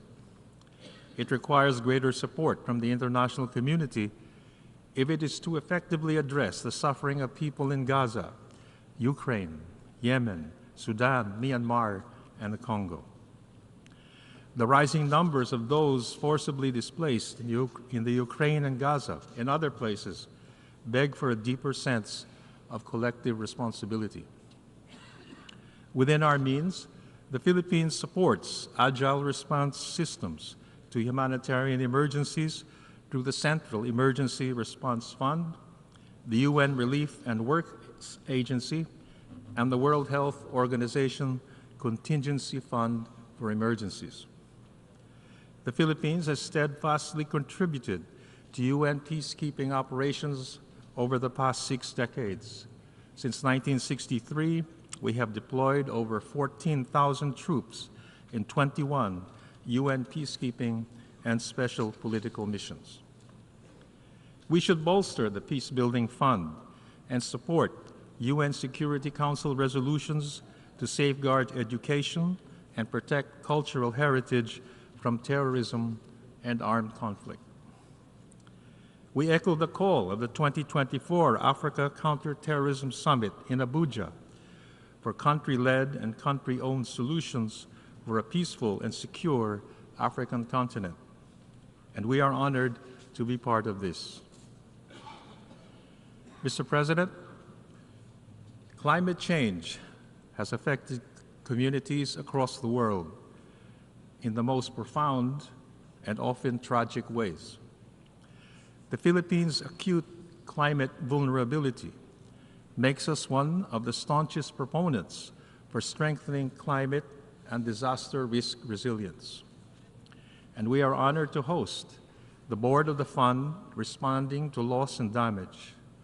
This fund will provide critical assistance to nations most vulnerable to climate change impacts. Next month, the Philippines will host the Asia-Pacific Ministerial Conference on Disaster Risk Reduction to spotlight best practices and solutions for the world's most disaster-prone regions.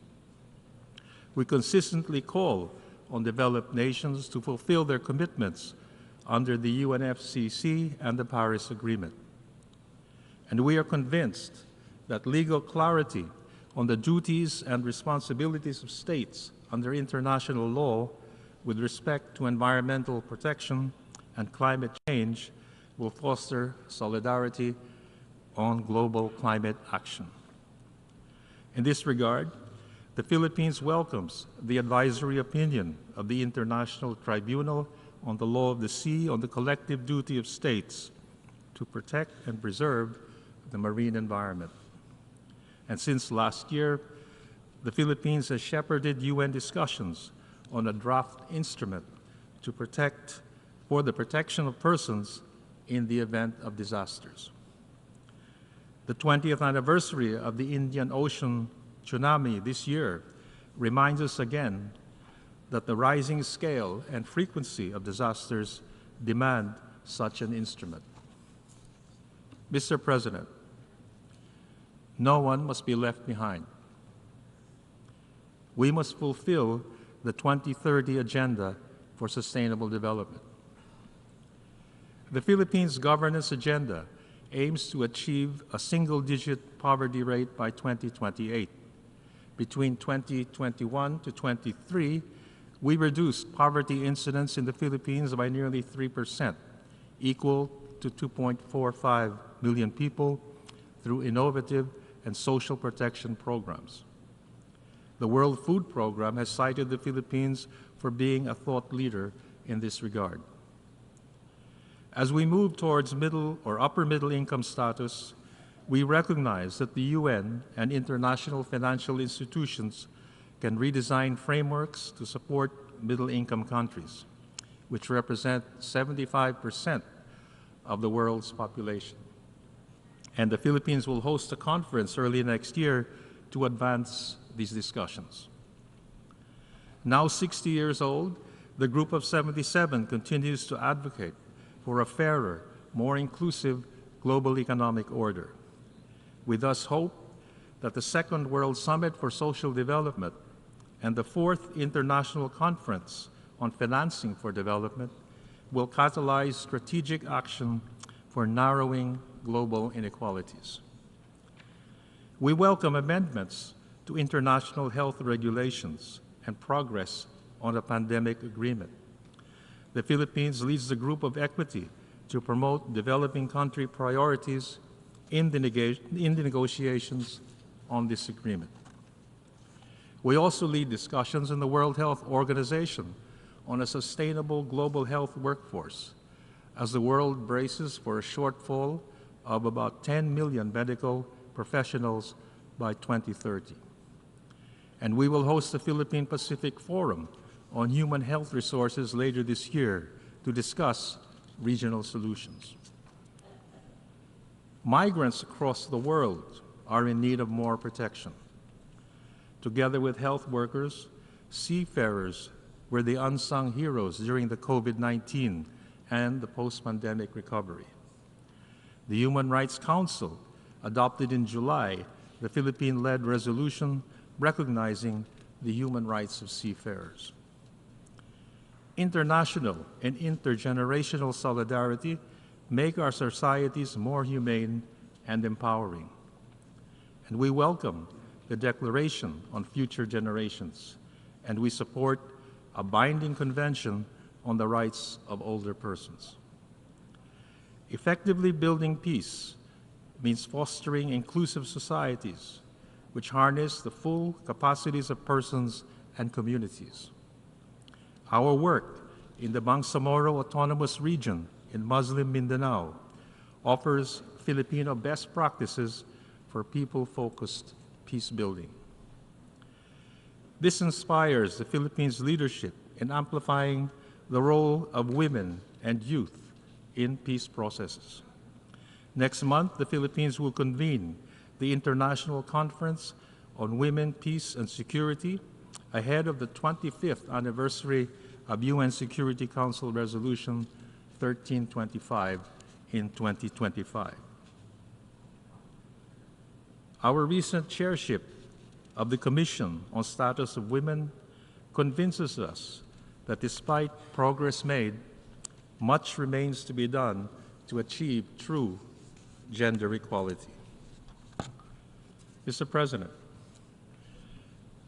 multilateralism is underwritten by a rules-based order, governed by international law, and informed by the principles of equity and justice that safeguards the rights of all states.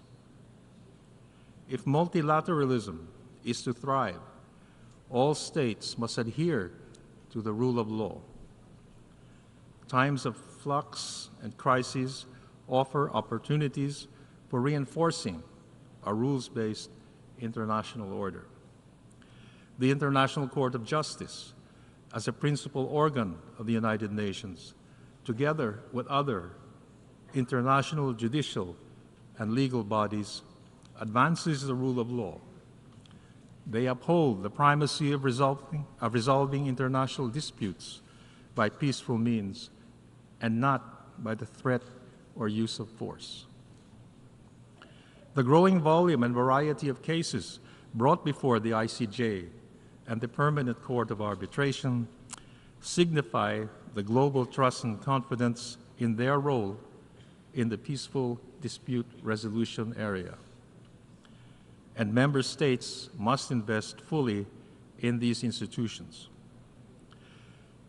The use of force and threat of use of force to resolve disputes has no place in our world.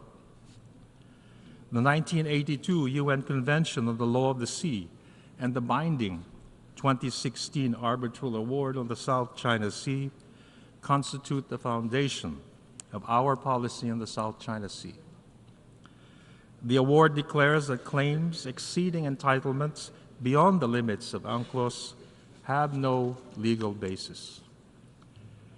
Despite irresponsible and dangerous actions against our legitimate activities within our own waters and exclusive economic zone, the Philippines remains committed to diplomacy and other peaceful means to settle disputes.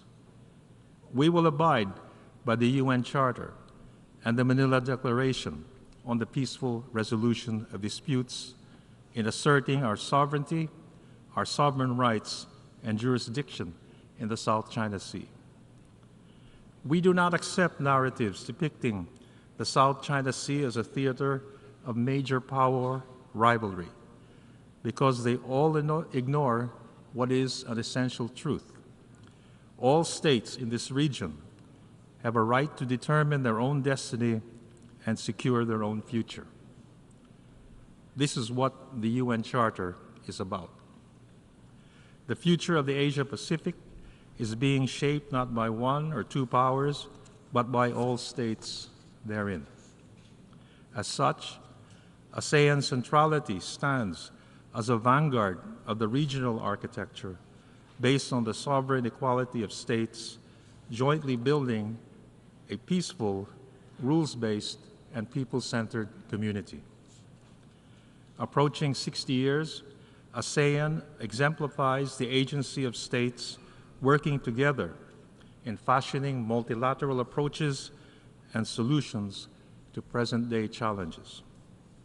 Mr. President, the Philippines stands alongside the pathfinders and bridge builders of nations. We offer constructive solutions across the spectrum of the work of the United Nations, from human rights, health, and humanitarian action to development, disarmament, and disaster and climate risk reduction, from peacemaking to peacemaking and peace building. As the first Asian republic and the founding member of the United Nations, our diplomacy has consistently pursued peace, the sovereign equality of states, the rights and dignity of all persons. The Philippines is a trusted partner, innovative pathfinder, and committed peacemaker. We bring experience, depth, and steadfastness in working with the international community to address common global challenges.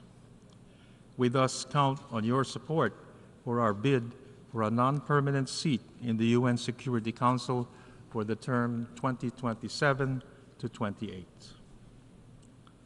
Mr. President, almost 80 years since General Romulo's call, the mission of the United Nations remains perfectly clear: to keep building for peace.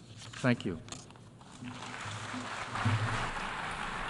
I thank the Secretary for Foreign Affairs of the Philippines. Now I give the floor to His Excellency Luca Beccari, Minister of Foreign Affairs, Political Affairs, International Economic Cooperation, and Digital Transition of San Marino.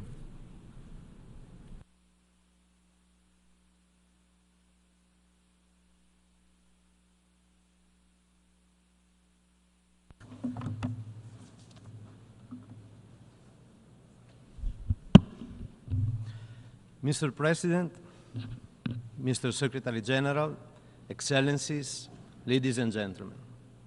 On behalf of the Government of the Republic of San Marino, I would like to congratulate His Excellencies, Mr. Philemon Yang, on his election as President of the 79th section of the United Nations General Assembly and to wish him a fruitful work. The Republic of San Marino supports the priorities of your program and ensure you, Mr. President, full cooperation in all works of the General Assembly. I would also like to extend my special thanks to Secretary General Antonio Guterres for his energy and determination in leading the United Nations in this difficult and challenging time. Mr. President, the coming years will be crucial not only for the future, but for the future of our generation to come. The young generation have the right to live in peace and security and in harmony with nature. We should not forget that the world, especially the young generation, is watching us. Regrettably, we are facing an increasing number of crises and an unprecedented number of armed conflicts around the world.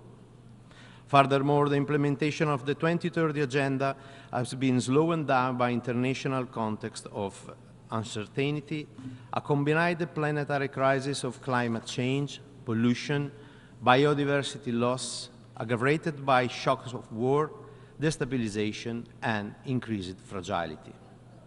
The impact of multiple crises is felt most severely by the poorest and most vulnerable, those increasing poverty and inequalities within and between countries. Achieving sustainable development is a big part of the challenges we face, and the 2030 Agenda remains our collective roadmap to addressing them. The Summit of the Future is an opportunity to accelerate the implementation of the 2030 Agenda, including delivery on the SDG Summit commitment, and renew our commitment to leave no one behind. Through our renewed commitment, the Pact for the Future can rebuild trust in multilateralism and in our ability to jointly address global challenges. In this regard, we appreciate that the Pact for the Future adequately reflects ambitious action in all three important global cooperation in order to leave no one behind and in order to build a cyberspace that reflects global standards for peace and security, human rights, and sustainable development. Mr. President, San Marino sees an urgent need to strengthen our collective support for a rule-based international system rooted in the United Nations. We unequivocally support this institution's foundational basics, which include the proposal principle of the UN Charter, as well as the Universal Declaration of Human Rights and existing obligations under international human rights law. In this time of widespread violation, it is crucial to recommit to the UN Charter and its values in order to maintain international peace and security, taking effective collective measures for the prevention of conflict and for the suppression of acts of aggression. We support the recommendation of the Secretary General New Agenda for Peace and welcome the new intensified effort on conflict prevention. The recognition of the interdependence of peace and security, sustainable development, and human rights is fundamental if we want to achieve credible results. We support the request for the Secretary General to continue to develop new model of peace operation and the recognition of the role of the regional organization in enforcing of maintaining peace. Mr. President, we are facing challenging time with an unprecedented level of violence, mass atrocity, and displacement. San Marino is deeply concerned about the number and the scale of armed conflict across the globe, which cause immense suffering to millions of civilians. The unprecedented rise in global military expenditure is alarming too. We are also very concerned about the upsetting increase of dangerous nuclear rhetoric and by the specter of nuclear escalation. The Republic of San Marino firmly condemns any threat of use of nuclear weapons, considered such threat irresponsible and injustifiable. Any use of nuclear weapons would have catastrophic and unspeakable consequences for humanity. Unfortunately, today, due to increasing tension, due to deterioration of disarmament architecture, to the use of new emergency technology, including artificial intelligence, and due to the possibility of cyber attack, the risk of nuclear weapon use, either deliberately or by accident, is higher than in any time since the Cold War. We commend the Secretary General of this organization for having emphasized the need to eliminate nuclear weapons as a necessary action in the new agenda for peace. San Marino reaffirmed its commitment for a world free of nuclear weapons and attached great importance to the historic Treaty on the Prohibition of Nuclear Weapons, whose ratifications are constantly increasing. Mr. President, the war of aggression against Ukraine brought dramatic consequences for the civilian population, including civilian death, the destruction of vital infrastructure, and massive displacement. We reiterate our resolute condemnation of the Russian Federation aggression against Ukraine and reaffirm our unwavering support for Ukraine's political independence, sovereignty, and territorial integrity within its internationally recognized borders. In the true spirit of multilateral and international cooperation, San Marino took part to the Summit on Peace in Ukraine held in Switzerland last June. We support all the international effort aiming to achieve a comprehensive, just, and lasting peace for Ukraine based on the UN Charter and international law. Mr. President, the Republic of San Marino has firmly and repeatedly condemned the horrific terrorist attack of October 7.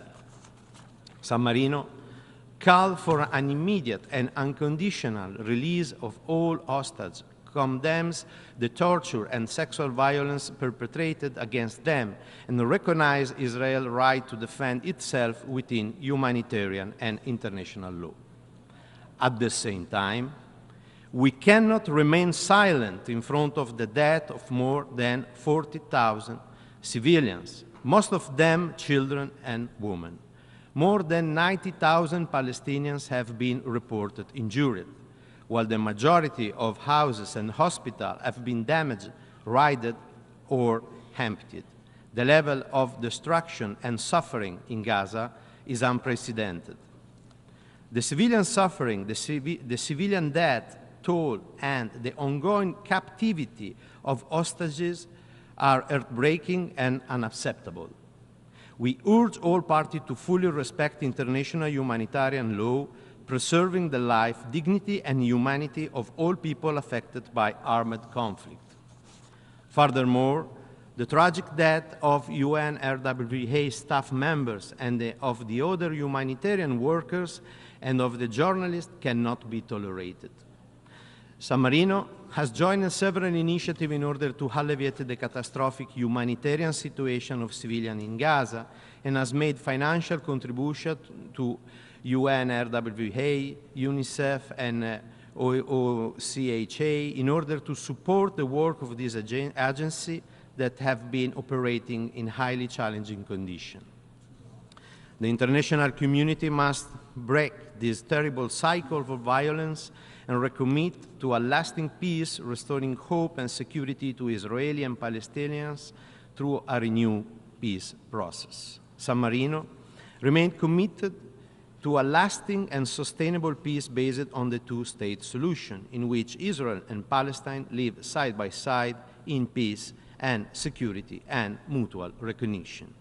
San Marino reiterated its call for an immediate ceasefire for a return to dialogue to address the legitimate concern of the State of Israel and the legitimate aspiration of the Palestinian people.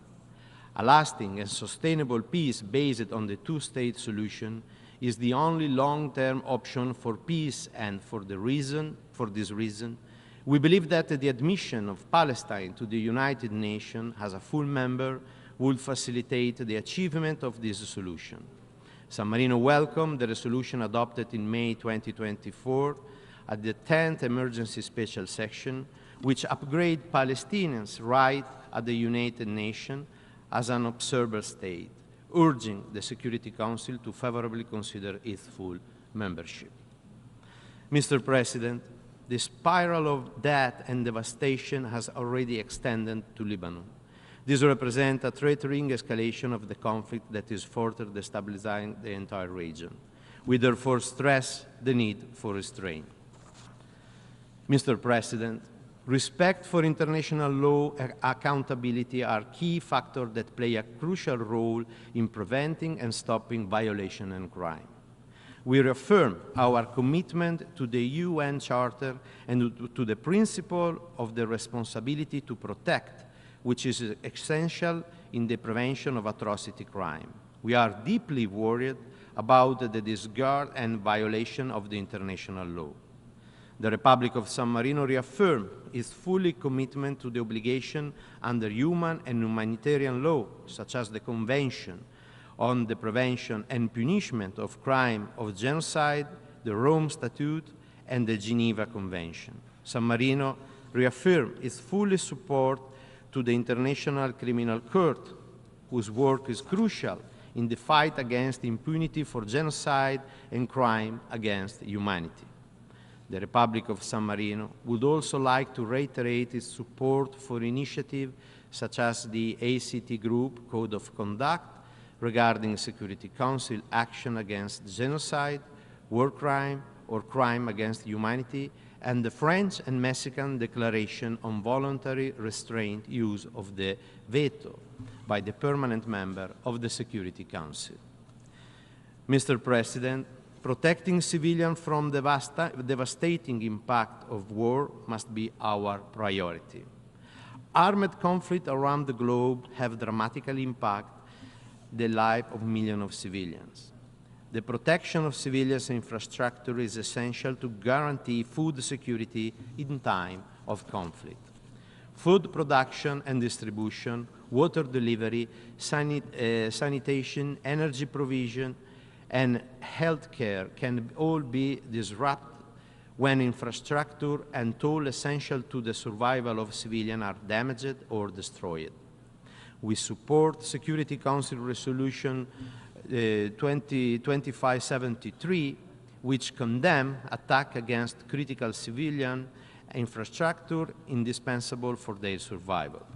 San Marino also calls on all parties to achieve the implementation of Security Council Resolution 2417, which condemns the use of starvation of civilians as a method of warfare, as well as the unlawful denial of humanitarian access.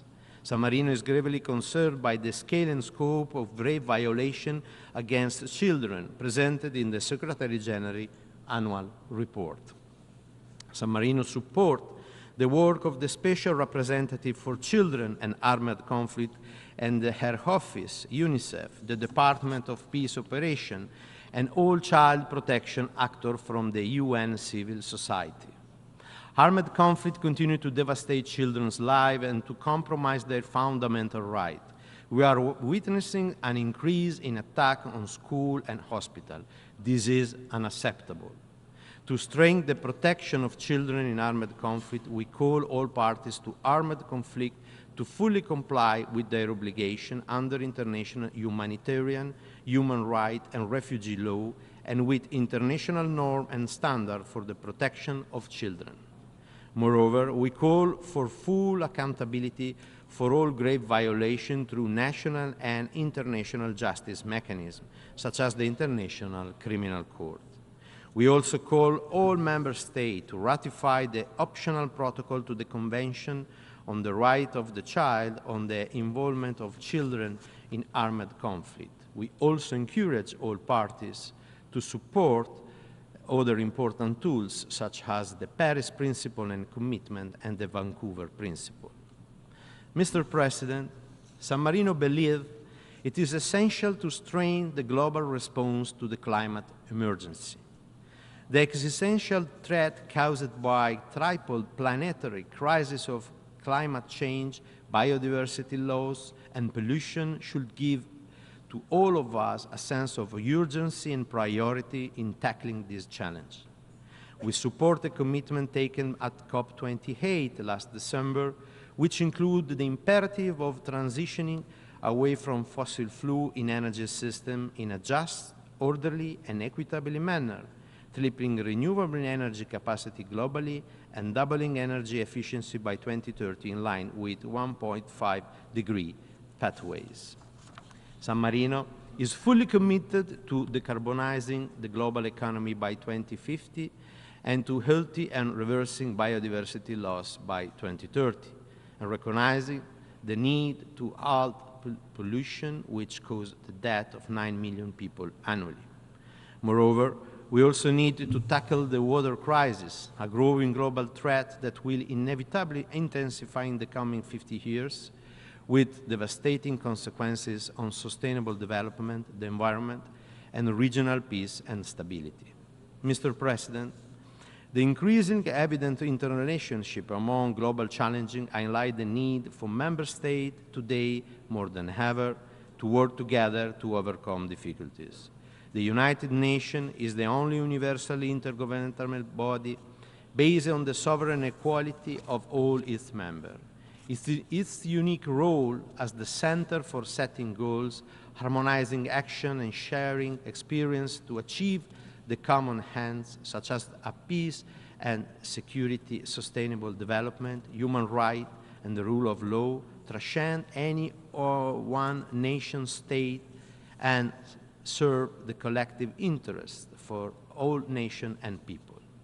The centrality and relevance of the United Nations is not a given.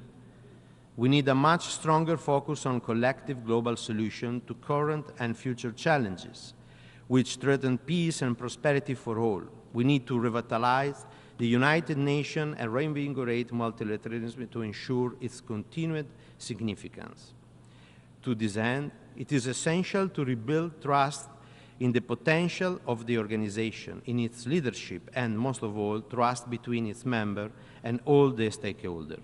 Moreover, the global governance must become more inclusive and accountable for the effective by providing more space for the participation of civil society and private sector.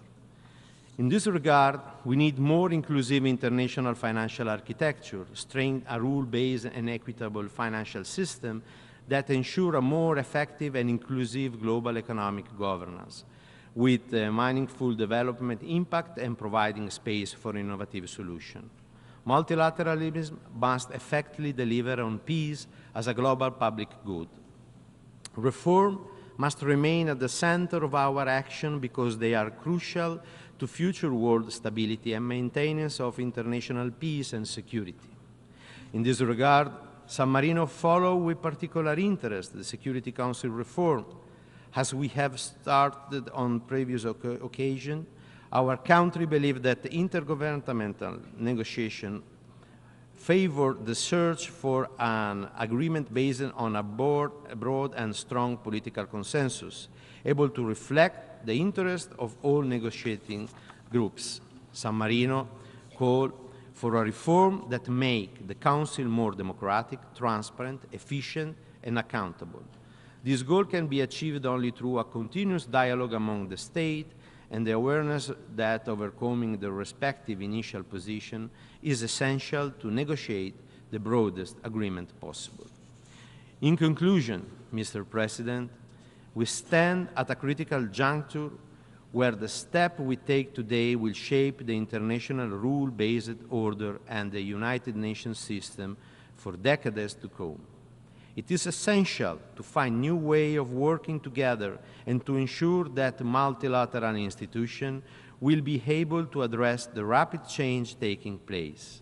Member States must assume their responsibilities, including that of making our organization able to fulfill its mandate, which is to protect the citizens of the world. San Marino is a state with a strong identity thanks to its century-old history of peace and freedom. Our state is small, but proud to bring its contribution to the United Nations community. Thank you for your attention. I thank the Minister of Foreign Affairs, Political Affairs, International Economic Cooperation, and Digital Transition of San Marino. I now give the floor to His Excellency Mohammed Hassan, Minister for Foreign Affairs of Malaysia.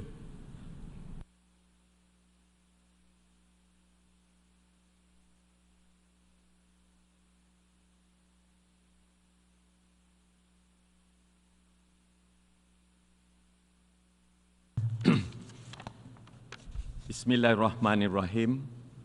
Excellency, Mr. President, thank you for this opportunity to address the 79th session of General Assembly. Representing Malaysia, I stand before you today, Mr. President, reiterating our commitment to peace in line with the values enshrined in our esteemed charter.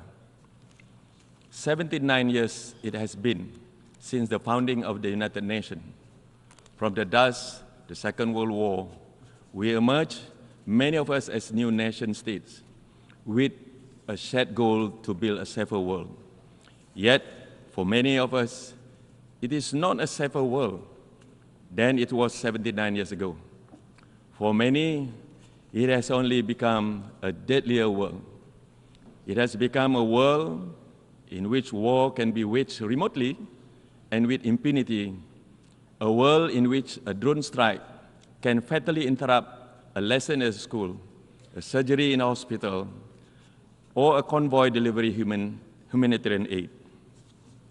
We have lost, Mr. President, we have lost against these practices, yet our call for peace are repeatedly ignored and vetoed away.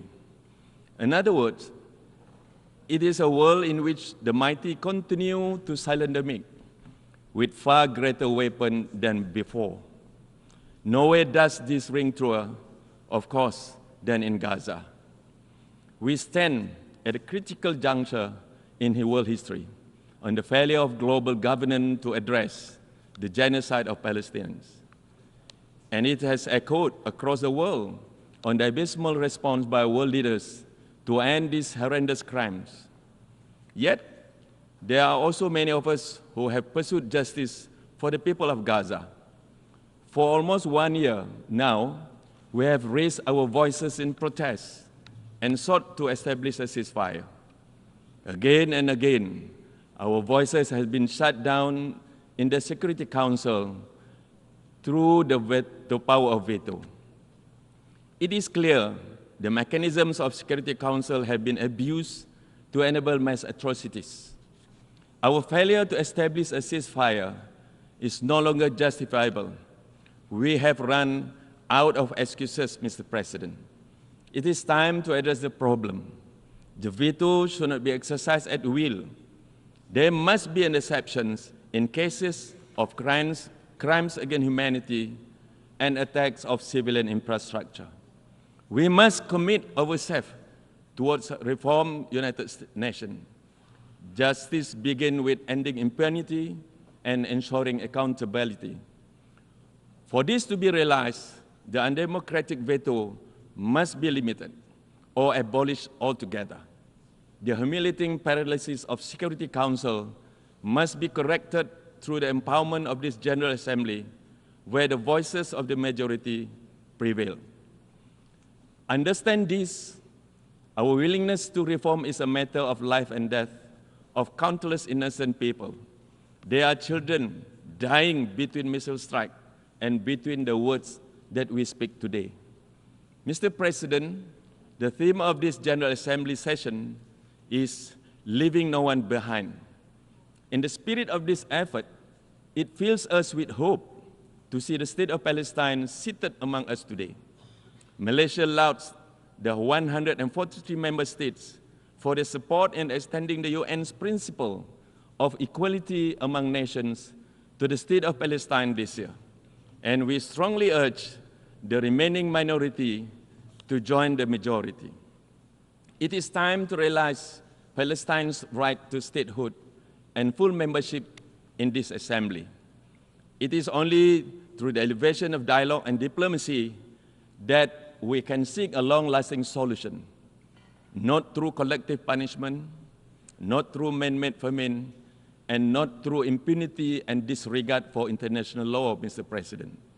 Indeed, the elevation of dialogue and respect for international law have been compromised in this assembly for some time now. Israel has violated every international law there is, including the Genocide Convention, Geneva Convention, and human rights treaties. Just months ago, the world witnessed Israel's mockery and utter disrespect of the United Nations in this very hall with the insolent shredding of the United Nations Charter. Israel's actions with each passing day raise our doubt as to whether it actually believes in the UN system or values its membership in this organization. Its illegal occupation has entrenched a system of apartheid and discrimination against Palestinians. The Israeli regime has itself declared its intent to wipe out an entire population. This is, Mr. President, without question, a genocide. The United Nations must not remain idle. We must urgently utilize the existing processes founded by the General Assembly, along with mechanisms developed by Human Rights Council. Malaysia calls on the international community to reinstitute the United Nations Special Committee against Apartheid. Furthermore, Malaysia's demand that the Security Council invoke the powers under Chapter 7 of UN Charter and impose an immediate arms embargo against Israel. Therefore, Mr. President, our task is threefold. Number one, we must limit or abolish the veto. Number two, we must continue to empower the voices of the oppressed within this General Assembly. And thirdly, we must halt the flow of weapons to rogue states who have proven 100 times over their willingness to commit crimes against humanity. Although the powerful few may behave as though might is right, let there be no question that in the United Nations, the voice of majority will not go ignored. Indeed, we must empower smaller countries to meet the challenges of our time. The international landscape is in flux, Mr. President. Superpower rivalries, global economic uncertainties, climate change, unequal development, and the many misfortunes that come with it. Countries situated in Southeast Asia are no exempt from these worries. Yet, through the decades, we have not only endured, but overcome many of our shared hurdles together. We have achieved this together, the ASEAN way. Through ASEAN, we have propelled ourselves to get forward within the international architecture by bolstering peace, security, economy, and regional identity. Yet, the years ahead will profoundly test us. ASEAN resilience, ASEAN shared norms and identity, and ASEAN processes and mechanisms. Malaysia stands ready to assume the chairmanship of ASEAN in 2025, and we are fully cognizant of reasserting ASEAN in the driver's seat of the Asia-Pacific region. Our chairmanship will focus on the region's drive for future readiness. We will emphasize reinforcement of global aspirations, inclusive and people-driven policies, and future-oriented mechanisms. We will aim to fortify ASEAN centrality amid the emergence of multilateral pacts affecting the region. This is a key step to prevent the region from becoming entrapped in unnecessary geopolitical rivalry or possible escalation. Mr. President, ASEAN centrality must also involve managing the most critical issues of the South China Sea. This body of water, rich in resources and carrying the vital shipping line, has become a flashpoint of rising geopolitical tensions. Escalation of rhetoric is a dangerous path to follow. We must not allow the situation to become dominated by growing distrust. This benefits no one. It only further undermines security and destabilizes global trade. We must collectively pursue a different vision of South China Sea, a future in which this region is a zone of peace, stability, and cooperation. We must adopt a collaborative approach embedded in diplomacy and dialogue. Thus, I call upon all countries to abide by the UNCLOS in the conduct of maritime governance. We must prioritize peaceful coexistence. This is also one of the many reasons the member states must continue to work together with regards to Myanmar. We will push for stronger humanitarian assistance and adherence to the ASEAN 5-point consensus to seek solutions. We will do it as one. The diversity of our region, far from being an obstacle, is symbolic of our power to build bridges. It goes without saying, Mr. President, that our stewardship of ASEAN will therefore emphasize continuous dialogue with our partners, as well as the adaptability needed to engage with different challenges and stakeholders. Malaysia will strive to realize our common desire and collective will to live in a region of lasting peace, security and stability, sustained economic growth, social progress, and ultimately shared prosperity. Yes, shared prosperity, Mr. President. This is the ghost of geopolitics, Mr. President, often spoken but never seen. Mr. President, the countries of the Global South have continued to be marginalized and remain underrepresented on many fronts. Global socio-economic development, climate mitigation efforts, education, health, and infrastructure development. International mechanisms fail to adapt to current realities, often isolating and penalizing developing countries, placing the burden of environment guilt onto them while disregarding our very real needs. The lack of infrastructure, technology, and resources has prevented developing countries from fully engaging in international systems and aspirations. One of the primary challenges, Mr. President, is equitable access to financing for development.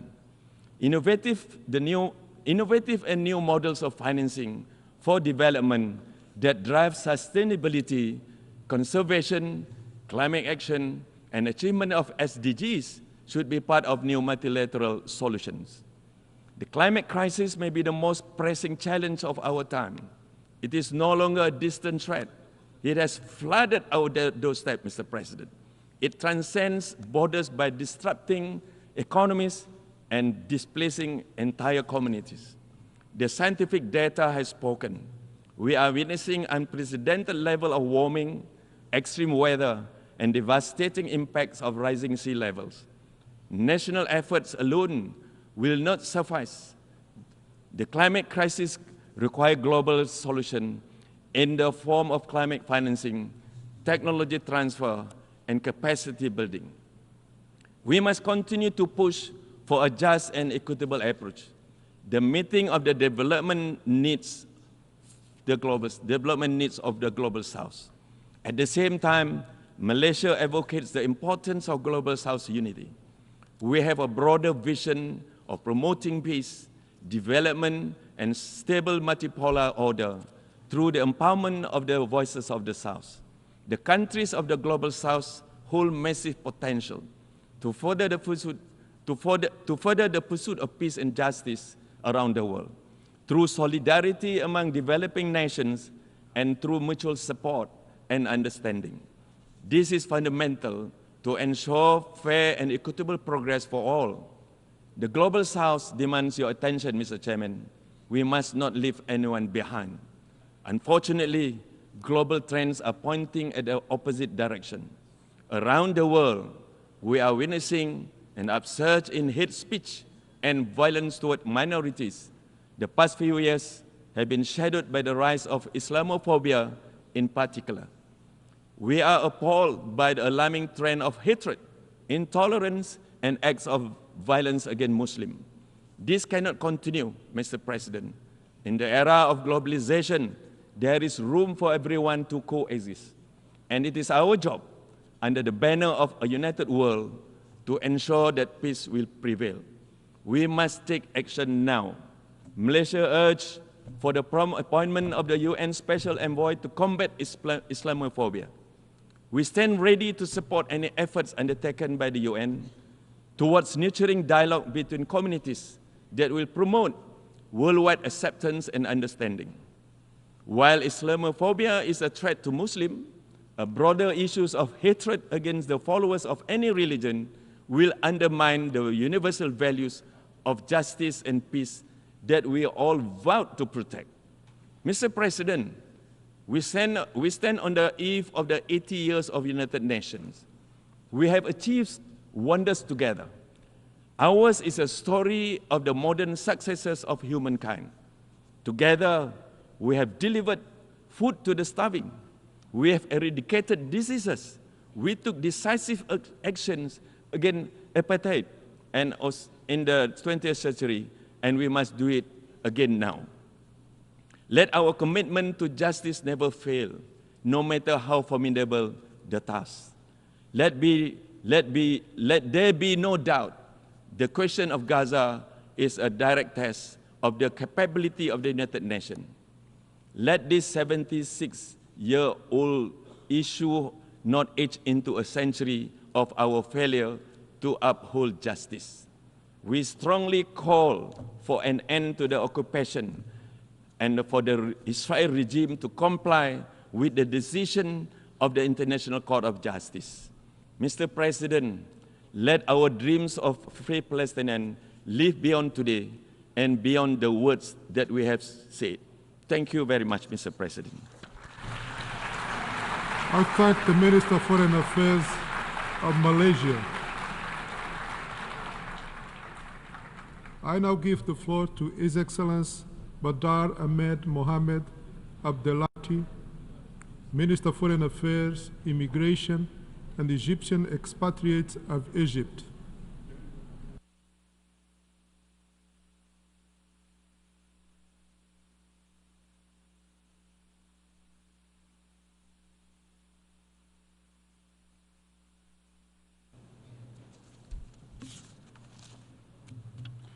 شكرا جزيلا.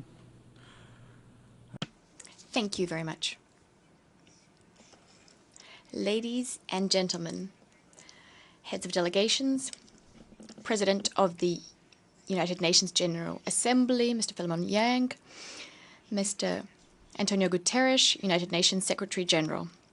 I speak to you from this rostrum at a critical time, at a time of a complex crisis underway in the Middle East and stretching out beyond. Egypt is a country rooted in history, but also a forward-looking country. We've gone through many wars, we've faced many challenges. As a result, justice and peace are our lodestars as we seek to build a region and a world that's rooted in dignity, freedom, and justice. I'll be speaking on behalf of one of the founding members of the United Nations. You're all well aware of the role we played in the establishment of the United Nations, in the establishment of consensus, and the UN's establishment in Africa and Arab states and developing countries. We're very much in favor of preserving an effective multilateral system and stable international relations underpinned by respect for international law and expansion of peace and cooperation. Thus, we believe it is necessary to ring alarm bells at this specific moment, given that the international system, established roughly 8 decades ago, is currently showing its structural shortcomings, threatening its very existence, and this owing to ineffectiveness, inequality, and growing recourse to double standards. Young people the world over are asking legitimate questions about the usefulness of the international multilateral system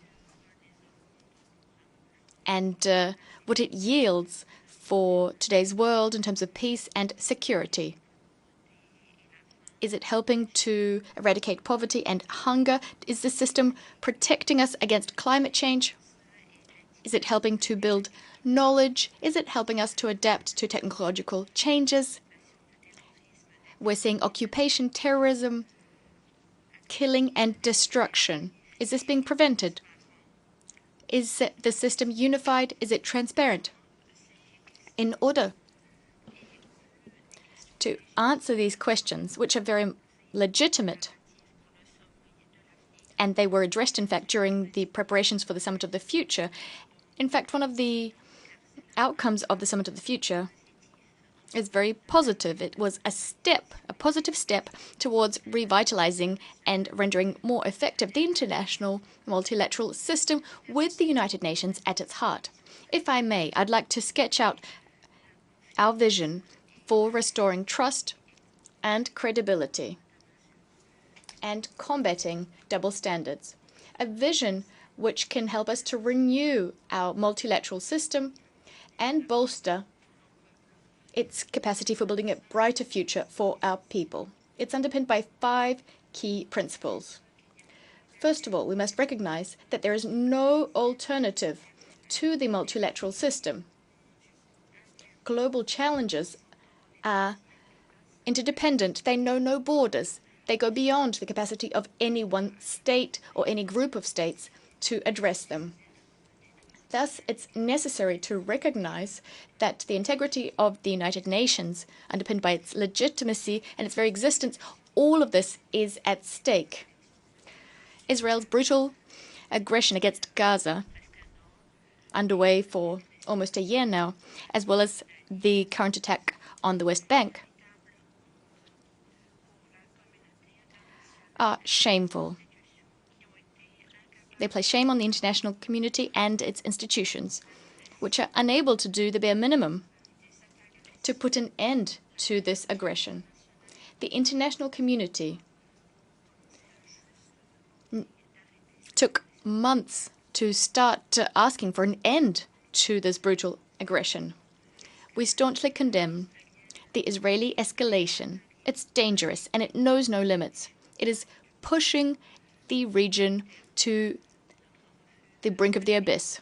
We categorically reject and strongly condemn Israel's current aggression vis-à-vis Lebanon. This is a flagrant violation of Lebanon's sovereignty, its territorial integrity, its unity, and its political independence.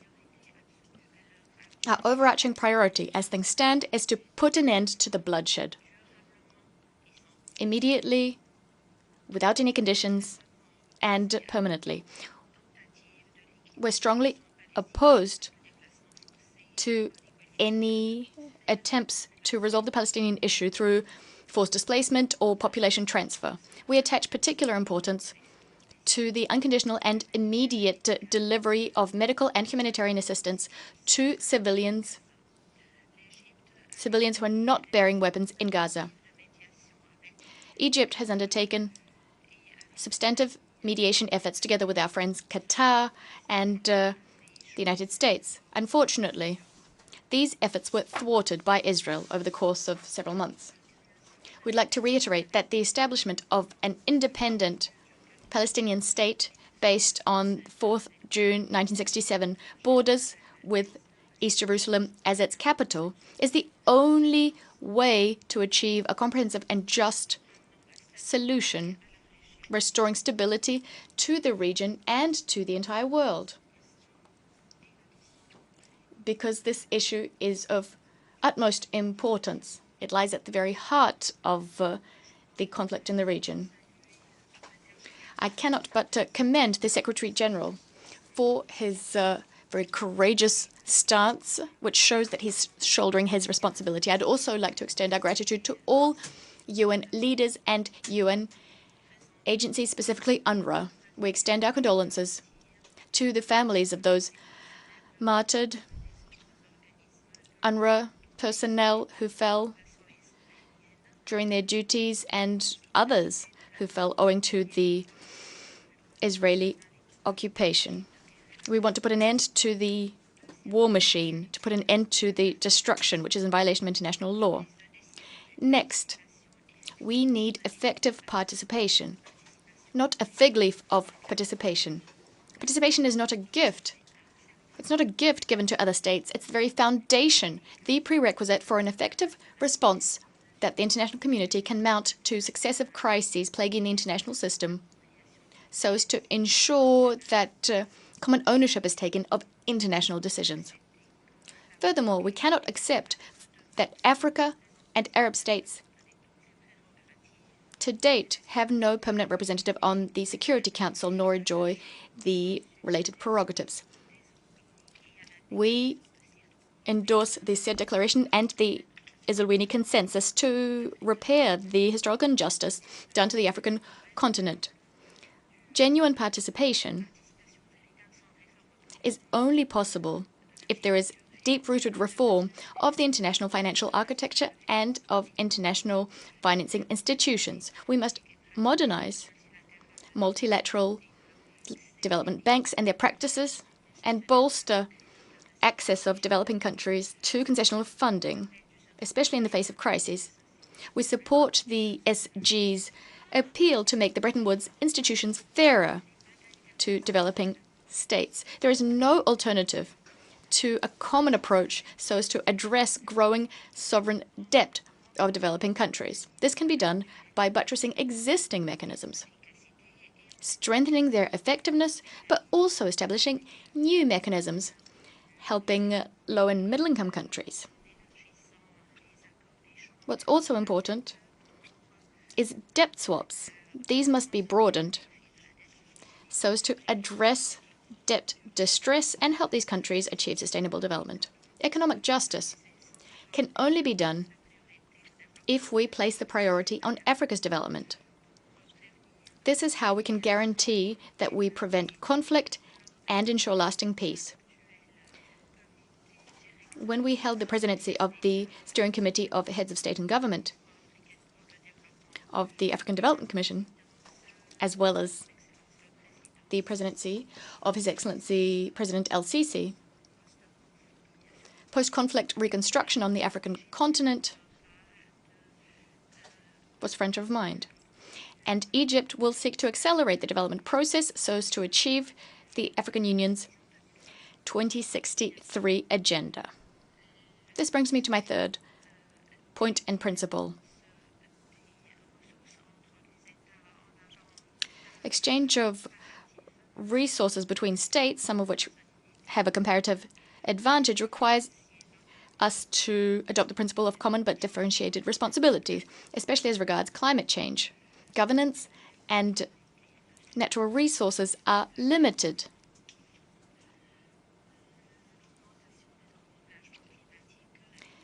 Mounting climate challenges is clearly linked to, and our ability to solve it is clearly linked to the types and amounts of financial assistance that's provided, as well as the technologies that are made available for climate challenges to be tackled at the national level.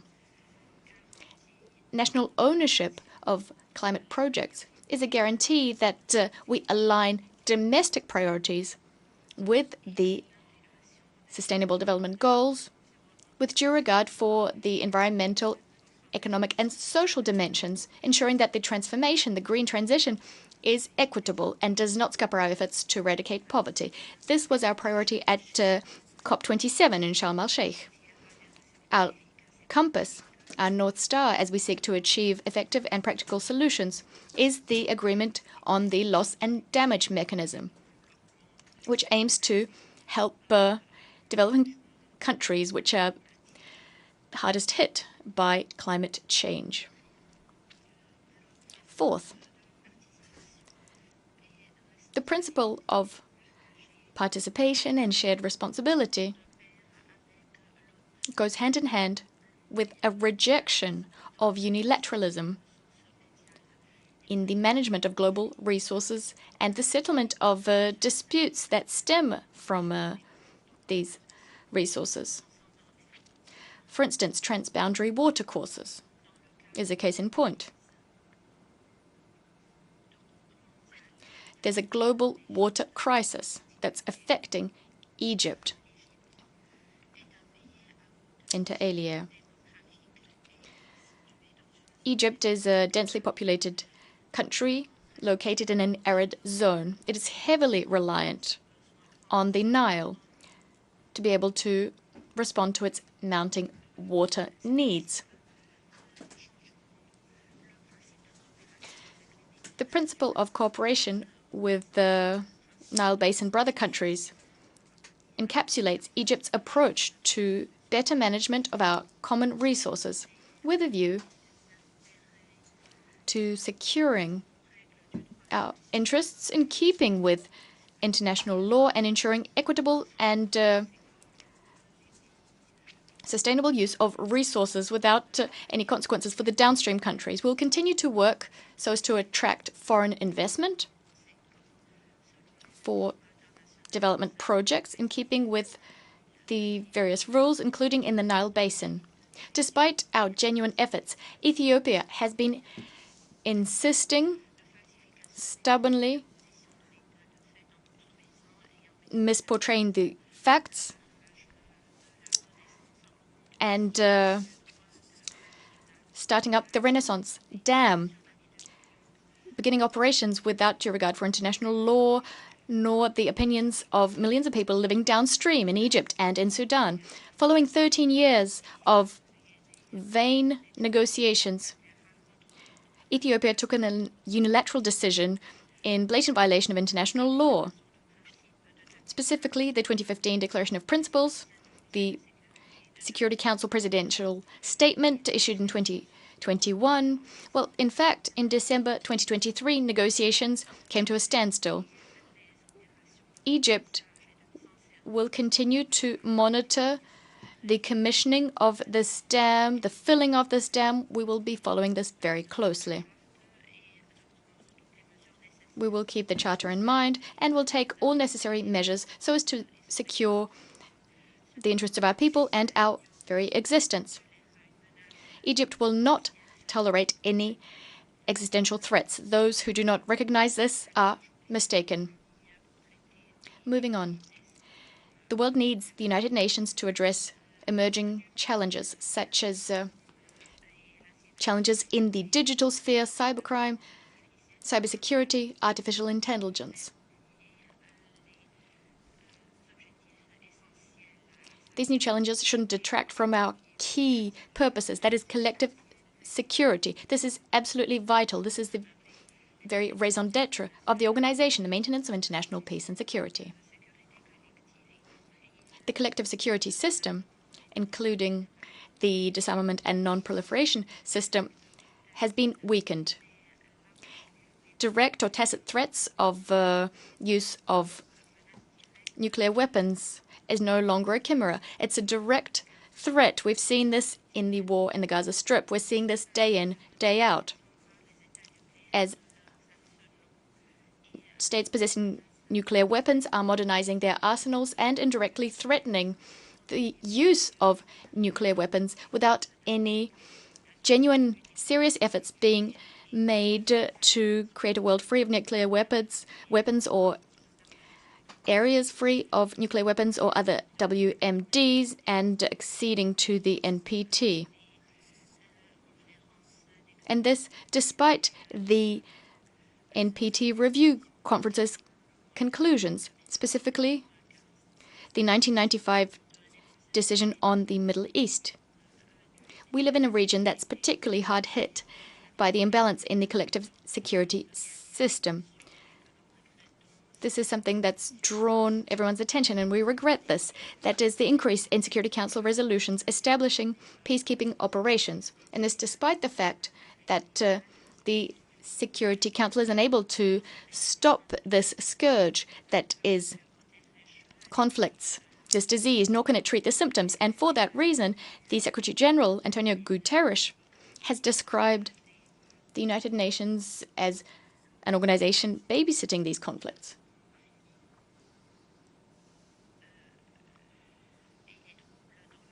Speaking of conflicts and upheavals in neighboring countries, as well as throughout the North Mediterranean, all the way through to the Horn of Africa in the south, we are particularly committed to strengthening the UN's role so as to address the root causes of conflicts. We need to ensure that peace is maintained, but also we need to sustain peace. This requires states to respect the unity and territorial integrity of other states. We also need national ownership of decisions without anything being imposed by external actors. This applies to all crises in the region. Sudan, Somalia, Libya. The way to resolve crises is to strengthen state institutions through comprehensive political processes so as to fill these political and security vacuums, which are being exploited by certain political and confessional forces, by regional and international parties who want to extend their influence at the expense of people and states in the region. Egypt would like to reiterate the importance of supporting an overarching political process so as to address the crisis in Sudan with due respect for the sovereignty, unity, and territorial integrity of that country, Sudan. We must also preserve its institutions, its national state bodies. We support the political settlement in Libya with national ownership thereof. The transition should proceed with parliamentary and presidential elections held concurrently and as swiftly as possible. We are hopeful that by pooling our efforts and endorsing the new UN mission in Somalia, we'll be able to preserve security and stability in that country in keeping with what its people and its government want. We condemn all unilateral measures threatening Somalia's unity, its sovereignty, extending across its territory. Egypt attaches particular importance to capacity building in our brother nations across Africa, together with the United Nations, through the International Conflict Settlement Center, as well as the Egyptian Partnership Agency that works on development. Egypt is committed to working hand in hand with our regional and international partners so as to restore equality and to combat double standards, as well as international hypocrisy, and to revitalize the international system, the multilateral system, implementing the various principles I enumerated in keeping with the principles enshrined in the UN Charter. We will be shouldering our responsibilities as part of the humanitarian response that must be mounted to address crises in our region. We're the third country in terms of refugee applications in 2023. Under the leadership of our President El-Sisi, we've been bearing the brunt of the burden, supporting our brothers from other Arab states and African states. Over 10 million refugees are currently being hosted in Egypt. However, there are certain limits which cannot be exceeded because of the burden this implies. The international community is therefore duty-bound to fill the funding gap and to mobilize the requisite resources so as to address the issue of humanitarian operations and meet the needs of refugees fleeing conflict in various countries. Despite international crises and challenges coming one after the other, and the ongoing rise in the number of migrants, Egypt will continue its efforts so as to bolster its human capital. We will do this through a national dialogue. We are prioritizing human rights and democracy. And we're not doing this to please external players. We are doing this to fulfill the aspirations of our people, young people, as well as women, so as to achieve gender parity as well. We've just adopted the first national action plan on women, peace and security. We will be implementing our national strategy on human rights. Furthermore, we'll continue working to maintain peace and security in our region and the world over, inspired by the values of the Egyptian civilization. A majestic, long-standing civilization.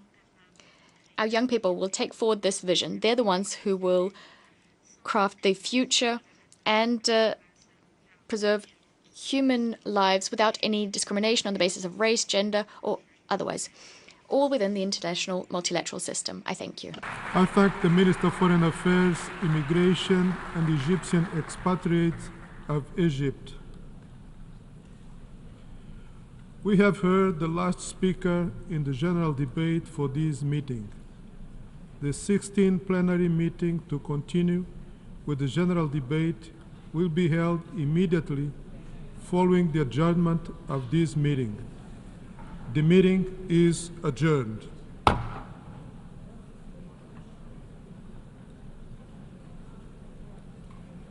The 16th plenary meeting of the General Assembly is called to order. The Assembly will continue its consideration of Agenda Item 8 entitled General Debate. I now give the floor to His Highness Prince Faisal bin Farhan Al Saud, Minister for Foreign Affairs of Saudi Arabia.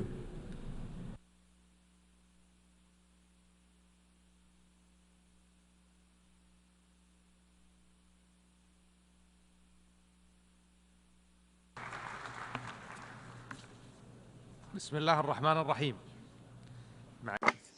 In the name of God, the Merciful, the Compassionate. President of the United Nations General Assembly, ladies and gentlemen, may the peace of God and blessing of God be upon you. Please allow me to congratulate, first of all, His Excellency Mr. Philemon Yang upon his election to head up the 79th session of the UN General Assembly. We also congratulate Mr. Dennis Francis for the efforts that he made during the previous session. I also wish to seize this opportunity to thank the United Nations Secretary General, Mr. Antonio Guterres, for the tireless efforts that he's making in order to achieve the goals and aspirations of the UN Charter. President, the Kingdom of Saudi Arabia, since we participated in the creation of this organisation, has been striving to make efforts to make the promises of the UN Charter an absolute reality, establishing the respect for international law, achieving international peace and security, and supporting channels for international multilateral actions in many different areas. In this regard, the Kingdom participated in the drafting of the Pact for the Future that was agreed on by the leaders of the world this week. We believe that this pact and the Summit for the Future in general is an opportunity to renew our collective principles, to strengthen cooperation, to achieve peace and security and sustainable development for future generations. In the Kingdom of Saudi Arabia, we are seeking to strengthen the role of international financial institutions to ensure an economic recovery. President, the world is seeing a high pace of crises, and unfortunately we are just looking at managing these crises rather than finding concrete solutions.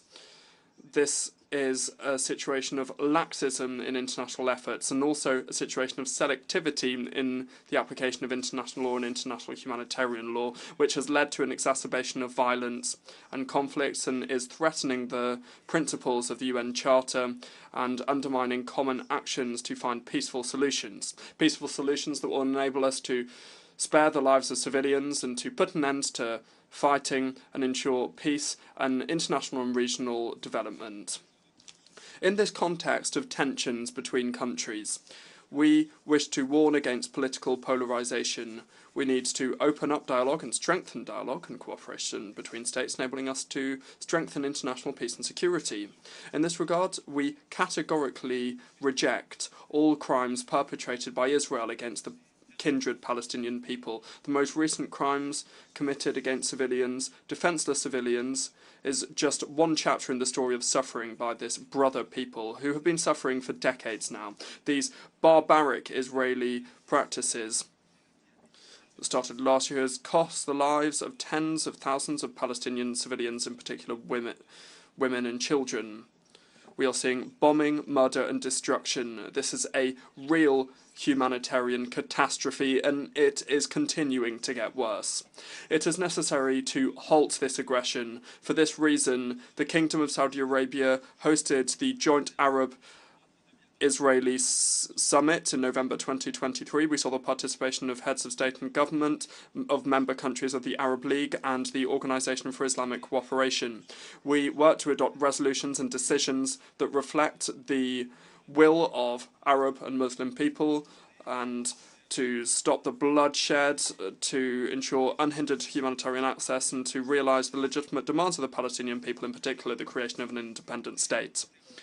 The Ministerial Committee tasked by this summit to engage in visits has called upon the international community to put an end to Israeli aggression and protect civilians. That's why we welcome the adoption by the General Assembly on the 10th of May 2024 of a resolution that states that the State of Palestine fulfills all the conditions to become a fully fledged member state of our organisation, and we welcome the decision of Norway, Spain, Ireland, Slovenia and Armenia, who have recognised the brother country of Palestine. We call upon other states to bilaterally recognise the State of Palestine and to act together in order to recognise the State of Palestine as an independent state. That's why we announced with our partners and ministerial committees with Norway and the European Union, we have announced the creation of a coalition to promote the two-state solution. We call upon all states to join us in this initiative.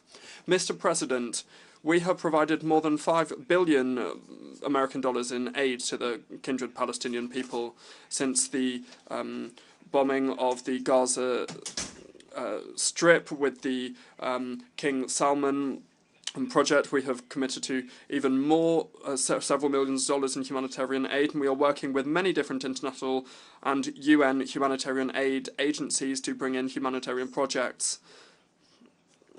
to the tune of $106 billion. We are also working with UNRWA to provide services, to provide food, medications, and meet other needs of the brother Palestinian people. The support provided by the Kingdom to UNRWA has gone above $1 billion. We welcome the advisory opinion of the International Court of Justice regarding Israeli practices in occupied Palestinian territories that has confirmed the illegal nature of Israeli presence in occupied Palestinian territories for now 75 years. It's essential to find a fair solution to the Palestinian crisis based on resolutions of international equality and enabling the Palestinian people to establish an independent state with pre-1967 borders with East Jerusalem as its capital. The prevalence of impunity, the lack of respect of legal obligations is encouraging Israel to continue its escalation. This escalation will have no positive impact on any party at all. It also risks having negative repercussions for the entire region. That's why we reaffirm the fact that it is necessary to preserve the stability of Lebanon and to respect its sovereignty in line with international law and in line with relevant UN Security Council resolutions. We are aligning with international efforts to bring in an immediate ceasefire and to find a lasting diplomatic solution. We call upon all parties to show wisdom and to show restraint in order to avoid a true war from breaking out in the region. Mr. President, the Kingdom has taken key measures in order to ensure appeasement and development in our region. We have concluded an agreement with Iran to restore our diplomatic relations based on the respect of sovereignty and non-interference in internal affairs, also on the respect of the UN Charter, working with the Organization for Islamic Cooperation, also to establish peace and security in our region.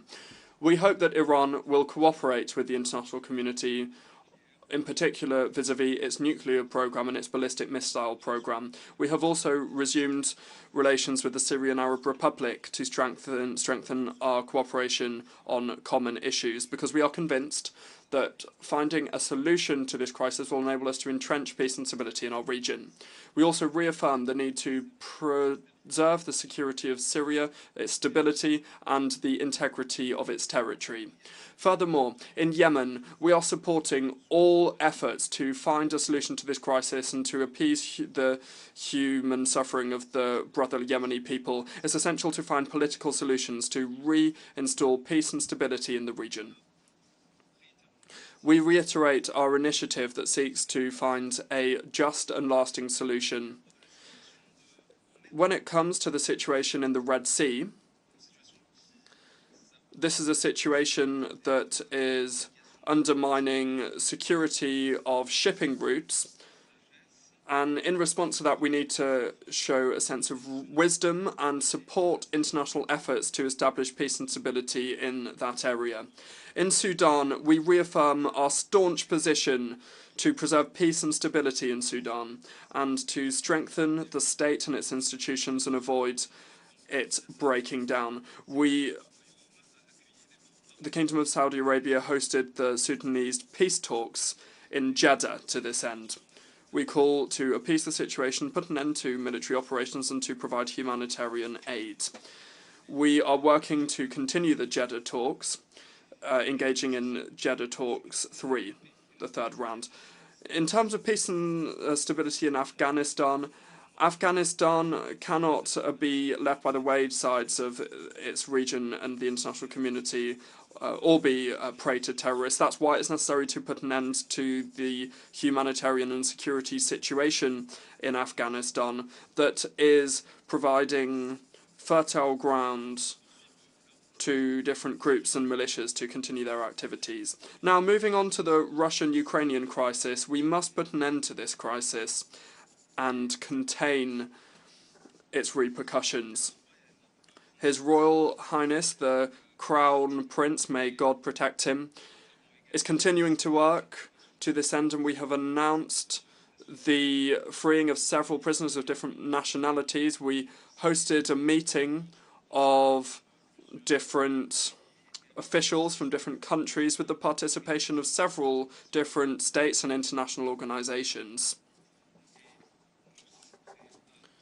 We stand ready to continue our mediation efforts between the parties to the conflict.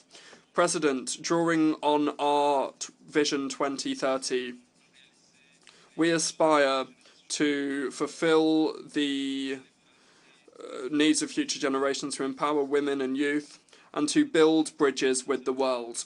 Through our development approach, we aspire to achieve global development, focusing on people, preserving their rights, their dignity, and allowing them to achieve their aspirations. Mr. President, on the energy front, we are working to achieve energy security and to guarantee access to energy at reasonable prices and to mitigate the effects of climate change. We seek to ensure stability in international markets, the international oil markets, and to guarantee access to this energy and guarantee security in the supply chains in order to ensure a prosperous international economy. We are also fighting against climate change, in particular by adopting a holistic approach to the energy transition.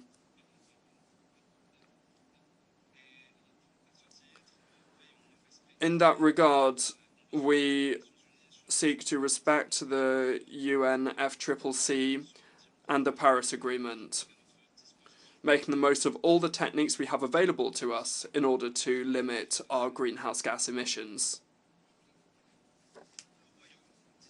The Kingdom of Saudi Arabia is one of the best placed countries according to carbon and methane density emissions, and we are working to set up a carbon transfer and storage facility in the city of Al Jubairah.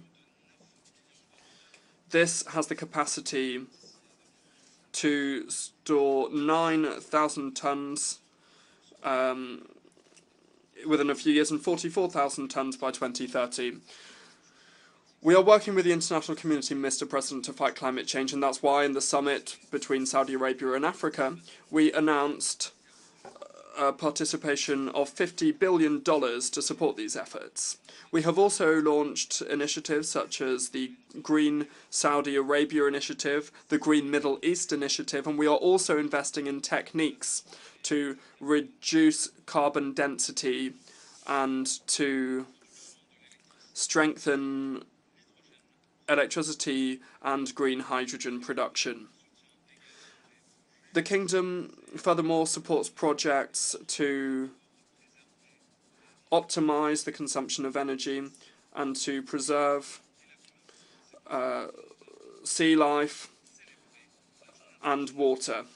That's why we celebrated the International Environment Day in 2024, and we will soon be hosting the COP16 of the United Nations Convention Against Desertification, which is reaffirming our commitment to preserve the future and fight against desertification. We also intend to host the International Water Forum in 2027. The Crown Prince, may God protect him, announced the creation of an international organisation for water resources last September to fight against the challenges we face when it comes to water resources. Mr. President, the Kingdom of Saudi Arabia is working to create a world free of nuclear weapons. For this reason, we call upon all states to preserve the non-proliferation regime while protecting the rights of states to use nuclear energy for peaceful purposes. We support efforts being made to fight against terrorism, and it's necessary to bolster our joint actions by continuing cooperation with our international partners in order to fight against this threat. It's necessary to make more effort to fight against the campaigns being launched by terrorist groups.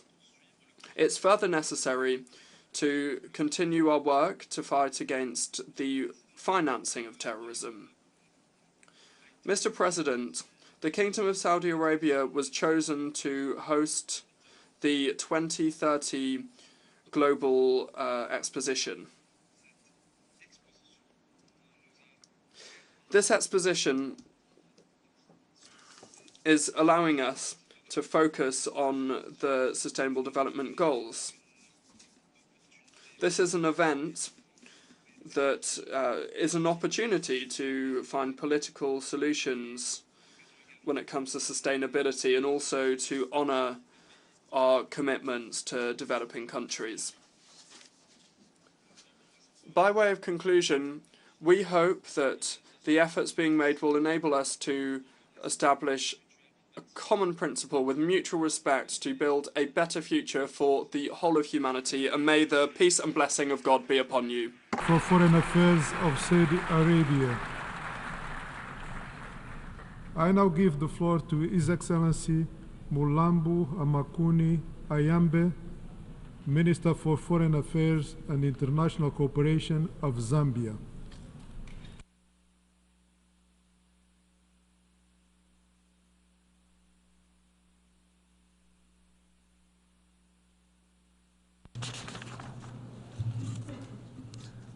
Your Excellency, Philemon Yang, President of the 79th session of the United Nations General Assembly, the Secretary General of the United Nations, Antonio Guterres, distinguished heads of state and government, honorable ministers, heads of intergovernmental organizations, excellencies, ladies and gentlemen.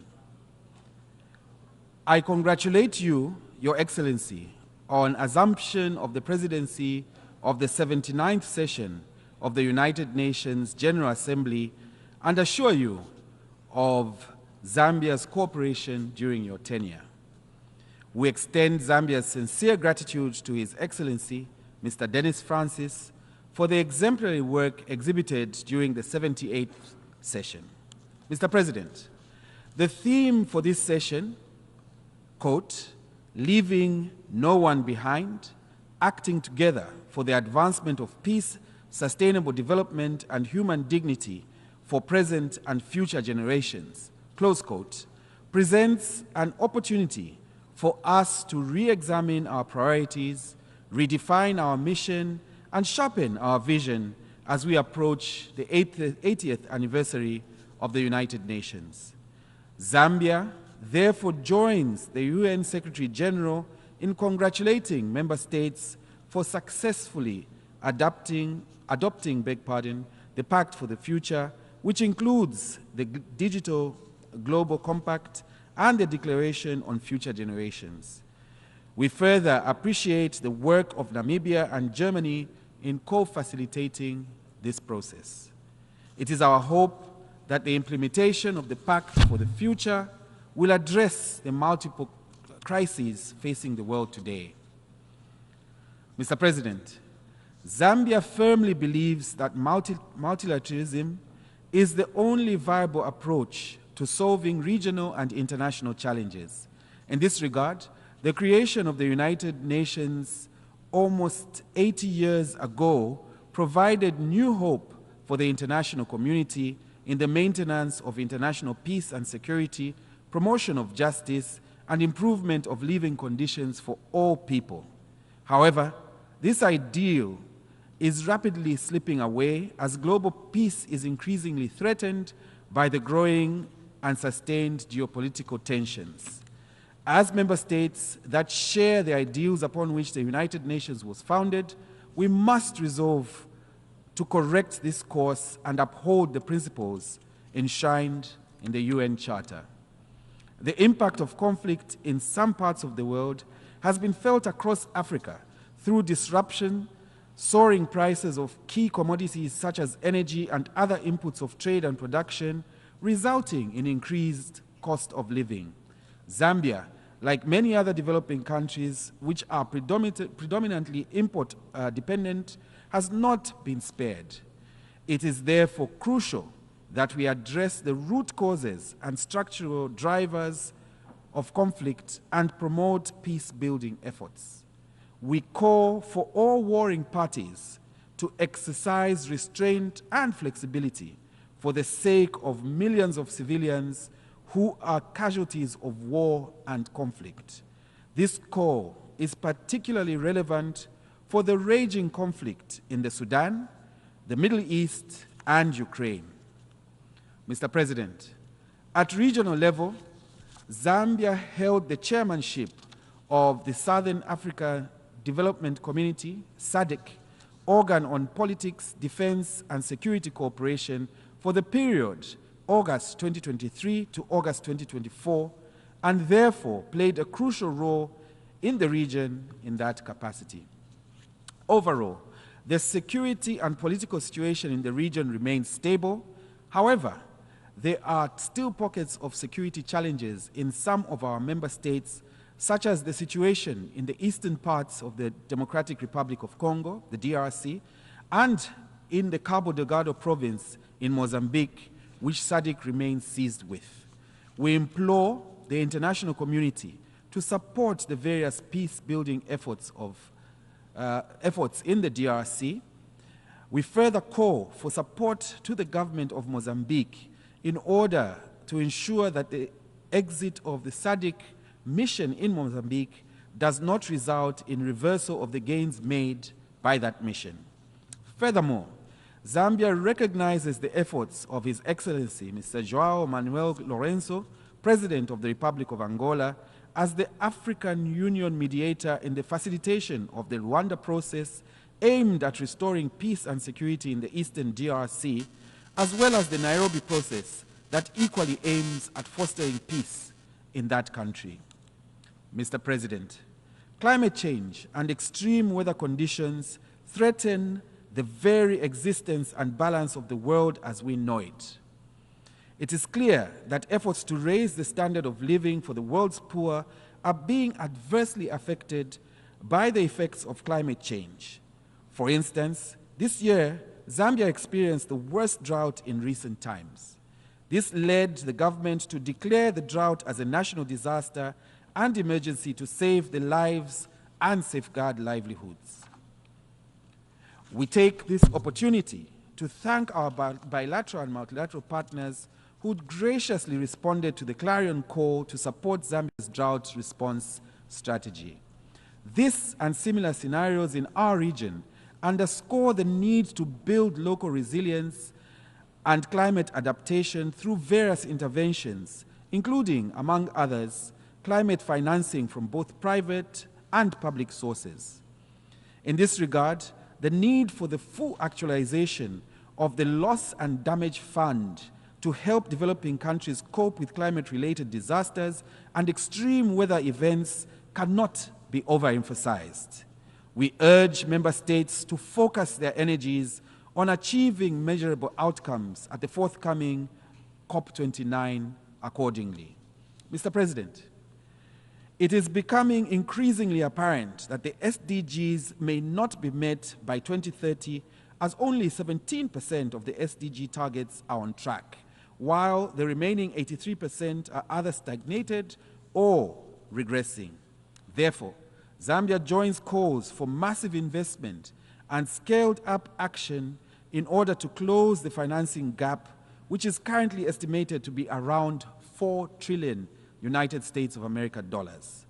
Failure to close this gap will adversely impact future generations. In the same vein, we call on the international community to scale up financing for developing countries to achieve the SDGs, including honoring commitments to contribute at least 0.7% of gross national income towards official development assistance. Further, the heavy burden of debt in some developing countries presents another major hurdle to the attainment of the SDGs, especially in Africa. These countries face a high risk of debt distress. There is need, therefore, for an effective debt workout mechanism that supports payment suspension, longer lending terms, and lower interest rates. Based on Zambia's experience, we call for further reforms to streamline the existing G20 framework for debt restructuring in order to enhance certainty and reduce the time it takes to conclude the process. Zambia further joins calls for the reform of the international financial architecture to make it fit for purpose and equitably address the development needs of all countries in the 21st century. Additionally, there is need to build capacities for least developed countries to access other innovative financial measures, such as debt for climate swaps and green and blue bonds, amongst others. Furthermore, Zambia joins other SADC member states in the call for a review of the use of unilateral economic instruments that curtail developing countries' access to development finance. Mr. President, aggressive tax avoidance and tax evasion have a corrosive effect on public trust, financial integrity, the rule of law, and sustainable development across the globe. International tax cooperation could significantly reduce illicit financial flows, a scourge that deprives economies, especially those in the developing world, of funding for development. Zambia therefore calls for the urgent conclusion of negotiations on the proposed UN Framework Convention on International Tax Cooperation. This will enable developing countries to enhance their domestic resource mobilization. As co-facilitator of the negotiations of the outcome document for the 4th International Conference on Financing for Development in the coming months, we look forward to actively engaging with member states in the reform of the international financial architecture. Mr. President, science and technology are critical to achieving the SDGs. Developing countries' lack of access to technology has hindered the implementation of sustainable development practices, thus perpetuating the cycle of poverty and inequality. Hence, there is need to bridge the gap in digital technologies, including artificial intelligence, to promote efficiencies in health, climate, sustainable infrastructure, energy, agriculture, and other global development priorities. In this regard, we call for enhanced international cooperation to support developing countries to integrate technology through capacity building, technology transfer on mutually agreed terms, information exchange, and investment in research and development. Alongside the Pact for the Future, member states adopted a global digital compact. Zambia was honored to partner with Sweden in leading negotiations of this historical document. Mr. President, as part of its efforts to accelerate the attainment of the SDGs by 2030, Zambia has been implementing policies and programs aimed at creating a strong and resilient health system, reducing inequalities, eradicating poverty, and empowering women and girls. This is also consistent with the implementation of the International Conference on Population and Development Program of Action. Zambia welcomes the Declaration on Future Generations, which seeks to secure the well-being of future generations, in particular, their participation in decision-making. To reap the demographic dividend, Zambia continues to call for significant investments in the growing youth population, currently standing at 82% below the age of 35. Increased investments are needed in education, health, and empowerment of young people so that they can meaningfully contribute to the achievement of the SDGs. Mr. President, child and early forced marriage is a harmful practice that disproportionately affects girls, hindering their education, health, and overall well-being. In this regard, Zambia continues to make strides in the campaign to end child marriage by 2030 and safeguard the rights of girls by enacting relevant legislation to address this vice. President Hakainde Hichilema, being the African Union champion on ending child marriage, Zambia is pleased to report that the campaign is growing from strength to strength, with 32 of the 54 countries on the continent having launched national campaigns to end child marriage. However, more needs to be done. We call on all partners to join efforts and raise our voices to protect our children to end this harmful practice by 2030. Mr. President, in the face of the present geopolitical realities and calls to strengthen multilateralism, the need to reform the UN Security Council cannot be overemphasized. Reforms are necessary to make the Security Council better equipped and strengthened in its capacity to discharge its responsibilities of monitoring and safeguarding international peace and security. The representation of African states in the permanent category would correct this historical injustice that has marginalized Africa's voice and will provide a vital perspective to the Council. Time has come for the Security Council to be representative, democratic, and accountable to all member states, irrespective of status. This is essential for its integrity as the custodian of international peace.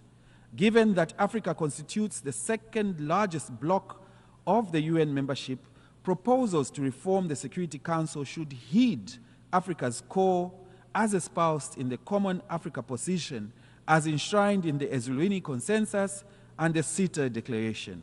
In this regard, we are pleased to note that the African Union Committee of 10, the C10, and the 5 permanent members, the P5, of the United Nations Security Council held a meeting during this session of the United Nations General Assembly. Such interactions should be encouraged in order to narrow the gap on the Security Council reforms. Finally, Mr. President, I wish to reaffirm that Zambia remains committed to strengthened multilateralism as a means of addressing the numerous global challenges affecting our people, including ending poverty and creating wealth in a sustainable manner. To this end, Mr. President, we should not remain indecisive and indifferent to this serious issue, nor should we forego this opportunity to make the world a better place for all humanity. In conclusion, I would like to reiterate the need for us to seriously consider the call for massive investment and scaled-up action if we are to make meaningful progress in achieving the SDGs, including implementation of the Pact for the Future. I thank you, Mr. President. I thank the Minister for Foreign Affairs and International Cooperation of Zambia. I now give the floor to His Excellency Maxine Ryzenkov, Minister for Foreign Affairs of Belarus.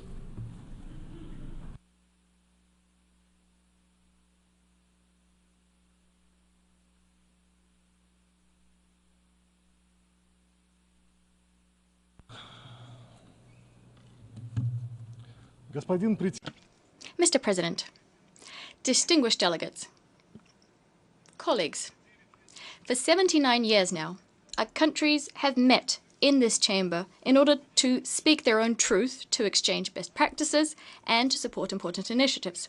And we do this with the motto of making the world a better place. But is the world becoming a better place? Is it more predictable, safer? Is it more stable? There are some veterans in the room who probably remember the time when the UN did have a special role to play. Us less seasoned participants only heard about this or read about this in textbooks. Back then, many years ago, the UN Chamber, or the UN Charter, was something unshakable, a true guarantor of compromise, forward-looking solutions. We remember the horrors of World War II. No one wants a repetition of that tragedy. That's why we created a singular instrument for collective dispute settlement and for strengthening the architecture of international cooperation.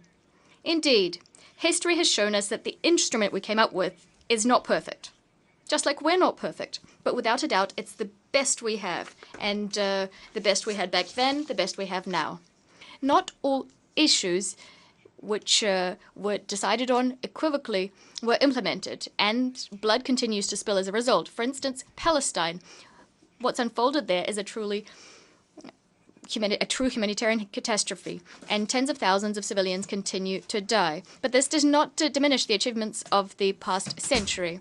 We shattered the colonial system. Many people finally got the right to develop themselves. And new hubs, economic, industrial, and financial, appeared across all continents.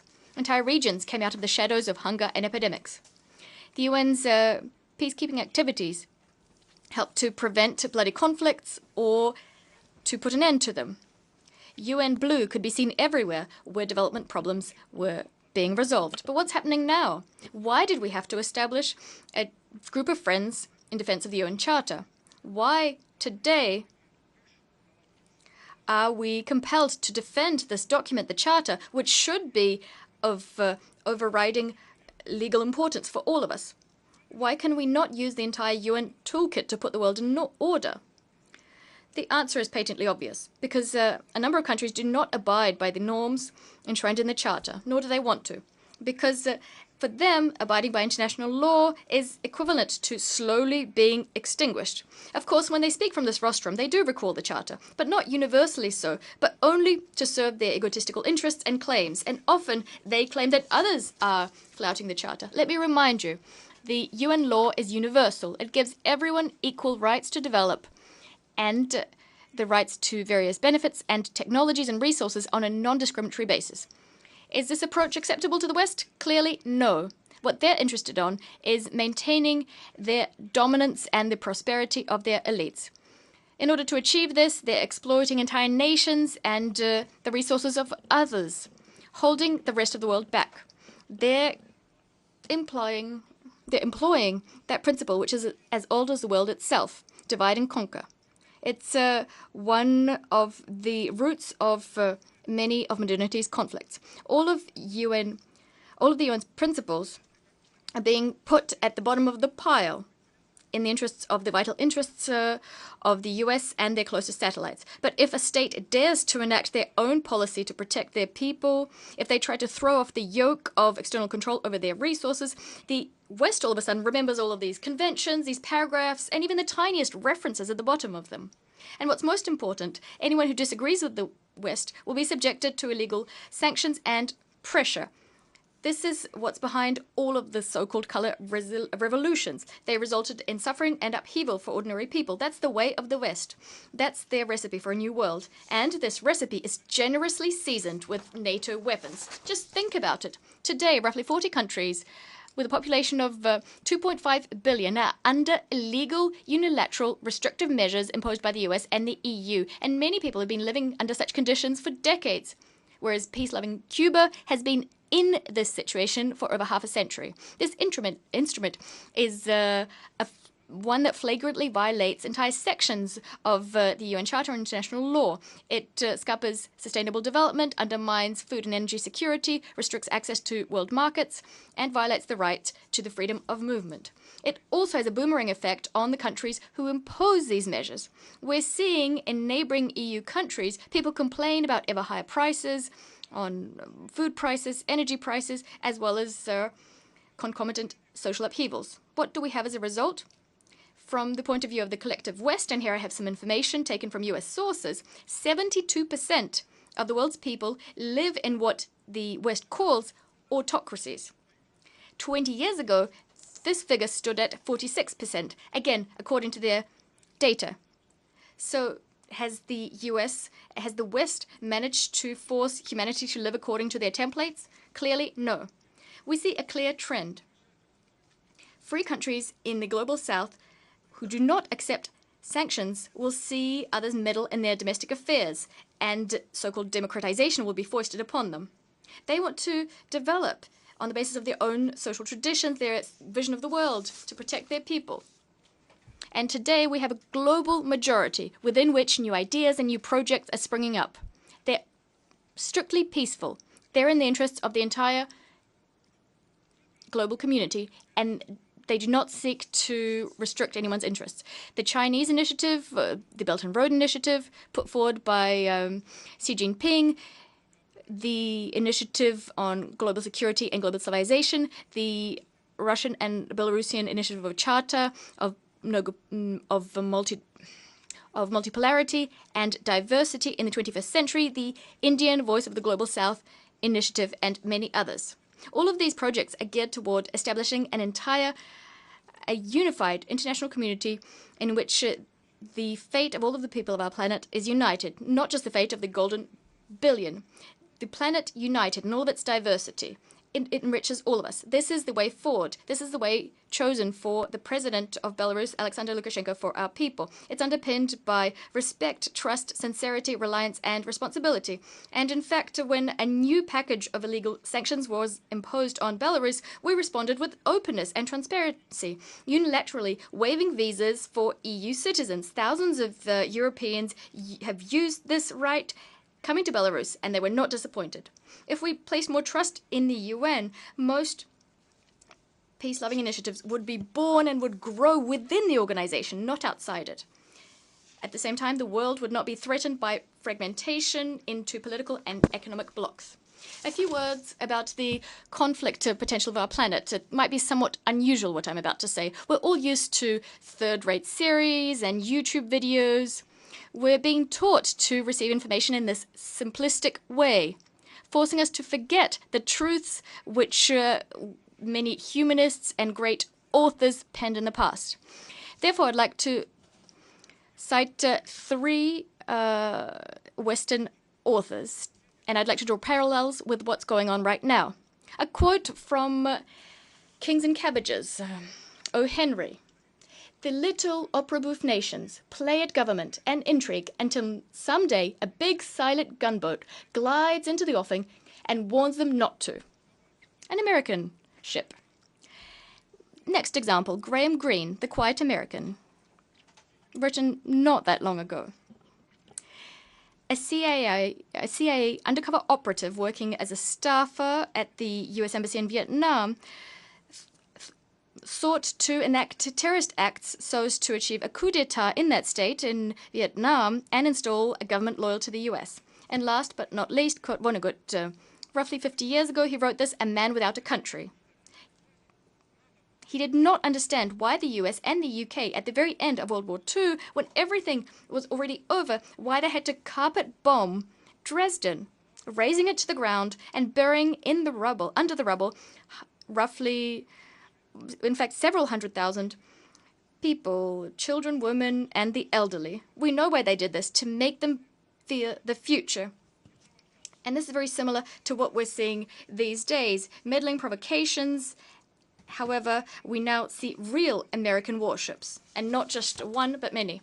This is why we need a strong and impartial universal international organization which can guarantee that a balance is struck in our world, in which no one country or group of countries can do as it sees fits, imposing its will on the UN to stoke its egotism at the expense of the global majority. A strong organization wouldn't allow transnational capital to benefit the collective West. It wouldn't allow for Ukraine to fight to the last Ukrainian. And if everyone, like Belarus today, understood what's actually happening in the conflict zone, what risks we're running, then we'd want to put an end to this bloody confrontation between these two brotherly nations. Long ago, Ukraine and Russia would be sitting around the negotiating table, not out in the battlefield.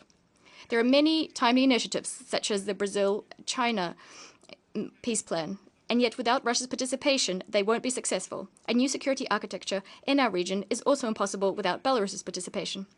NATO is bolstering military capabilities at our borders many times over. Tens of thousands of soldiers, thousands of units of military equipment, and we're seriously disquieted by the fact that these games might get out of control, resulting in the conflict spreading throughout the region and throughout the world, which would have catastrophic repercussions for us all. Europe has its share of nuclear weapons. Thus, escalating these tensions is a path straight to World War III. 10 years ago, in Minsk, fruitful agreements were penned so as to resolve the conflict in Ukraine. Today, we continue to propose our efforts as we understand Russians and Ukrainians best of all, and we're doing everything we can to achieve peace in long-suffering Ukraine. We're very much interested in this, more than anyone.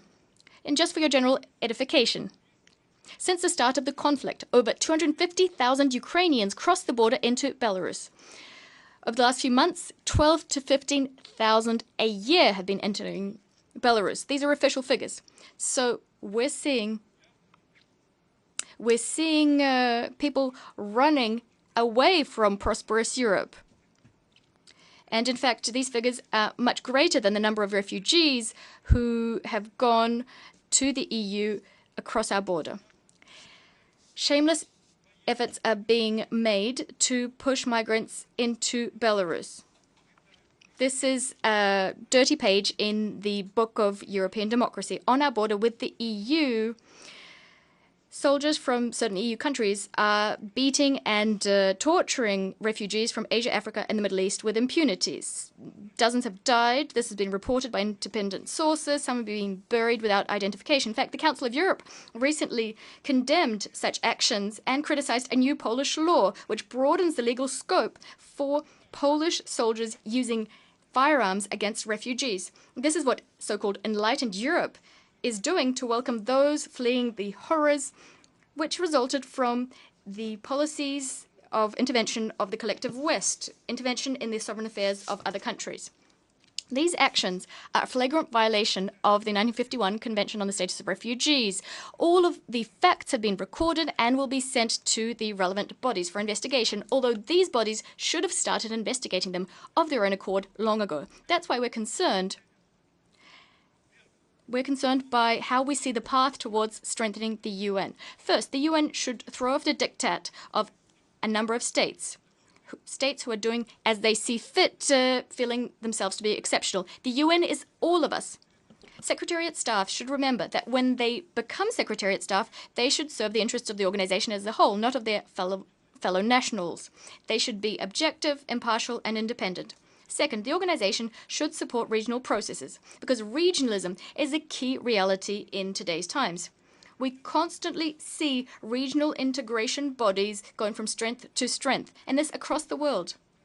We're seeing the global majority, regional projects rising, BRICS, SCO, CIS, the Eurasian Economic Union, the African Union, ASEAN, many others.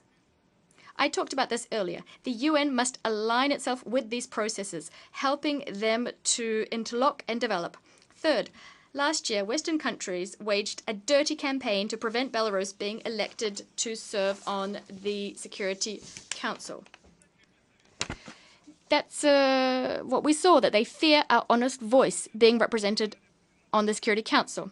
However, we'll continue speaking openly and directly about a whole host of global issues. We'll continue insisting that Security Council reform is enacted and that this reform is fair, because the voice of the Global South on the Security Council, it's our voice. This is why we believe what's necessary is Security Council reform by including developing countries in Asia, Africa, and Latin America. These countries are at the heart of global problems. They know better than anyone else how to resolve wars and conflicts in the developing world. Their weight in global affairs is much greater than it was 80 years ago as well. Fourth, the UN should adopt a principled stance regarding the unacceptability of unilateral measures. We should expect the organization to take serious and objective measures to assess the negative impact of sanctions on sustainable development. What's more is the UN's work to counter illicit sanctions should be systematic. A principled objective assessment of all instances of their use needs to be given. Fifth, we need to use the UN as a platform for effectively resolving growing transboundary threats. Belarus has always been in favor of a collective approach to these global problems, such as migration, pandemics, natural disasters, human trafficking, the list goes on. Outside this chamber, there is a counter, which shows how much is being spent on arms in real time. Trillions of dollars. And that's only the money that the UN knows about. We think the golden billion countries should use these trillions of dollars not to fuel yet more wars and conflicts, but to resolve vital problems. Many global problems would be resolved in a flash. The UN would get the resources to help development, which it currently lacks. It keeps saying that donors don't have the money, they're not giving the money. And at the same time, those who have self-styled themselves as hegemons will shoulder their responsibility to solve global problems. What's more is, the UN should be the voice of states, without this voice being diluted by non-government bodies. After all, member states are the ones taking decisions. They're the ones responsible for the destiny of millions of people on our planet and are responsible for implementing all of their decisions.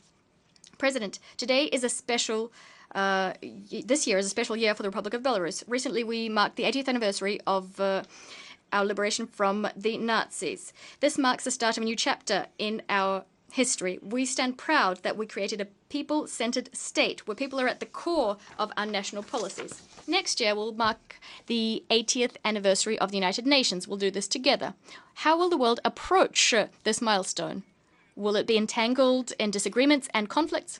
This is why the President of the Republic of Belarus, Mr. Lukashenko, put forward the initiative of a global dialogue on security, and it very much dovetails with the proposals put forward by many delegates from this rostrum today. We will continue knocking on the doors of peace and constructive action, the doors of security and development. Starting last year, we began holding an international conference on Eurasian security in Minsk, the goal being to consolidate political, economic, and other processes in Greater Eurasia for the benefit of our states and people. This year, it will be held on the 31st of October. We invite all of you to attend. We must breathe the spirit of San Francisco into the UN's lungs. After all, that is the spirit that gave life to our organization. We stand convinced that this is absolutely necessary right now. It's necessary to secure the interests of all people on our planet. I thank you for your kind attention. Thank the Minister of Foreign Affairs of Belarus. I now give the floor to Her Excellency Tordis Coburn Redford Guilford-Otier, Minister of Foreign Affairs of Iceland.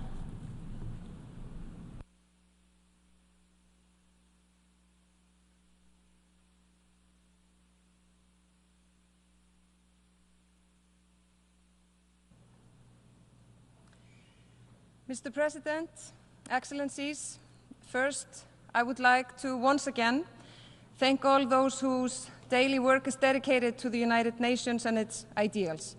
All across the globe, people work in the name of the United Nations, wearing the colors and emblems of the UN, giving their effort to make our world a better place, often doing work that only the UN is capable of doing.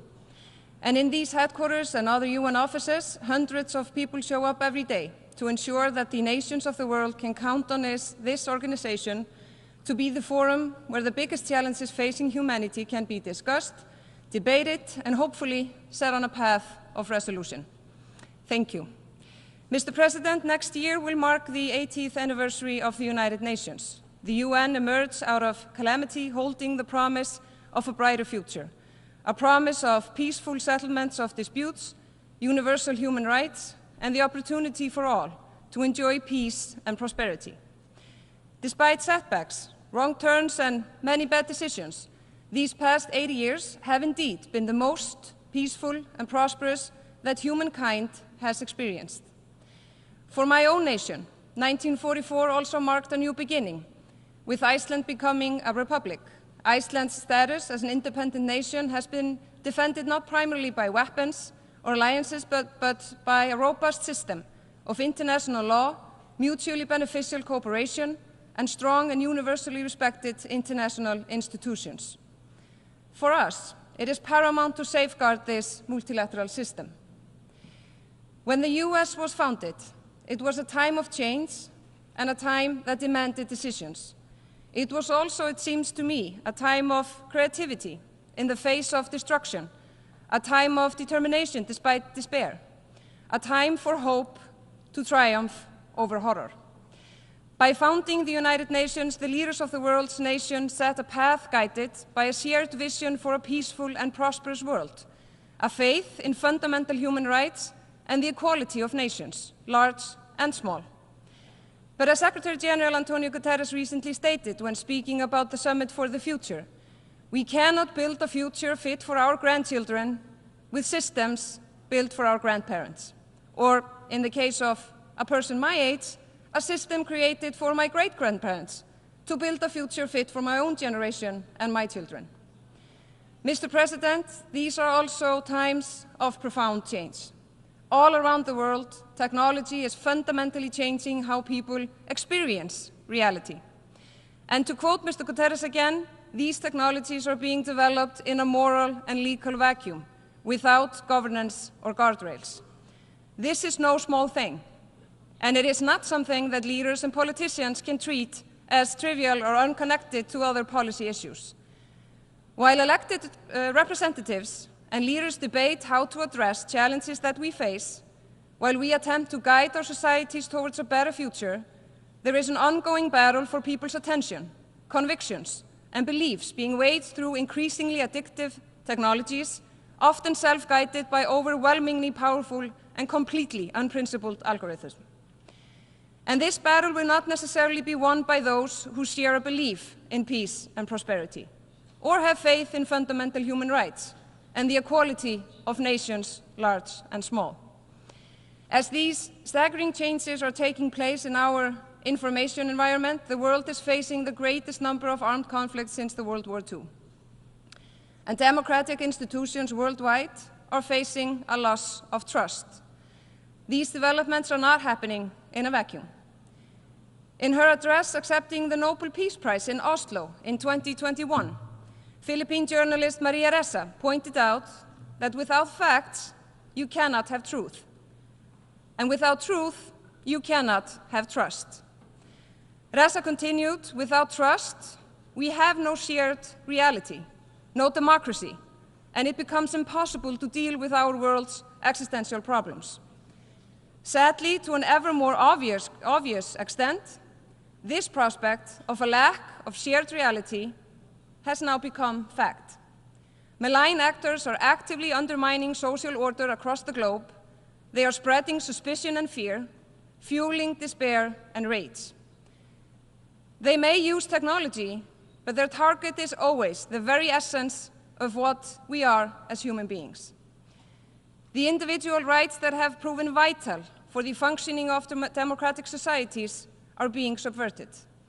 This is why I said in my address to this body 1 year ago that human rights are for human beings, and that freedom of expression is not for programmed bots that spread hate, lies, and fear. This is a challenge that we have not yet solved.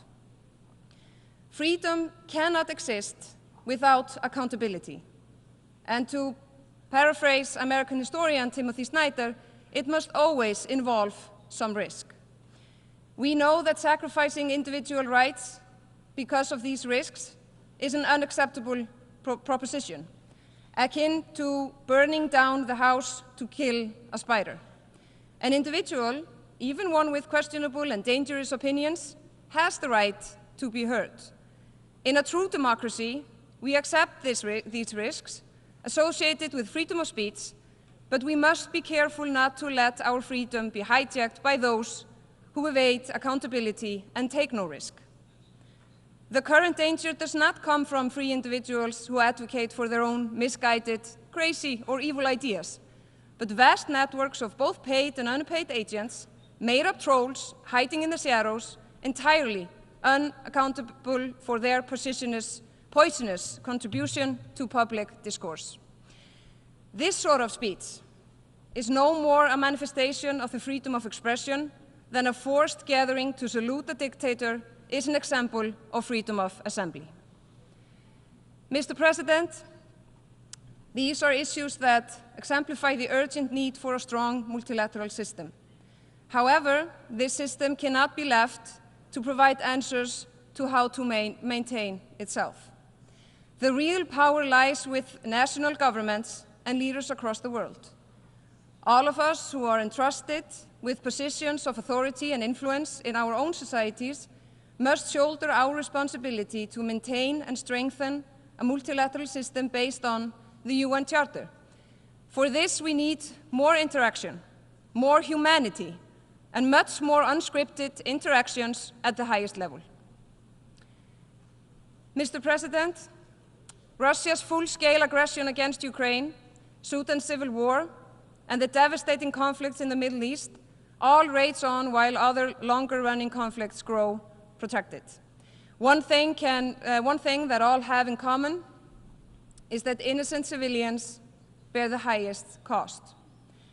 By invading Ukraine and violently seizing its territory, the Russian Federation has committed a flagrant breach of the UN Charter and derogated from its primary obligations as a permanent member of the Security Council to uphold international peace and security. The Russian Federation repeated threats of using nuclear weapons are reckless and they are dangerous. In the case of the Russian Federation's actions, there should be no doubt who is in the right and who is in the wrong. It is Mr. Putin who has concocted a false narrative around his invasion of Ukraine's territory. It is he who started this senseless war, and it is in the Kremlin's power to end it at any time by withdrawing its forces from all the territory that is internationally recognized as belonging to Ukraine. The Russian Federation's disdain for the principles of the UN Charter is on full display in Ukraine, but it is also pervasive in many other parts of the world with ongoing insidious efforts to subvert democratic norms and incite violence and chaos. Mr. President, Israel's right to exist is beyond debate. Iceland condemned in the strongest terms the horrific attack on Israel on October 7th. We continue to call for the immediate and unconditional release of all hostages. But no country is above the law. And the Palestinian people's right to self-determination is also beyond debate. In the current conflict, the world has witnessed limitations of humanitarian aid, water, and power to Gaza. This is simply unacceptable. There have been reports of civilian infrastructure and hospitals being used for purposes that can deprive them of their protection under international humanitarian law. This is also unacceptable. And we have witnessed unacceptable losses of civilian lives, children, aid, and healthcare workers, journalists, and UN staff. And journalists are being denied access to the war zone and silenced. Iceland condemns all violation of international law, including international humanitarian law. International law provides states with rights and obligations. Both are sacred. Again, we call on all parties to agree to an immediate ceasefire and avoid any action that could lead to further escalation. A clear political path to peace must follow a ceasefire, entailing the establishment of two states living side by side in peace and security. With that aim, and as confirmed by the International Court of Justice, Israel must immediately cease all new settlements activities and bring its unlawful presence to an end. Our worst fears of an escalation have now been realized with the bloodiest days that Lebanon has seen in years. And still, we must brace ourselves for even worse, with the conflict spiraling further out of control. The parties have been warned of the cost and the danger of this development. It must stop, for the sake of humanity. Mr. President, in 10 days, the General Assembly will convene to elect 18 new members to the United Nations Human Rights Council for the term 25 to 27. Iceland is a candidate in these elections, hoping to serve for a second time on this important body. We submitted our candidature out of a deep conviction that respect for human rights and the rule of law, justice and fairness are key to a prosperous society. Mr. President, in his opening address to this Assembly on Tuesday, Secretary General Guterres pointed out that less than 10% of all speakers this week would be female. In our estimate, I am one of only 19 women speaking from this podium during the opening session. I thought we had come further than this. But of course, I am truly one of the lucky ones. Mr. President, it is beyond my comprehension that there exist in this world, in these enlightening times, societies of human beings where little girls and women are not allowed to go to school. That there exists in this world of ours a society where little girls are not allowed to laugh in public, and women are not allowed to take part in conversations outside the confines of their homes. A teenage girl in Afghanistan who sings a happy song in public runs the risk of being arrested, of being humiliated, of being ostracized, of being beaten, or even worse. Mr. President, how has the world come to this? And this is why Iceland supports the cross-regional action announced this week here in New York to hold the Taliban to account for their grave violations of CEDAW. Mr. President, those whose sexual orientation differs from the common norm are suffering backlash too. While we have thankfully seen a significant shift towards decriminalization of consensual same-sex relations, we are also witnessing laws adopted to establish or expand criminal sanctions contrary to the basic universal norms that all states have agreed. I do not understand why people should not be allowed the freedom to love and be loved for who they are. Increased individual freedom and happiness should never worry politicians or governments that have real problems to solve. I am proud to confirm that if elected to the Human Rights Council, Iceland will include LGBTI+ rights among a list of priorities during our term on the Council. Mr. President, Iceland strongly emphasizes global actions against climate change, both mitigation and adaptation. Climate change is not a distant threat. It is a reality already impacting the lives and livelihoods of millions of people. Climate change threatens the health of the ocean, which Iceland is highly dependent on. A healthy ocean and a healthy planet are matters of economic prosperity and well-being. One of the main meetings I attended this week was a high-level meeting on sea level rise, which strongly indicates that our ocean's environment is destabilizing.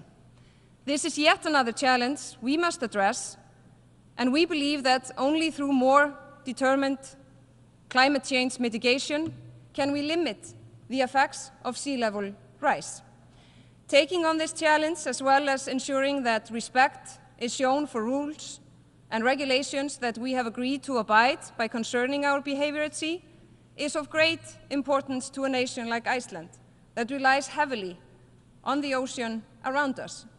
The United Nations has proven record in this arena, primarily with the Convention for the Law of the Sea, a particularly important agreement in our view, and all maritime nations. Therefore, it is of great concern that the law of the sea is being challenged and undermined, including in the South China Sea. We call on all member states to honor their commitments and act in accordance with the law of the sea. Mr. President, we must work together for a more stable and prosperous world, and Iceland is set on contributing to more sustainable development. Our recently adopted policy for international development cooperation supports this with the overarching goals of poverty eradication, respect for human rights, and improved living standards. It foresees a significant increase in official development assistance. Given our experience, we will continue our firm focus on gender equality, women's empowerment, sexual and reproductive health and rights, and eradicating gender-based violence. Crucially, we will increase our efforts to strengthen civil rights and improve social and legal protection of LGBTQI+ persons. It falls on all of us to support the vital work of the United Nations and other partners in addressing the dire status of humanitarian affairs. The number of refugees and internally displaced persons has never been higher, as increasing levels of fragility know no geographical boundaries. Mr. President, we are meeting at a time when the multilateral system is under the greatest pressure it has faced since the establishment of the United Nations. Meanwhile, it is abundantly clear that without multilateralism, without international cooperation, and without respect for international law, the downward spiral of crisis and conflict will only accelerate. The adoption of the Pact for the Future offers an encouraging sign, a collective recognition that it is only together that we can work for a better world, and that we need new tools in these times of change. The choice is namely ours. Either we take on the responsibility to guard the foundations of the multilateralism, the UN Charter, and international law, or we succumb to a world of might makes right, which surely will only lead us to disaster. So the choice is clear. We must work together to protect and promote the fundamental principles and values underpinning the vision of the UN's founders and on which this great organization is built. We must ensure that the UN system, including the Security Council, keeps up with the times and reforms and adapts to changing realities. Taking this step will require courage and strong political will. Mr. President, over and beyond, we must recognize that the world needs the United Nations more than ever before, and we cannot and must not fail to make our organization the best possible version of itself. The multilateral system deserves to be defended in the same spirit of creativity, under the same promise of hope, and with the same steadfast determination that guided the hands of those who brought this organization into existence almost 80 years ago. I thank you.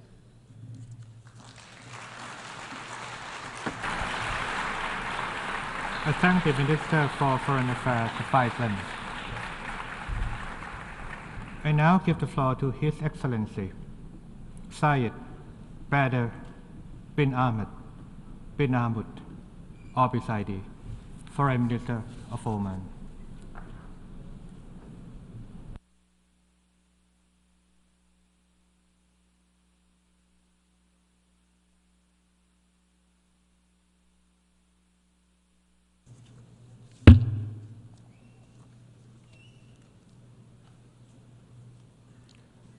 معالي His Excellency Philemon Yang, President of the 79th Session of the United Nations General Assembly, it's a pleasure to extend to you and your friendly country, the Republic of Cameroon, our sincere congratulations on your election as President of the 79th Session of the United Nations General Assembly. We also express our deep appreciation for the efforts made by your predecessor from the friendly nation of Trinidad and Tobago during his tenure.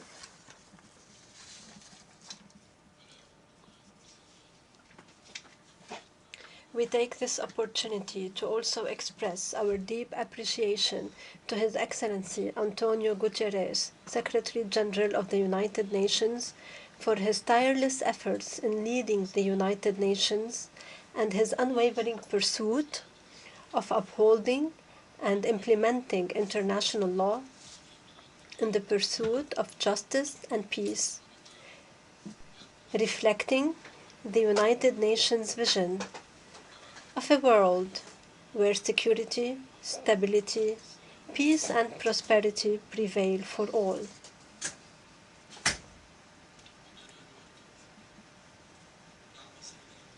The Sultanate of Oman reaffirms its full support for your endeavors and those of the United Nations in promoting international peace and security. We express our strong commitment to the UN Charter, recognizing the importance of the United Nations in embodying the people's hopes and aspirations for development and a dignified and prosperous life. Mr. President, Oman's foreign policy is founded on a steadfast vision that embraces dialogue and tolerance as a means to address all challenges and issues.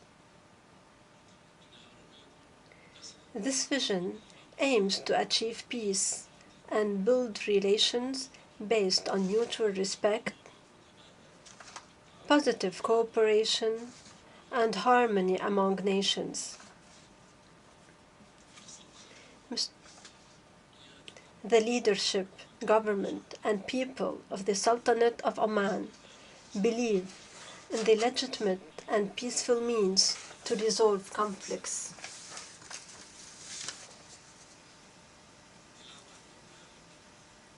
Accordingly, Oman calls for an immediate ceasefire and cessation of hostilities in the Gaza Strip, Lebanon, and the Red Sea region.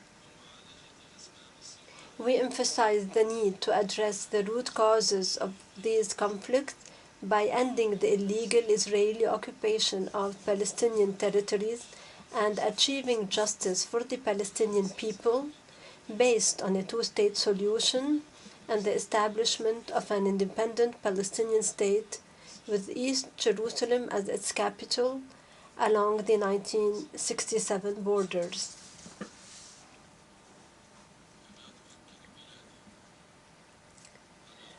Oman underlines the need to grant Palestine full membership in the United Nations and the genocidal policies carried out by the Israeli occupation forces against the Palestinian people and alleviate their humanitarian suffering.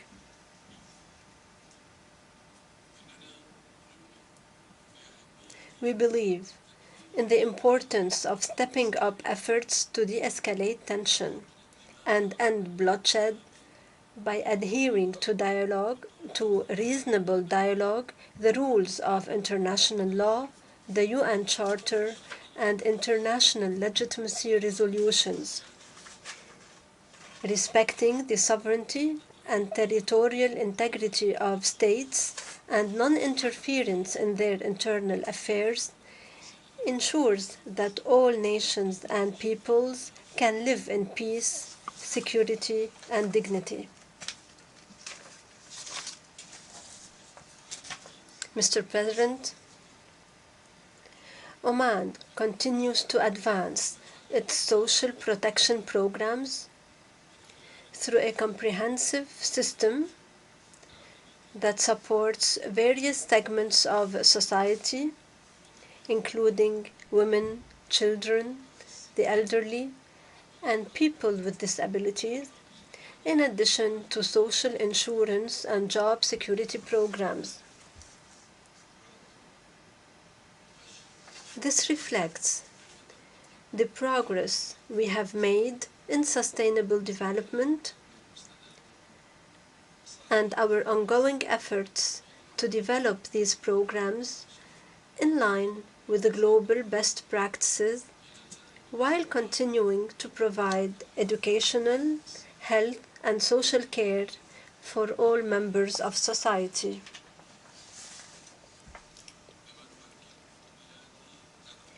Our nation remains committed to supporting and empowering youth, whom we consider the cornerstone of the future and the key to sustainable development. We believe that young people are the driving force behind innovation, growth, and progress. We are dedicated to creating opportunities that enable them to apply their skills and contribute effectively to building a brighter future. Mr. President, Oman underscores the importance of promoting respect and peaceful coexistence among peoples. We call for fighting all forms of discrimination, racism, hatred, and violence.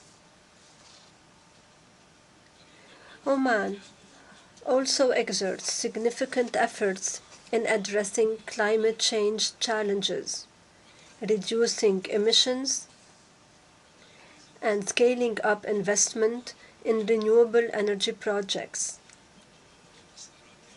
Our net zero carbon strategy for 2050 is driven by clean energy projects, green hydrogen initiatives, and nature-based solutions. This commitment stems from our belief in the importance of protecting the environment and preserving natural resources for future generations while balancing economic development and environmental sustainability. Mr. President, Oman's development efforts are in line with our national vision, Oman Vision 2040, which serves as the foundation for achieving economic and social development goals and addressing future challenges. In this context, Oman has submitted a second voluntary national report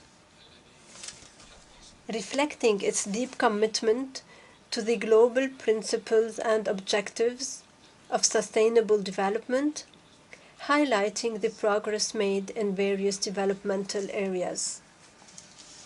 In this regard, we welcome the adoption of the Pact for the Future this year.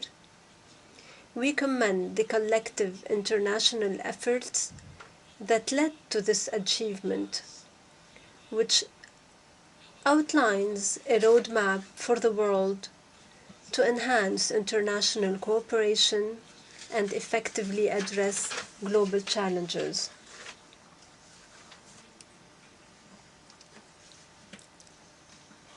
Therefore, we urge all member states to commit to implementing this pact, its vision and goals, through fruitful cooperation and knowledge exchange as a path towards achieving a better, safer, and more prosperous future for generations to come. Thank you for your attention. We sincerely hope that this session will be successful and fruitful. Peace, mercy, and blessings be upon you. I thank the Foreign Minister of Oman. I now give the floor to His Excellency Lars Løkke Rasmussen, Minister for Foreign Affairs of Denmark.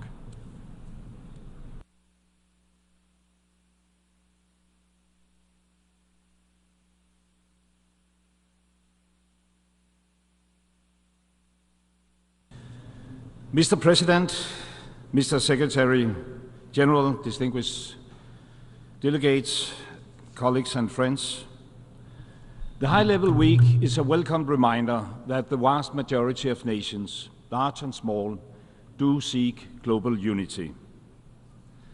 That the division we talk so much about is only sought by the few, and this gives me great hope.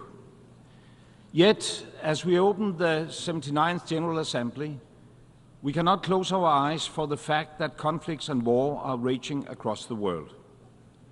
Mr. President, it is utterly unacceptable that a permanent member of the Security Council continues to violate the most basic principles of the UN Charter. Wars of aggression are altering borders, and altering borders is and should remain a thing of the past. An imperial practice that has absolutely no place in the 21st century. Denmark will persist to stand by Ukraine, and we will do it as long as it takes, and we will support a just and lasting peace. The Summit on Peace that was held in Switzerland in June clearly showed that there is strong global support for peace based on the UN Charter. Therefore, we must all use our influence to further the cause of peace. But it must be a peace that does not reward the aggressor for his brute use of force. Otherwise, we set a very, very bad precedent. Otherwise, we undermine the very principle on which the UN was founded. Mr. President, almost a year has passed since Hamas's horrendous attack on Israel the 7th of October. The cruelty and barbarity we witnessed that day was shocking, and I think none of us are able to really comprehend the shock and trauma this day has caused upon Israel, and which will forever symbolize the darkest chapter of the country's history. The terrorism of Hamas sparked a downward spiral of human suffering and regional instability. The humanitarian situation in Gaza is catastrophic, and the human suffering unbearable. Hundreds of thousands of people have been displaced all over the region. And there's a very, very real risk of an all-out regional war, which would affect not only the people in the region, but all of us. This must end, and this must end now. A ceasefire is urgently needed.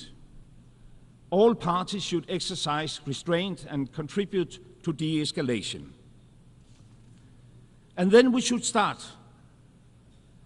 thinking about tomorrow, thinking about the future.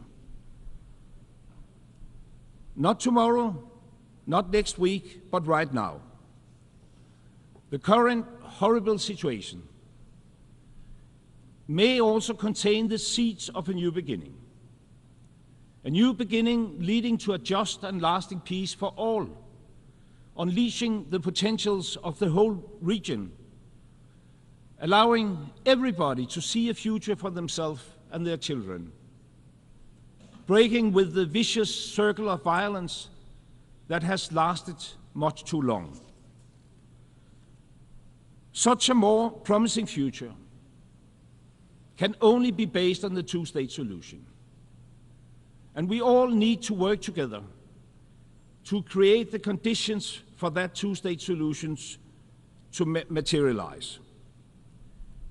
By building the capacity of the Palestinian Authority to take on the role of legitimate and effective government in the future Palestinian state.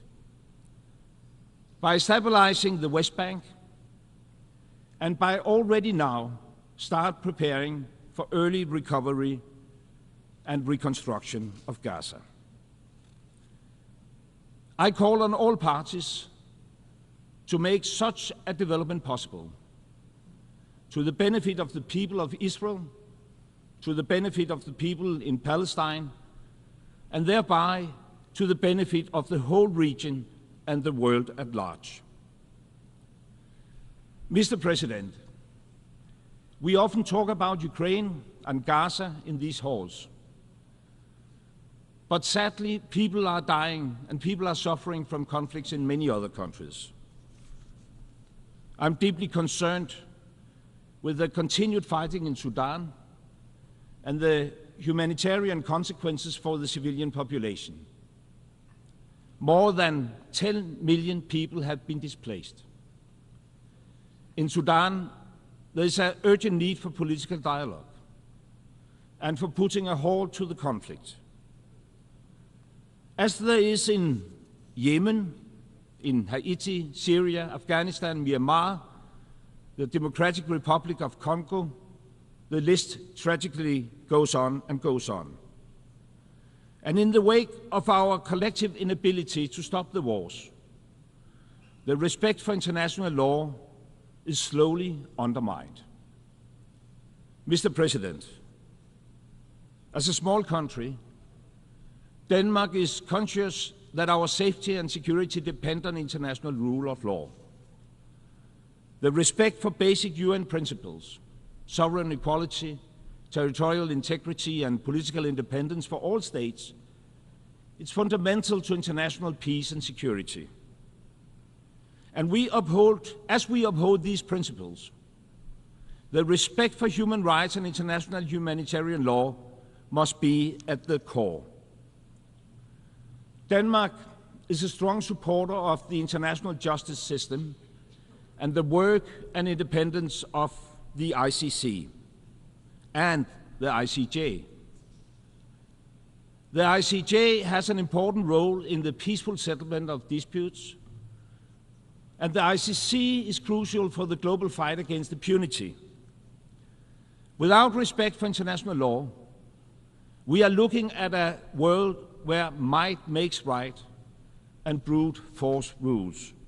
And this is very, very dangerous. Mr. President, I began by stating that the vast majority of nations, luckily, seek unity and international cooperation. Earlier this week, in the Pact for the Future, we all reaffirmed our commitment to the UN Charter. And we outlined a clear direction towards a transformed system of global governance. The existing system has enabled nations to lift people out of poverty, millions of people, to eradicate diseases, and to advance better education for children around the globe. This is indeed big achievements. But after almost 80 years of service, that system is in need of a serious update. Mr. President, it is urgent to reform the international financial architecture. It needs to be more representative. It needs to be more effective. Denmark supports a stronger representation of African countries in the Bretton Woods institutions. We agree that global financial safety nets must support all countries, including the poorest when a major crisis hit. This should not be dependent on voluntary donors' contributions. We agree that all countries, on an equal basis, must be subject to independent, transparent, and accurate credit ratings. And we agree that we need to find sustainable solutions to the high levels of debt faced by many countries. Debt treatment through the common framework needs to be accelerated.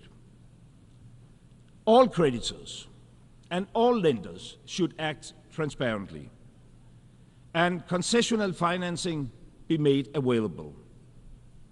The multilateral development banks have mobilized billions already through reforms. But reforms need to deepen to move from billions to trillions.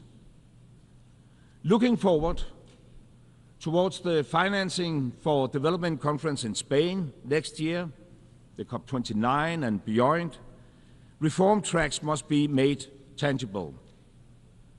Solutions should be developed not just for the future, but also for the present.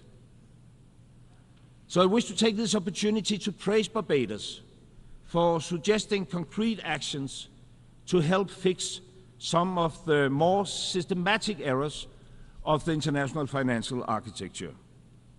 We are happy to support the Bridgetown Initiative, and we are proud to work alongside Barbados on greening international financing.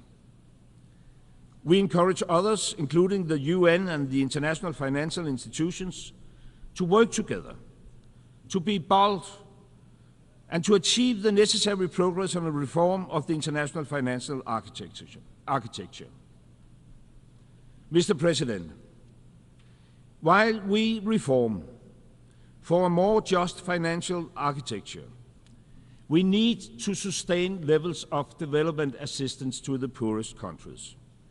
So therefore, commitments made should be honored.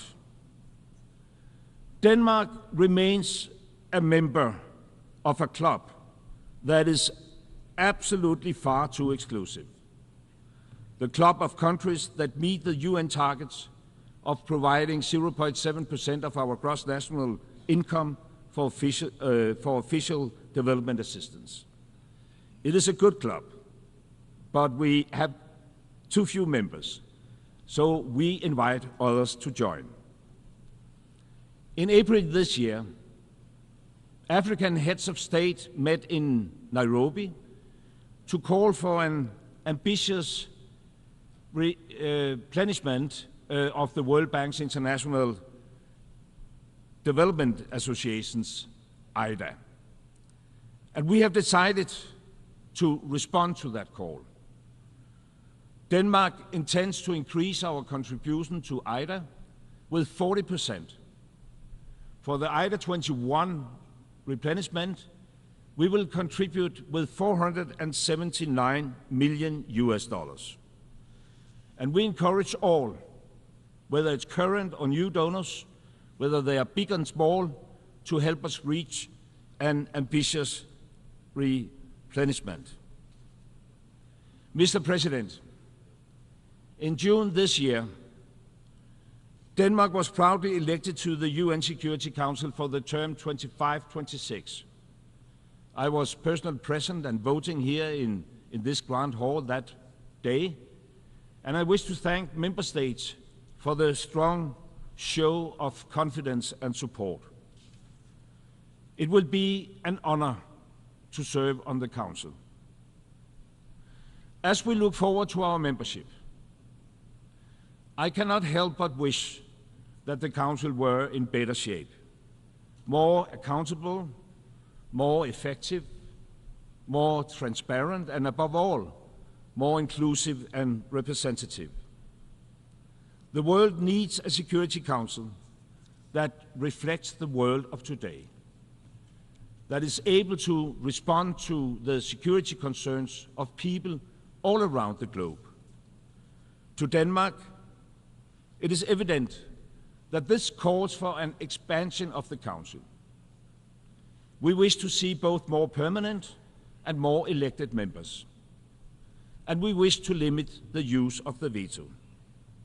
Both aspects are long overdue. Mr. President, time is of the essence. The year 2030, that once seemed like a distant dot on the horizon is now only 6 years away. Yet, only 70% of the SDGs are on track to be realized. And we are far, far from on track to fulfill our climate targets. The accelerating climate crisis must be met with accelerating climate actions. We need more ambitious reductions. We need more support for climate change adaptation. And we need to speed up and we need to scale up climate financing. No country can solve these global challenges alone. But no country is too small or too big to contribute. Everyone is needed. As a long-standing and dedicated supporter of global cooperation, Denmark, I can assure you, will continue to do our part. We will deliver on promises made, and we will push for more ambitious targets and for concrete actions. And we will do that for the present and for the future. Thank you very much.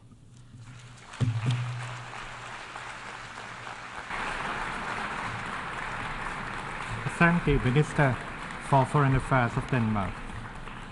I now give the floor to His Excellency Marit Sagiampong, Minister of Foreign Affairs of Thailand.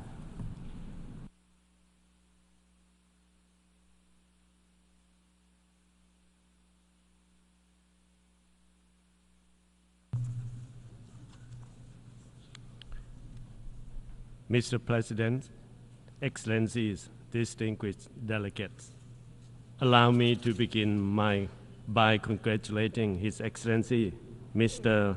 Philemon Yang on his elections to preside over the 79th sessions of the United Nations General Assembly. I am here today representing Thailand's new government, led by Prime Minister Paetongtarn Shinawatra, to reiterate Thailand's determination to continue our people-centered, economic-oriented policies to achieve stability and sustainable development for our people. Mr. President, in an increasingly fragmented and complex world, Thailand reaffirms our support for a rule-based multilateral system with the United Nations at its core. When the United Nations was founded 7 decades ago, we did not envision challenges from technological disruptions, pandemics, and climate crisis. In view of present reality, the United Nations must step up and respond to the evolving challenges of our time to remain relevant. It must be agile and adaptable to new and emerging threats, and to ensure that multilateral system is fit for purpose. Global governance and the United Nations must undertake a comprehensive reforms, including that of Security Council. With this year's Summit of the Futures and general debate, Thailand looks to the United Nations we all need. A United Nations with increased convening power to sustain and strengthen international peace and security. A United Nations that effectively address global challenges. A United Nations that improve the life, equality, and dignities of people around the world. And the United Nations that speaks for the aspirations and interests for all nations, not just the most powerful. Mr. President, Thailand believes that in order for the United Nations to truly sustain and strengthen international peace and security, member states must uphold their disarmament and non-proliferation obligations to rebuild trust and ensure a safe and secure world. Moreover, various flashpoints around the globe continue to challenge the credibility of the United Nations to resolve conflict. We are deeply concerned about increasing armed conflict in Ukraine and different parts of the world, as well as the escalations, violence, and worsening humanitarian situations in Gaza. These situations have far-reaching implications on any smallest nation. Therefore, it is incumbent upon us to find peaceful solutions that respect the United Nations charters and human rights. In our own neighborhood, Thailand faces challenges from the situations in Myanmar. As Thailand shares the longest land border with Myanmar, we are directly affected by the spillover effect of the situations in the country. We wish to see a peaceful and prosperous Myanmar, which will also bode well for peace and prosperity in the regions at large. We believe that the peaceful political solutions in Myanmar must be Myanmar-led, Myanmar-owned. This is why we are engaging with all sides, and we will continue to work closely with ASEAN and the international communities to facilitate dialogue among different parties to drive forward the 5-point consensus. As part of this effort, we are stepping up humanitarian assistance to the people of Myanmar through various channels, including the ASEAN Coordinating Center for Humanitarian Assistance on Disaster Management, and relevant United Nations organizations.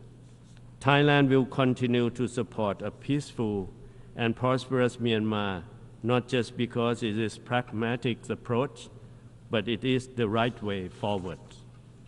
Mr. President, sustainable peace, security, and development are closely linked, and to secure a sustainable future, we must accelerate attainment of the Sustainable Development Goal.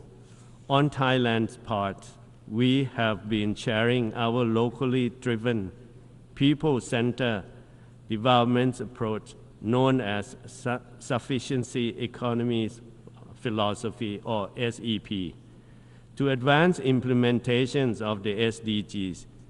The SEP for SDGs partnership is known widely and as a best practice on SDGs localization. We are concerned with the slow pace in the implementations of SDGs goal at the global level, which is only 17% on track. We must ensure that countries have adequate means and resources to achieve the SDGs, especially through financing for development. The 4th International Conference on Financing for Development next year provides a key opportunities to address the large and growing SDGs financing gaps. In this regard, Thailand reiterates the call for a reform of the international financing architecture. In addition to ensure a just and inclusive financing system, we must also strengthen trade, investment, and development cooperation, especially through South-South and triangular cooperation.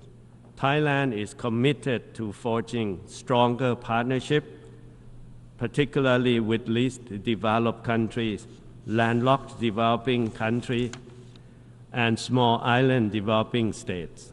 Moreover, Thailand's aspirations to become a member of BRICS and OECD is driven by our design to build bridges to promote North-South development cooperation, which is also critical in addressing urgent challenges such as climate change. Indeed, Thailand is among the top 10 countries most affected by climate change, Earlier this month, Thailand and many countries in Southeast Asia were faced with destructive floods caused by Typhoon Yanggi. We therefore advocate a balanced and equal emphasis on both mitigations and adaptations for climate action. To achieve concrete results, we must scale up climate finance. Thailand looks forward to the COP29 in Baku this November, where member states will commit to a new collective quantified goals grounded on the principle of common but differentiated responsibilities. At the same time, we hope to see the full operationalization of the loss and damage fund soon. Climate disaster have taught us that failure to address this matter will delay the achievement of the SDGs and have widespread impact on human rights and human security. For these reasons, the implementation of the Sendai framework for disaster risk reductions is crucial. Mr. President, the adoption of the Universal Declaration of Human Rights was an achievement that met the highest aspirations of the people. And today, amid risings of inequalities and vulnerability, Thailand believes that the United Nations must remain the bedrock of fundamental truth enshrined in declarations to protect the life and ensure the equalities and dignity for all. For Thailand, protecting and promoting human rights for all does not only mean guaranteeing basic human dignity, but it also aims at providing opportunity to advance social justice and equality. With our long-standing policies to protect all persons and groups, especially the most vulnerable, we have made concrete progress in ensuring equal rights for all, those living in Thailand, regardless of their origins, belief, sex, or gender. Based on this commitment, Thailand is presenting our candidature to the Human Rights Council for the term 2025 to 2027. At the Council, we will serve as bridge builder to connect different perspectives and work with all stakeholders. We will ensure that all countries are equipped and supported in their human rights action through experience sharing and technical cooperation. Moreover, we will also continue to push for the creation of safe and secure society for all. Recently, we adopted the Marriage Equality Act. On health, we will continue to advance the rights to health by advocating for universal health coverage and the conclusions of pandemic treaty, as well as steer forward the foreign policies and global health agenda, which Thailand serves as chair next year, or this year.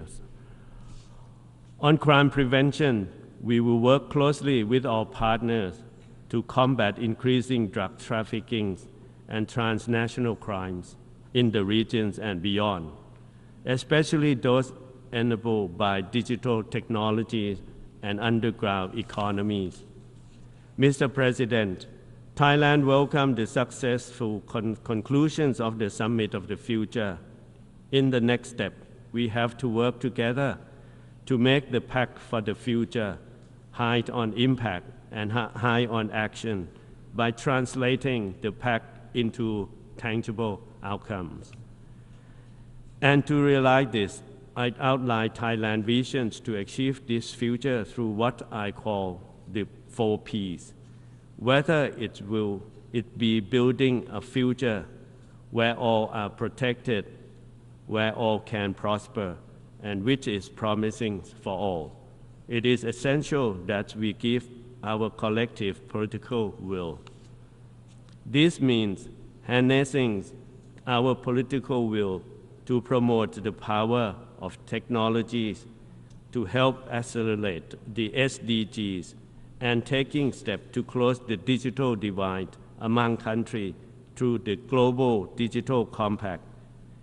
We support technology cross-flow and transfer, capacity building, as well as digital literacy development to enhance the abilities of countries to promote people-centered and planet-centric development. This also means giving importance to the declarations of future generations. For our actions or inactions of today will determine a future for them. Everywhere, youth and future generations deserve to have big dreams and even bigger door of opportunities. Mr. President, 78 years ago, Thailand looked towards the United Nations as a guarantor of a more peaceful and prosperous future. And at present, Thailand carries onwards the same belief of the United Nations, that is, pioneers of the prevailing peace and drive our peacekeepers and aid workers to serve in remote regions of the globe. And in this very same spirit, Thailand pledges to continue to serve as a bridge builder, fostering dialogue and trust among nations. We may be nations with different and diverse culture and traditions, but we are united by our common humanity and aspirations for the future we want. And for that, we must together build the United Nations we need. I thank you very much, Mr. President.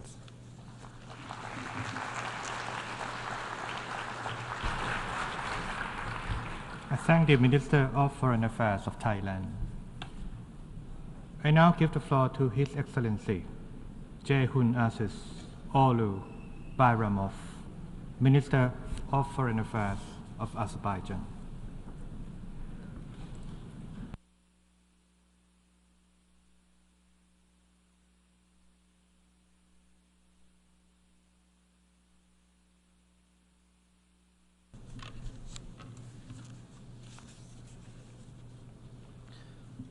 Mr. President, Mr. Secretary General, Excellencies, ladies and gentlemen, I congratulate His Excellency Mr. Philemon Yang on assuming the presidency of the 79th session of the General Assembly and thank the outgoing President, His Excellency Mr. Denis Francis, for his outstanding efforts in leading the previous session. I also thank His Excellency Mr. Antonio Guterres, the Secretary General of the United Nations, for his continuous efforts to achieve the noble objectives of the UN. Ladies and gentlemen, the world continues to grapple with a wide range of challenges that no single country can overcome alone. The worsening global climate crisis, rising inequalities, emerging divides, and heightened tensions affect us all, irrespective of background or location. It is high time to demonstrate that multilateralism works and can deliver with a unified voice, leaving no one behind. The current state of international politics is divisive, with universally accepted fundamental norms and principles of international law being disregarded and misinterpreted. In the face of continued erosion of multilateralism, it is paramount that the United Nations continues to foster international solidarity and cooperation. The UN Charter principles and purposes constitute the foundational normative framework in international relations and must be applied consistently, not selectively. The UN is mandated to ensure that every nation has an equal voice and is treated on the same footing. In this regard, Azerbaijan advocates for a reinvigorated and reformed multilateral system with the UN at its core, underpinned by strict adherence to and non-selective application of the universally accepted norms and principles of international law. Urgent progress is needed on the UN Security Council reforms, based on the work done and the gains achieved in good faith and a spirit of flexibility, constructiveness, and cooperation. We view the pivotal summit of the future held a week ago as a renewal of our common commitment to international law, the UN Charter, multilateralism, and international cooperation. The Pact for the Future, its negotiated outcome, is a blueprint for building a better, more sustainable, and prosperous world for everyone. It is time for our collective commitments to turn into real and decisive action. Ladies and gentlemen, the global climate crisis threatens decades of progress, imperils humanity's future, and disproportionately affects vulnerable countries. Growing divisions in international relations should not distract us from the imperative to address climate change, the greatest transnational challenge of the century. What has been done so far remains insufficient to limit global temperature rise to 1.5 Celsius. For the sake of the future, the time has come for urgent, concerted, and sustained efforts to give effect to our commitments to a global vision for sustainable development. In November 2024, Azerbaijan will host the 29th conference of the parties to the United Nations Framework Convention on Climate Change. Guided by the call in solidarity for a green world, Azerbaijan will spare no effort to bridge developed and developing countries and foster a collaborative spirit to tackle climate challenges as a common commitment and moral duty. The confidence placed in us by the international community to host and preside over COP29 this year is a testament and recognition to Azerbaijan's readiness to lead the climate agenda and contribute to global climate action. As the incoming presidency, Azerbaijan reaffirms its commitment to delivering COP29 in a transparent, impartial, inclusive, and party-driven manner. We have presented our vision based on two parallel pillars to enhance ambition and enable action, with climate finance as our top priority this year. These pillars are mutually reinforcing. Progress on each sends a strong signal supporting the other. The primary expectation for the COP29 presidency is an agreement on a fair and ambitious new collective quantified goal on climate finance. This will be the first major climate finance goal after adopting the Paris Agreement, and we have been working tirelessly to support the parties in landing a deal. The COP29 presidency made it clear that agreeing on a fair and ambitious NCQG that is adequate to the urgency and scale of the problem and takes into account the needs and priorities of developing countries is the ultimate test of the parties' commitment to the Paris Agreement and climate action in the years ahead. We need to continue to work constructively on the NCQG and steer the process to a successful outcome at COP29. COP29 presidency also works with the parties to deliver an outcome on carbon market this year.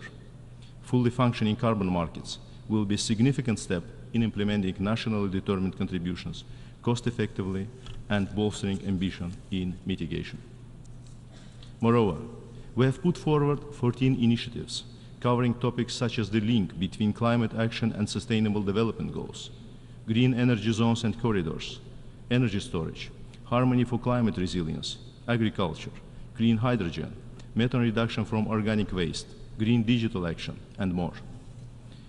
One of the initiatives on the COP29 action agenda includes the establishment of the Climate Finance Action Fund, an innovative source for climate finance to be voluntarily supported by fossil fuel producing countries and companies. COP29 will also be an opportunity to set differences aside and contribute to global peace and the climate agenda. Given the intersection of conflicts and the increasingly challenging climate crisis, Azerbaijan introduced a flagship COP29 Truth Initiative embedded in the joint solemn appeal announced a few days ago. More than thousands NGOs, faith leaders, and prominent personalities, as well as many parties, have already joined this appeal. We call on everyone to transcend political divergences, stand in unity, and respect the truth during the months of COP29. Excellencies, Azerbaijan has always been at the forefront of promoting international peace and security, interreligious and intercultural dialogue, contributing to the 2030 Sustainable Development Agenda, and fostering global solidarity and multilateralism.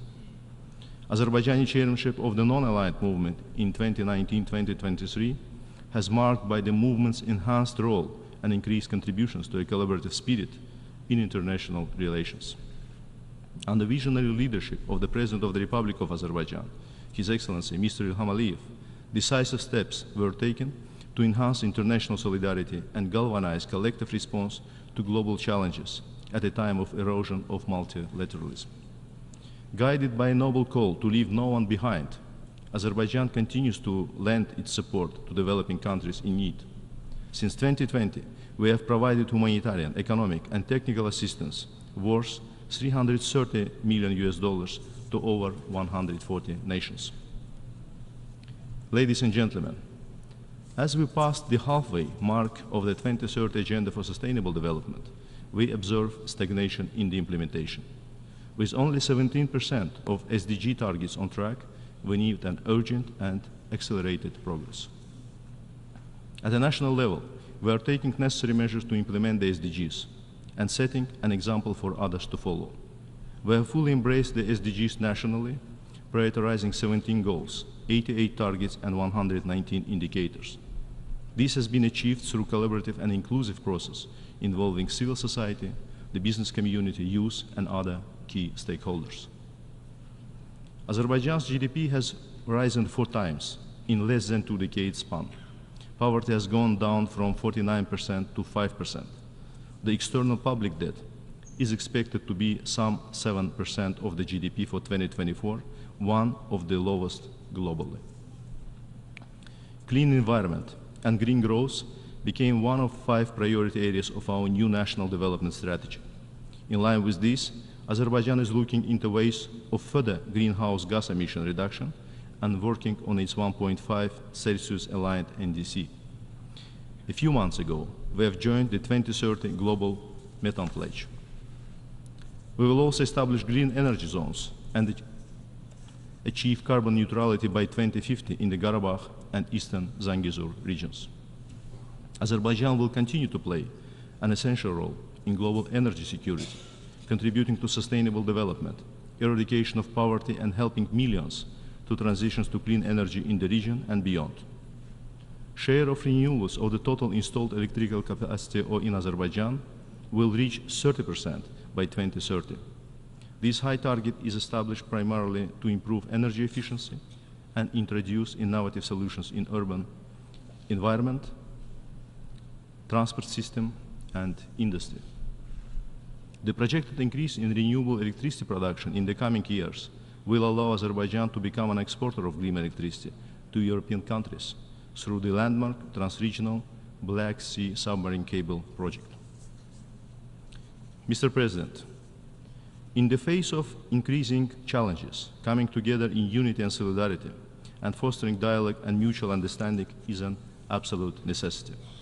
With a centuries-long tradition of diversity and multiculturalism, Azerbaijan firmly believes in a dialogue and collaborative spirit, mutual understanding, and respect among different cultures and religions. Azerbaijan put particular focus to the promotion of a culture of peace and encouraging intercultural and inter-religious dialogue worldwide, including through the Baku process and Peace for Culture initiatives.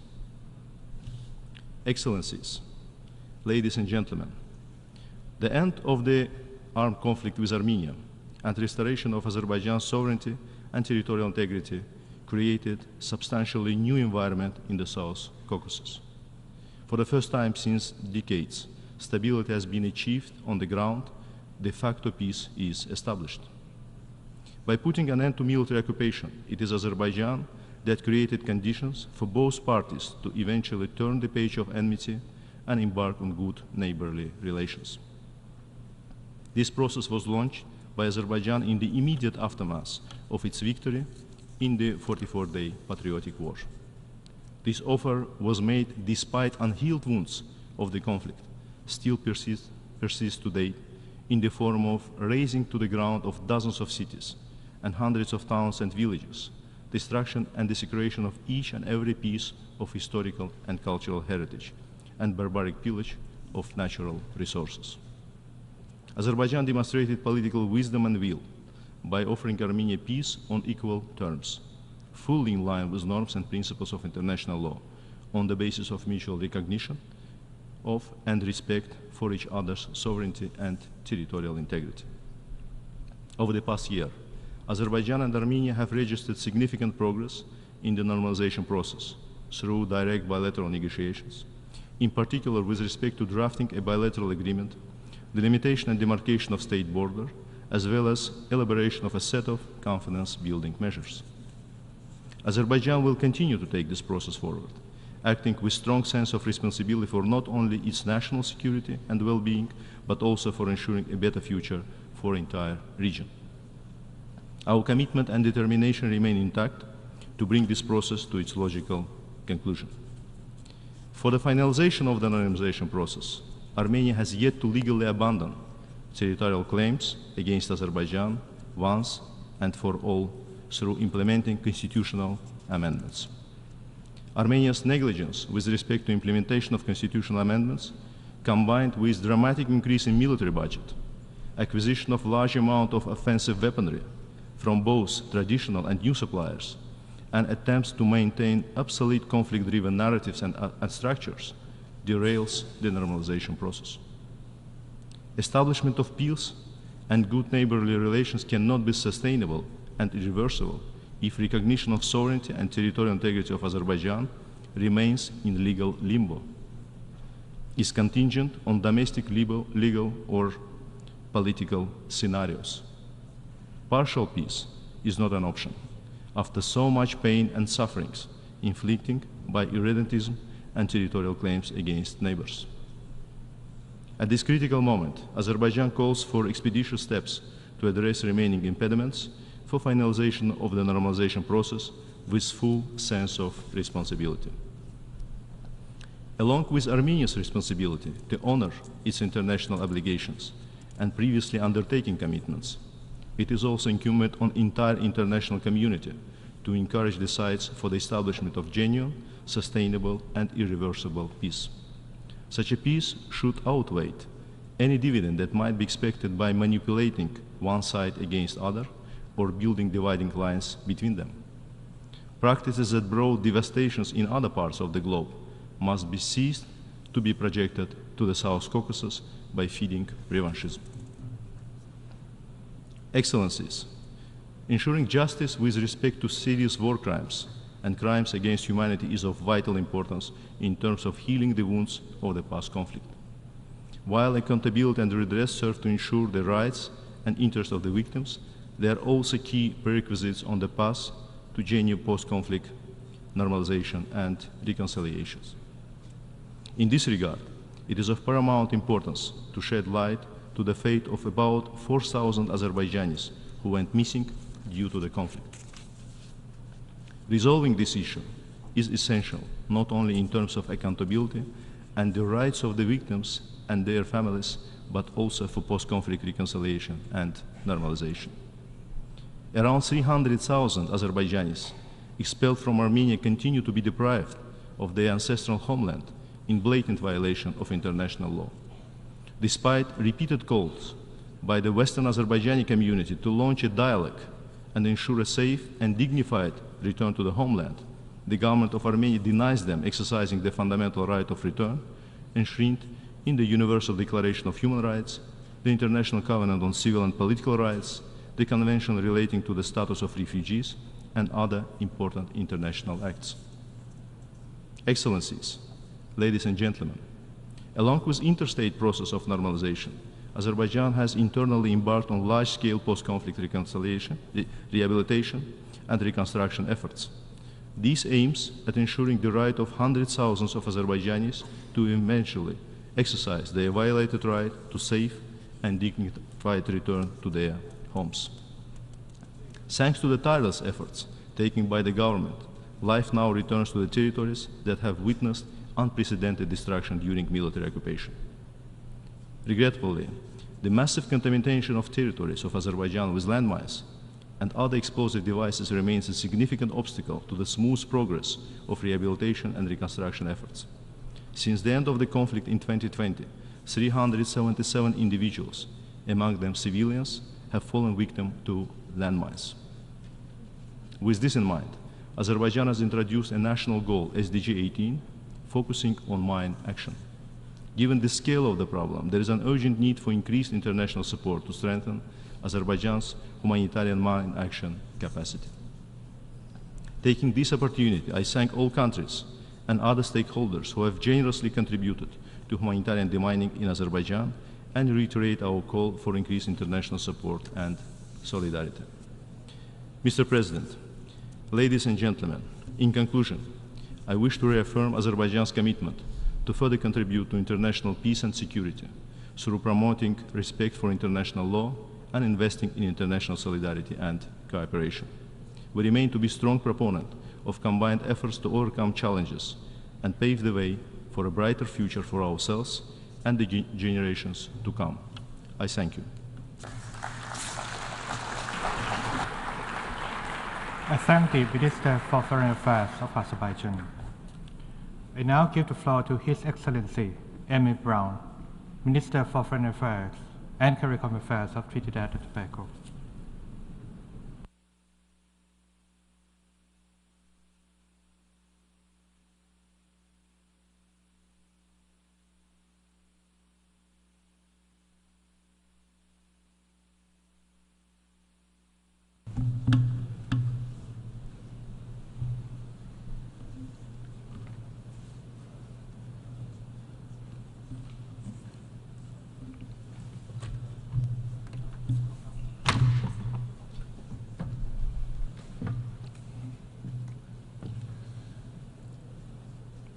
Mr. President, permit me to first extend to you congratulations on behalf of the government and people of the Republic of Trinidad and Tobago on your election as President of this session of the United Nations General Assembly. We are confident that you will be equal to the task, and I assure you of Trinidad and Tobago's full support and cooperation. Allow me to also extend, on behalf of the proud people and government of Trinidad and Tobago, our sincerest appreciation to your predecessor and our fellow countryman, His Excellency Dennis Francis, for his astute and exemplary leadership as President of the 78th session, which was underpinned by the principles of peace, prosperity, progress, and sustainability. Mr. President, I applaud you on your chosen theme for this 79th session, as our global community finds itself at an inflection point which will determine the fate of future generations. Our planet really should have been in better shape in the year 2024. But instead, we are deeply disturbed and dismayed by fresh divisions, the flouting of international law, gross violations of human rights, and the flourishing of illegal settlements and oppression, which threaten peace and security around the world. Further, the alarm bells on the climate crisis have long been sounded, and yet we race toward a point of no return. The dream of ending persistent inequality remains a challenge to the global community, and hard-earned progress on gender equality appears to have stagnated in some parts of the world. It is for these reasons, Mr. President, that Trinidad and Tobago welcomed the convening of the Summit of the Future and joined with the international community in the adoption of the Pact for the Future. The adoption of this pact represents a renewal of our commitment as member states to multilateralism as the best way forward. Mr. President, since the dawn of civilization, humankind has endeavored to become an improved version of itself in the pursuit of a better quality of life, human rights, equality, dignity, and prosperity.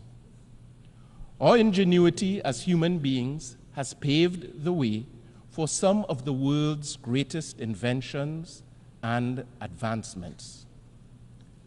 Regrettably, in our quest to find the best version of ourselves, we have discovered some of the worst aspects of humanity. Our planet and its people have been subjected to misuse and abuse, the effects of which have placed the majority of the global population facing some version of a doomsday scenario. Now more than ever, we must summon a spirit of cooperation and collectively put our shoulders to the wheel for the benefit of all humanity.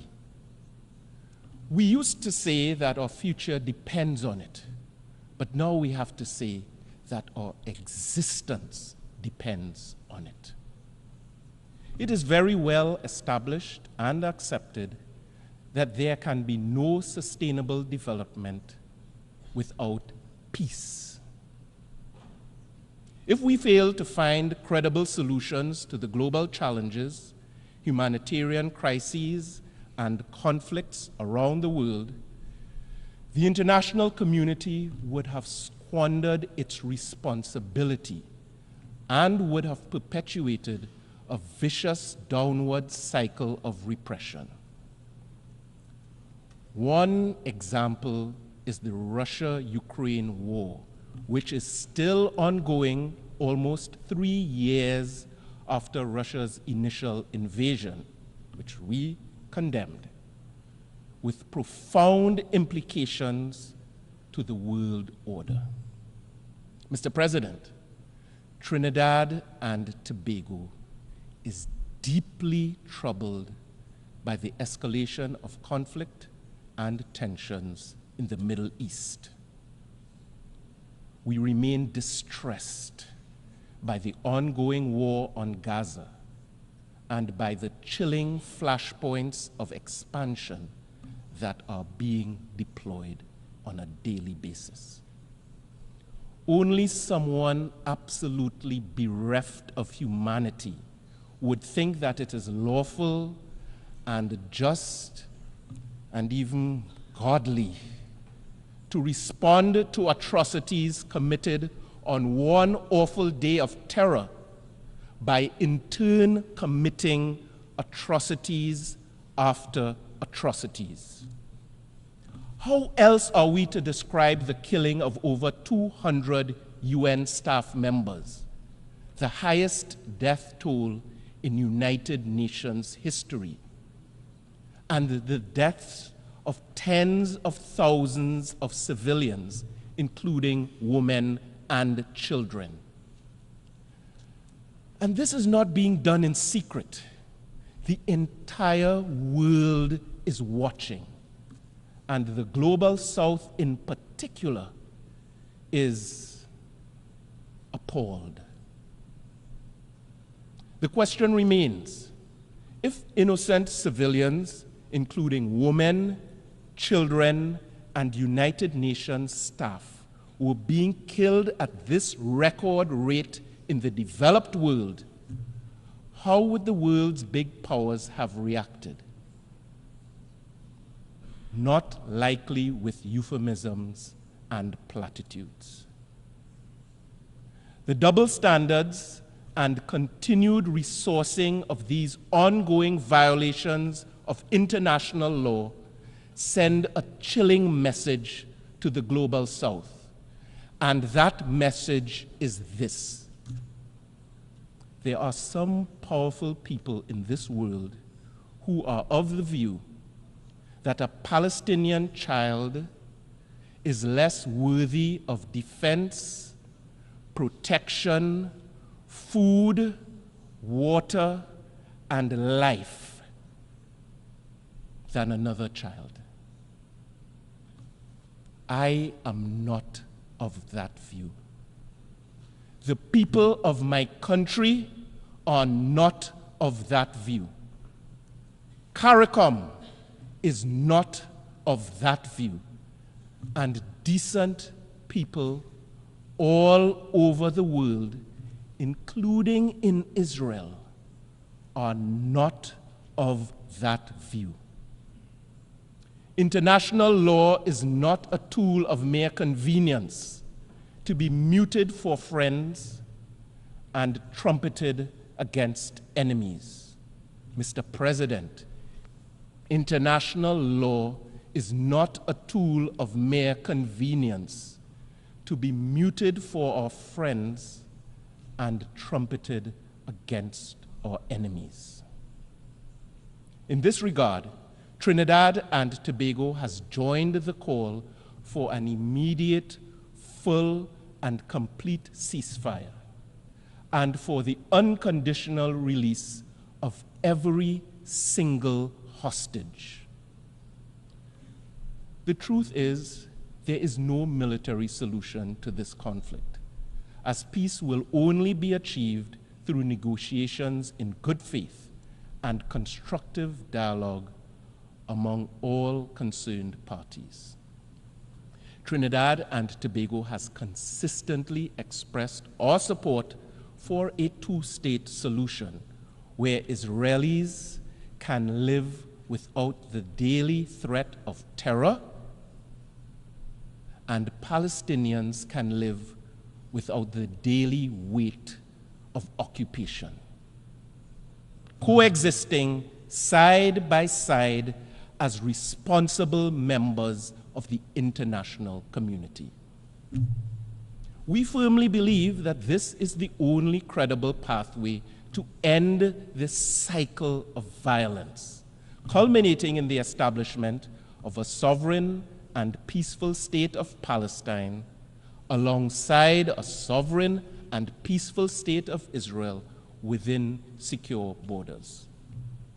Rooted in this belief, Trinidad and Tobago took the decision to recognize the state of Palestine in our contribution to the two-state solution and in support of the legitimate aspirations of the Palestinian people for self-determination.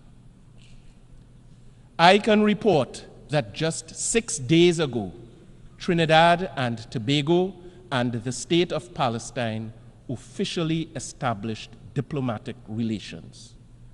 We look forward to the day when the State of Palestine would be welcomed to take its seat in the General Assembly as a full member of the United Nations. Mr. President, I now turn to the issue affecting the International Criminal Court. Despite its detractors, the evidence before us clearly shows the value and effectiveness and necessity of the International Criminal Court.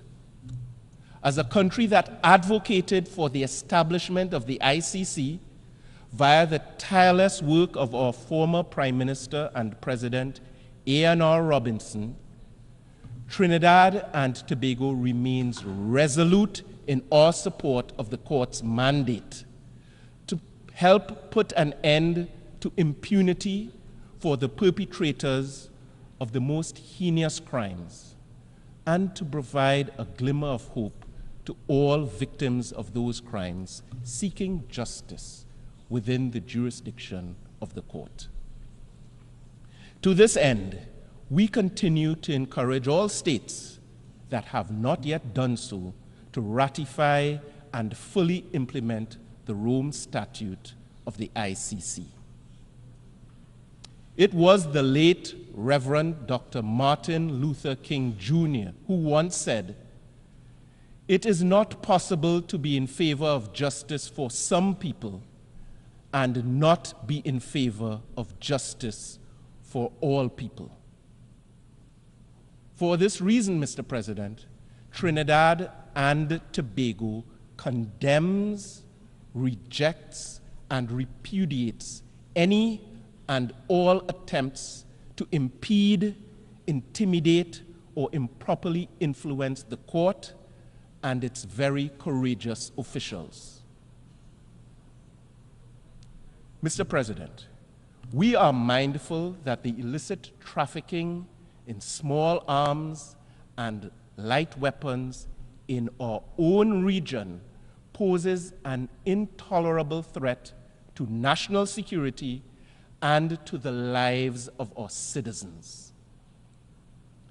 The proliferation of illegal arms and ammunition has contributed to unacceptable increases in the level of gun-related violence and fatalities in our small society and indeed across CARICOM. In addition to our own efforts domestically, we continue to work with regional and international partners to free our citizens from the horrific human cost associated with the easy access to small arms and light weapons and their vicious use against citizens and families. Following the hosting by Trinidad and Tobago of our first regional symposium on crime and violence as a public health safety issue in 2023, CARICOM heads met in Guyana earlier this year to further elaborate innovative strategies on this matter of grave regional concern. Trinidad and Tobago welcomes the renewed efforts of our partners, including the United States of America in particular, to work with us constructively to help solve this deadly challenge which respects no borders. Mr. President, we also remain deeply concerned by the humanitarian and security crisis affecting the nation of Haiti.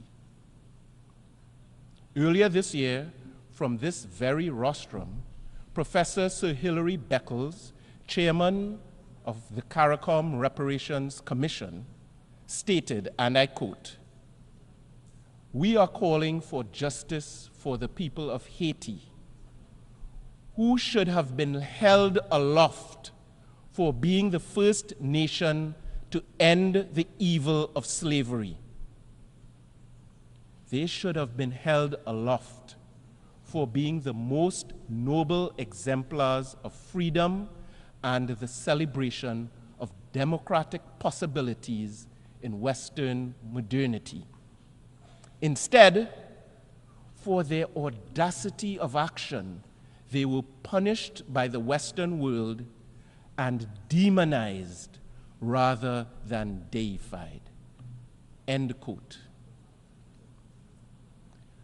We acknowledge that the path toward a stable and secure Haiti requires indigenous, Haitian-led, Haitian-owned solutions that are ably supported by the United Nations and the international community. In this regard, we welcome the news of the appointment of an interim Prime Minister and cabinet. We believe that these are important steps in confronting the political, security, and humanitarian challenges in Haiti, and I salute the role of CARICOM, its hard-working secretariat, and the eminent persons group in helping the Haitians to achieve some of this progress for themselves. Trinidad and Tobago also joins in commending the Kenyan government for its deployment and leadership of the multinational security support mission, and we extend our appreciation to all states that have contributed to that operation, including Jamaica, the Bahamas, and several others in our region.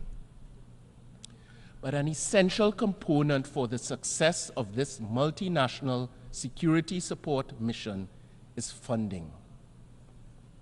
In this regard, the government of the United States of America has led by example and has contributed the lion's share.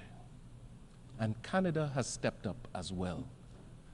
But some relatively wealthy countries have either contributed drips and drabs or nothing at all.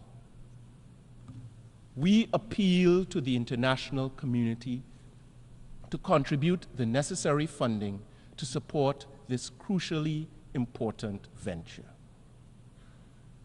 Mr. President, our quest to achieve human dignity within the context of sustainable development cannot be divorced from the legitimate calls for reparatory justice for the history of chattel slavery and native genocide in the Caribbean and elsewhere. The brutality of our colonial experience, the trauma of which still affects us to this day, has contributed significantly to underdevelopment. Our foreparents were rooted out and dehumanized, and their blood and sweat and tears and labor were extracted to build empires and beautiful castles and bridges and treasures, which some of us pay money today to visit and photograph and admire.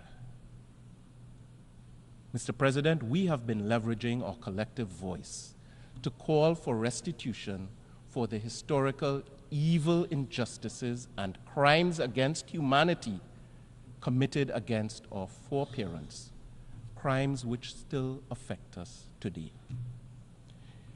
In reaffirming our commitment to this regional campaign, the government of Trinidad and Tobago appointed last year a reconstituted National Committee on Reparations to provide additional energy and support to the CARICOM Reparations Commission and its work with the African Union and other like-minded bodies.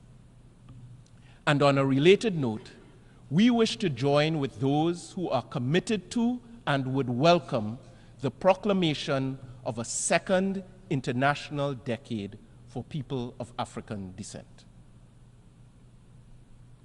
Mr. President, it is indeed troubling that as we approach the 30th anniversary of the Beijing Platform of Action, women and girls in some parts of this world are still being denied basic human rights and freedoms.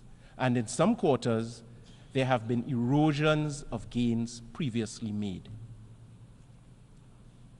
Trinidad and Tobago continues to be a strong advocate for the meaningful participation of women and girls in all aspects of society, as we recognize and value their critical role in the promotion and protection of human rights and the building of peaceful and sustainable societies.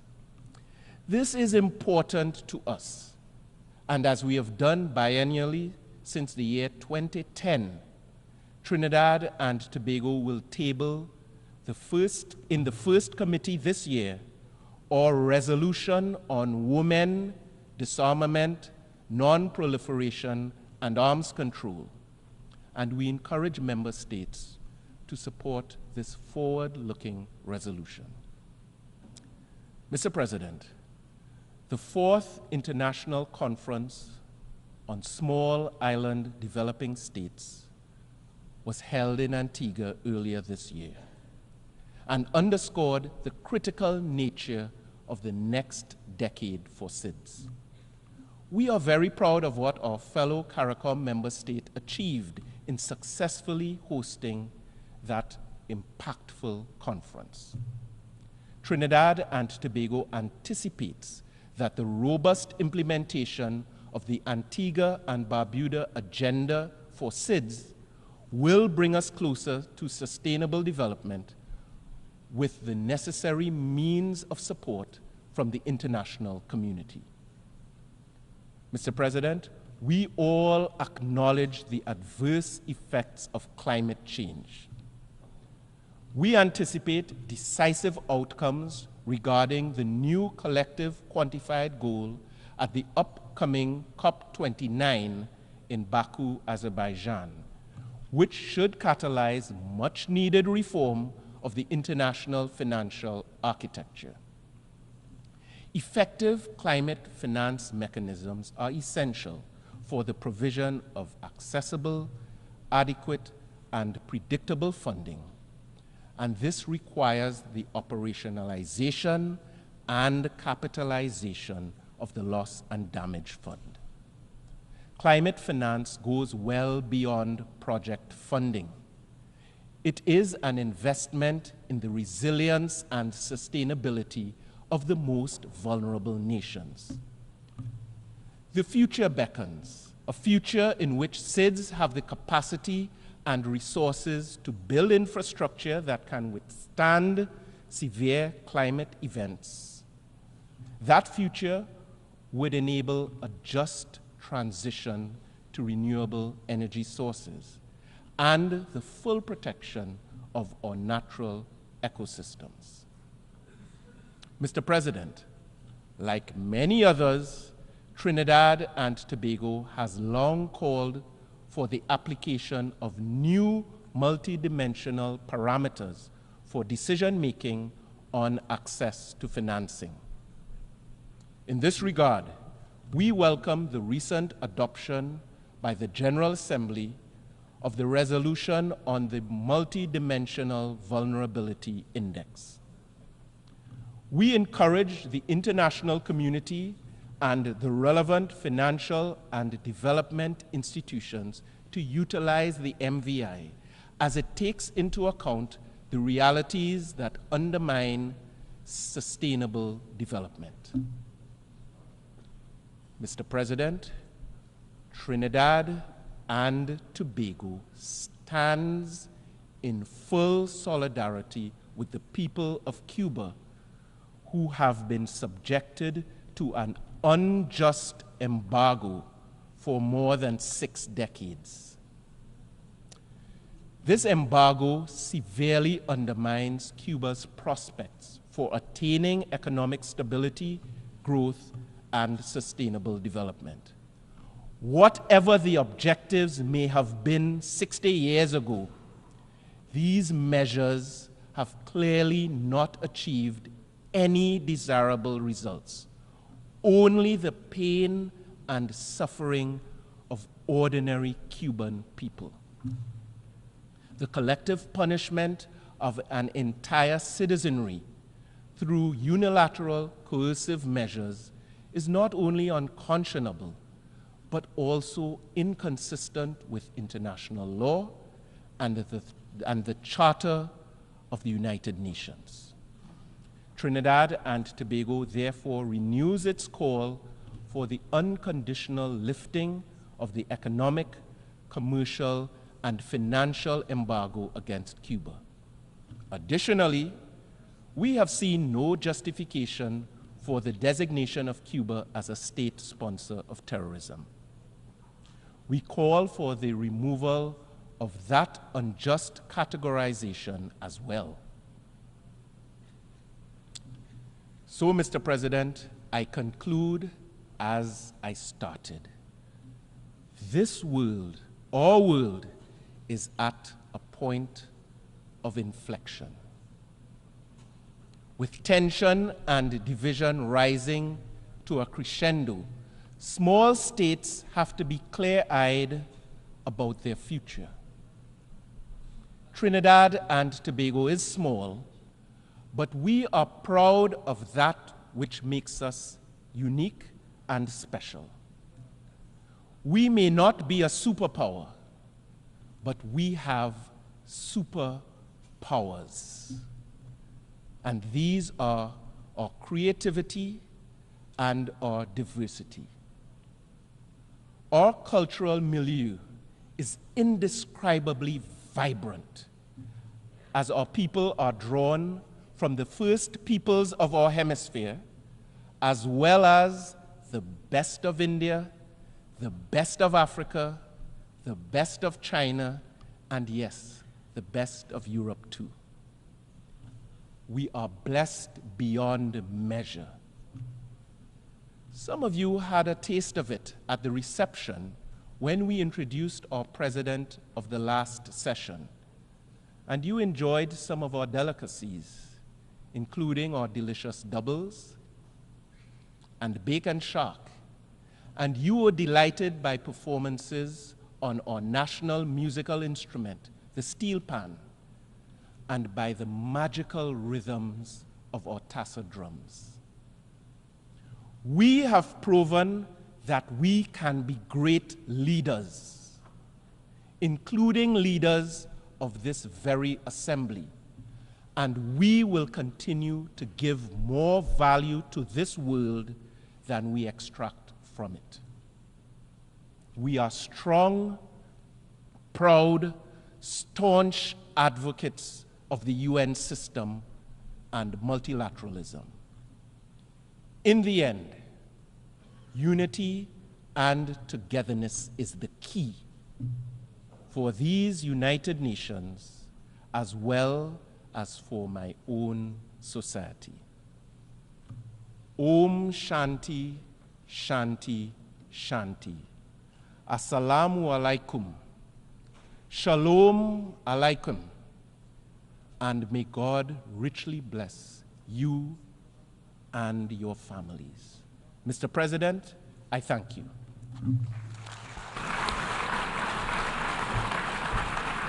I thank the Minister for Foreign and CARICOM Affairs of Trinidad and Tobago.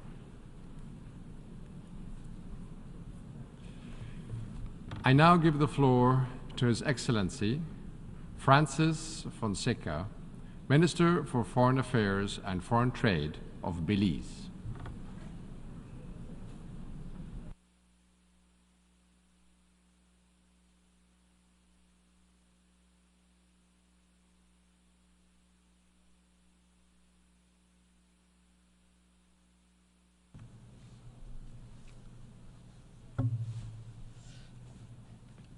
Mr. President, the self-determination of a people is sacrosanct.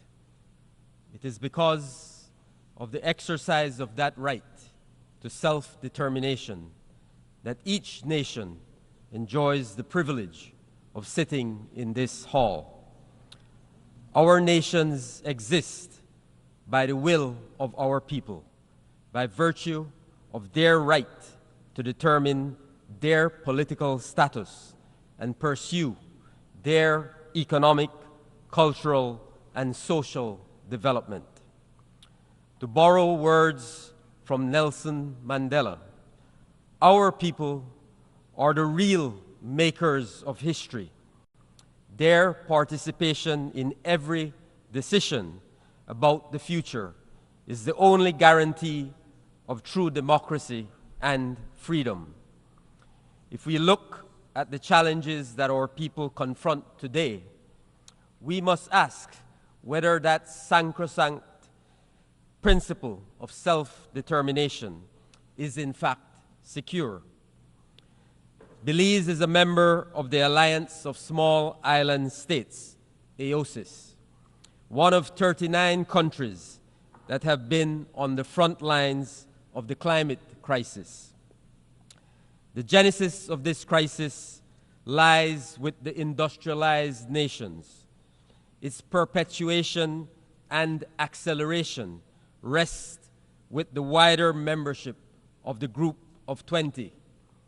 Currently, the G20 accounts for some 80% of global emissions. AOSIS members contribute less than 1% of global emissions. This is a tale of two worlds, but we only have one planet to share.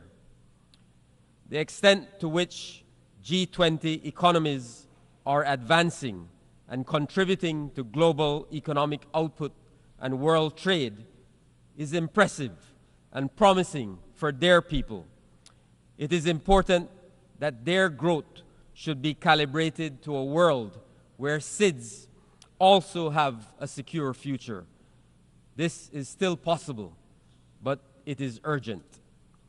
As SIDS, our people's livelihoods have long depended on traditional sectors such as agriculture, fisheries, and tourism, which are climate sensitive.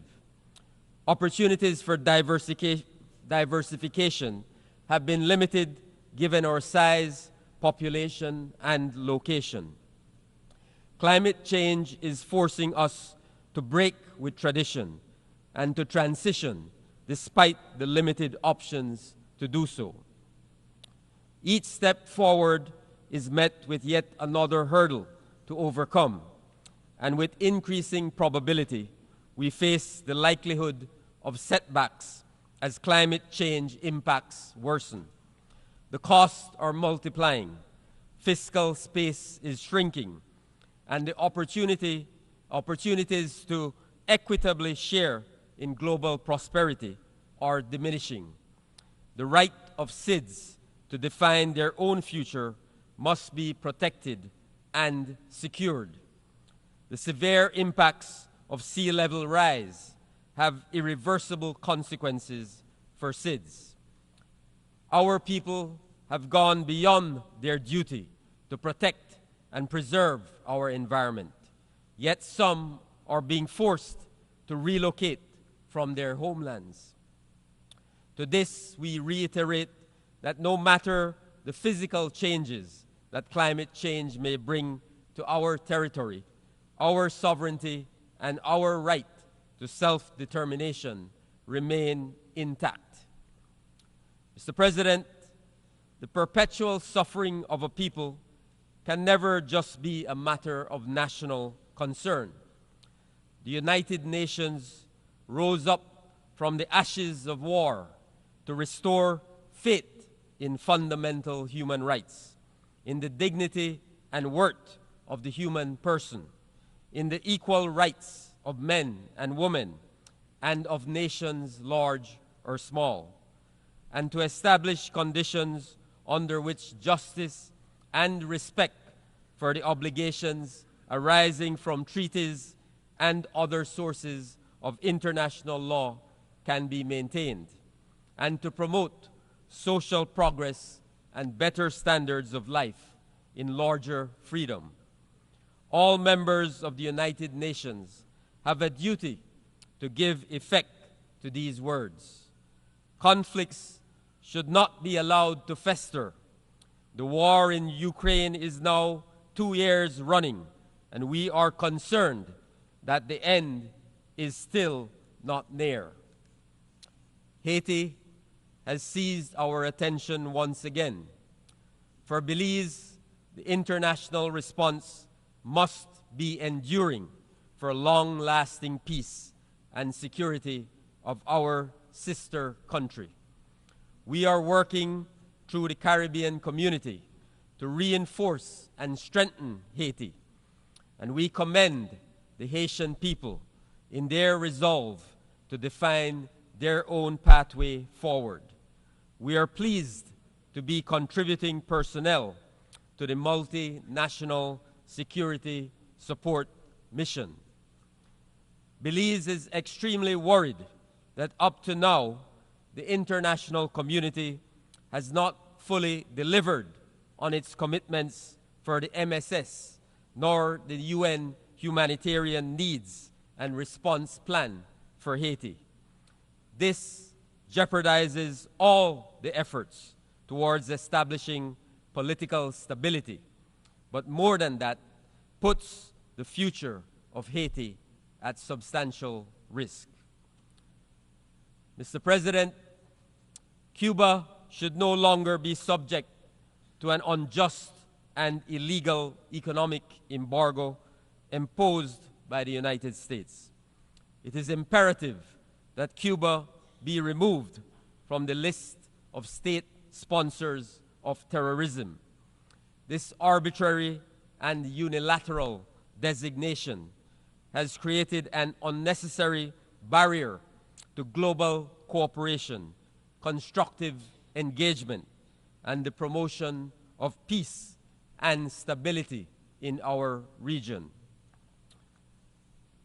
Mr. President, Belize rejects the continued denial of self-determination of the Palestinian people and calls for the eradication of the system of colonial domination and apartheid being imposed upon them. As Belize stated to the International Court of Justice in the recent advisory opinion, Israel cannot be permitted to continue flouting one of the most fundamental principles of international law with impunity. Impunity breeds inhumanity. Just 2 weeks ago, this Assembly approved a resolution proposed by Palestine affirming the ICJ's advisory opinion and called on members to act to reinforce the Palestinian people's right to self-determination. The war, the oppression, and the inhumanity must end. Mr. President, Taiwan is a nation that espouses democracy, development, and innovation. The challenges we are tackling as an international community requires Taiwan's full inclusion and participation in the international system. Belize calls for this to be done immediately. The people of Western Sahara should be granted their long overdue referendum to decide their own future. Belize continues its repeated call for the United Nations and the international community to take the necessary steps to allow the Sahrawi people to finally exercise their right to self-determination.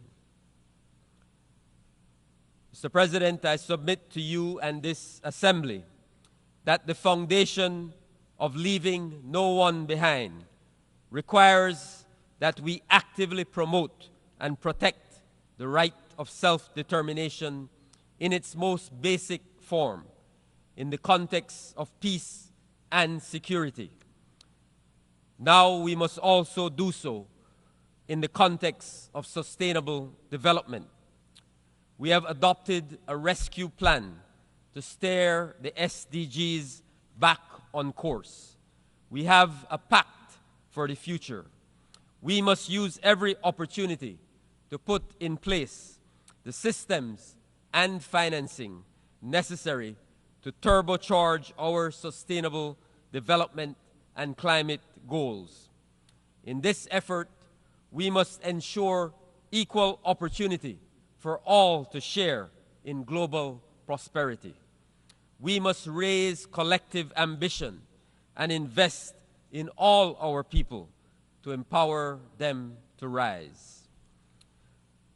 Mr. President, the Declaration on Sea Level Rise and Statehood, adopted by the leaders of the Alliance of Small Island States on 23rd September, affirms that the sovereignty or statehood of small island developing states cannot be challenged under any circumstances of climate change-related sea level rise.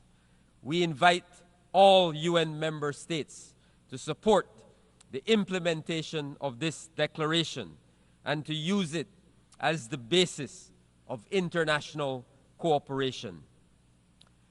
To further guarantee that SIDS will be spared the gravest climate threats, global warming must be limited to well below 1.5 degrees Celsius. Belize urges the G20 to enhance their emission reduction targets to achieve this temperature limit. For SIDS, adaptation is imperative, and loss and damage associated with climate change is inevitable. The new climate finance goal to be decided in Baku must contain specific recommendations for minimum allocation to SIDS in relation to grant-based and concessional finance for adaptation and grants for loss and damage. It must also give effect to the provisions of the Paris Agreement, which require enhanced access for SIDS and LDCs to climate finance. Finally, it must support the urgent capitalization of the Fund for Responding to Loss and Damage. Mr. President, with the adoption of the Antigua and Barbuda Agenda for SIDS, the UN must now ensure its implementation. SIDS must be at the table in global economic and international financial institutions. The Multidimensional Vulnerability Index should be incorporated into existing practices and policies for debt sustainability and development support to expand SIDS access to effective development finance. Mr. President, Belize is moving ahead.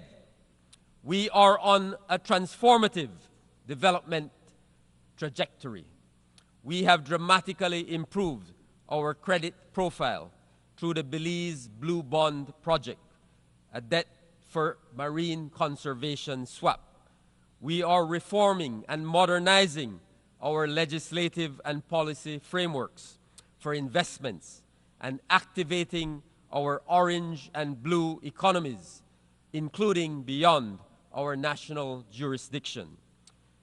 In partnership with the United States of America, we have signed a 5-year US $125 million grant agreement with the Millennium Challenge Corporation, intended to help reduce poverty in Belize by addressing the country's energy and education sectors. We are making targeted investments to ensure that every child has access to quality education and opportunities. One key example is the Belize Education Upliftment Project, Together We Rise, which provides half of Belizean secondary school students with the resources they need to succeed, including free tuition, uniforms, school supplies, and healthy meals. Belize has extended the compulsory school age to 16 years to improve school retention rates and increase the likelihood of transitioning to higher education. We are working tirelessly to expand vocational training, digital access, and life skills development, ensuring that young people are prepared for the evolving job market and capable of driving innovation in sectors such as agriculture, climate change, and technology. We are aggressively closing the digital divide as technology holds the promise of progress. But we depend on multilateral efforts to ensure that all nations, regardless of size or wealth, have the infrastructure and capacity to participate in the digital economy. Education and capacity building alone are not enough. Addressing inequalities and fostering inclusion are equally critical to achieving lasting change. The achievement of gender equality and the empowerment of women and girls is central to this effort. Belize has made important progress in this area, marked by the recent launch of its revised National Gender Policy 2024-2030, which aims to end discrimination and violence against women while promoting their full participation in all aspects of society, social, economic, and political. Belize continues its work to ensure that every Belizean has access to high-quality, affordable, and efficient health care services. By January 2025, we will achieve full national health insurance coverage. We are also strengthening our mental health support systems with the goal of improving and expanding access to quality care, addressing the stigma surrounding mental health, and enhancing outreach programs, particularly in rural and underserved areas. Mr. President, Belize is committed to the final settlement of Guatemala's territorial, insular, and maritime claim. We welcome Guatemala's stated commitment to respecting and abiding by the ruling of the International Court of Justice. At the political level, we are actively engaged with Guatemala to strengthen our bilateral relationship. A definitive solution will bring greater opportunities for both of our nations in the areas of trade, investment, and cooperation. Mr. President, Belize reaffirms its commitment to the United Nations as the central platform for coordinated global action. But its decision-making processes need to be more inclusive, more responsive, and representative. Its institutions cannot be held back by the world as it was 80 years ago. Reform is urgent and necessary to reflect the world as it is. Mr. President, the youth of today have given us a clear, undeniable mandate. They demand action, accountability, and a future where they are heard, seen, and respected. We ignore them at our own peril. We must not fail them. It is our responsibility to heed their calls for change. We must deliver on our commitments and build a world that present and future generations deserve. I thank you.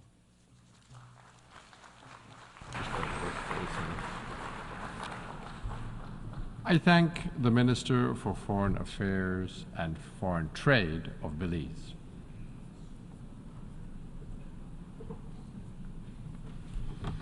I now give the floor to His Excellency Olusegun Ajadi Bakari, Minister for Foreign Affairs of Benin.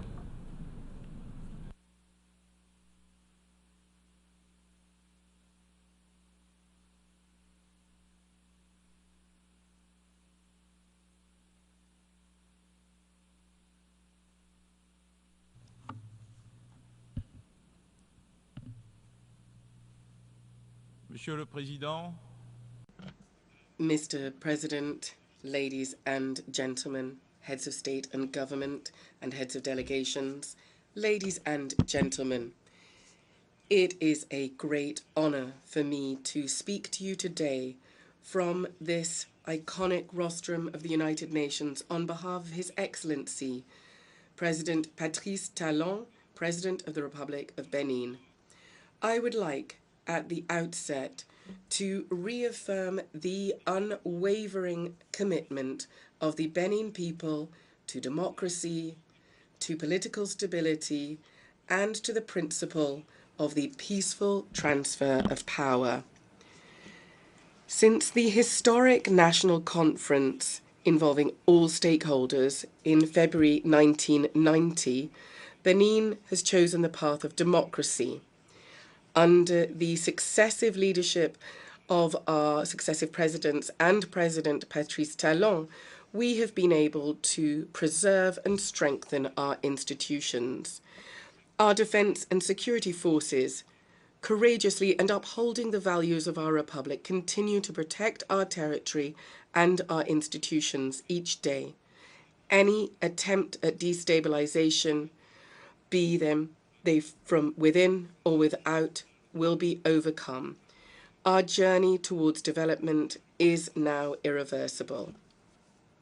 Ladies and gentlemen, Mr. President, ladies and gentlemen, today the world is confronted with growing tensions, and uncertainty becomes an everyday feature of our times.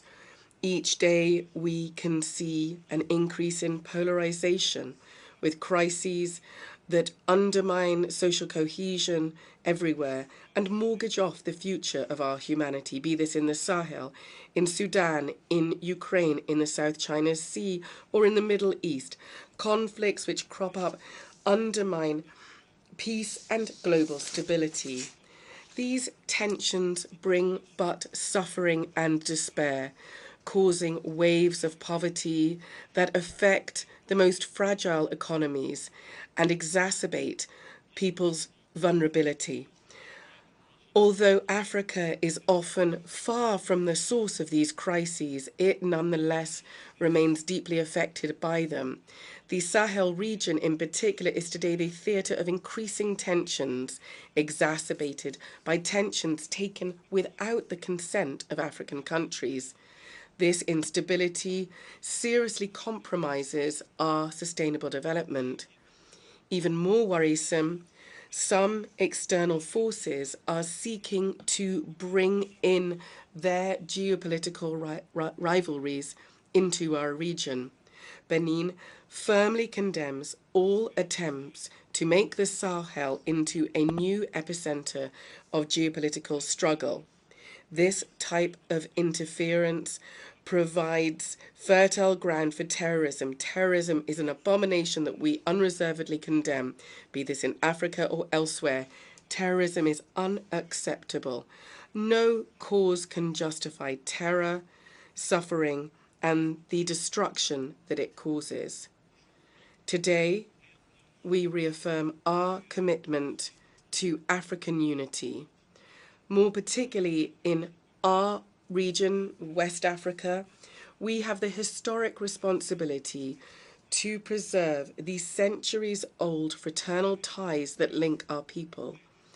Benin is ready to play its role in this fight against terrorism and in favour of development. Our unity of action is crucial, irrespective of which organisations we decide to belong to.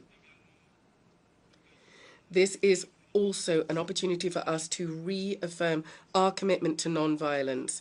And it's because of this attachment and commitment to non-violence that we condemn the war in Ukraine.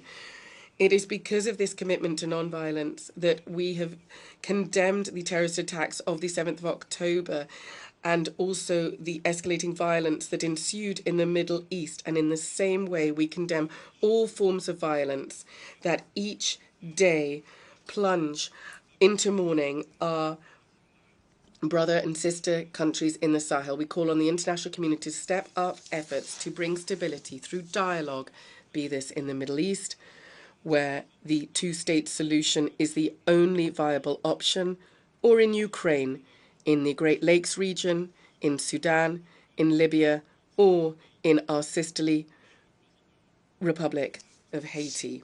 Mr. President, ladies and gentlemen, despite these hotbeds of tension, we must never lose sight of another major challenge that threatens the future of our world: poverty in all its forms.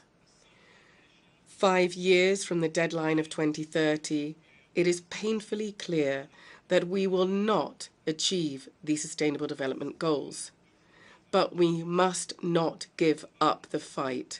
The fight against poverty is one of the major challenges of our time. Without this, there will be neither real peace or lasting stability. Africa, ladies and gentlemen, is the future of the world.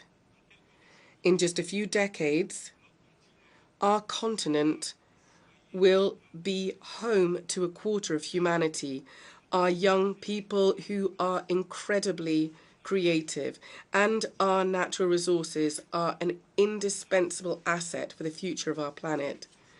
But for this potential to be truly tapped into, we need to eradicate poverty in our continent. There is an urgent need to act, because each year of delay compromises this future. In 25 years, when our countries for the most part, will be at least 100 years old, will we still have to discuss access to drinking water, to electricity, to healthcare and education? Or will we finally have turned the page which will enable each African to live in dignity? These are the essential questions that we need to respond to. The time for action is now. Since 2016, Benin has opted for progress under the leadership of President Patrice Talon. We have taken our destiny into our own hands. We've initiated major reforms, be this in the area of education, healthcare, or infrastructure.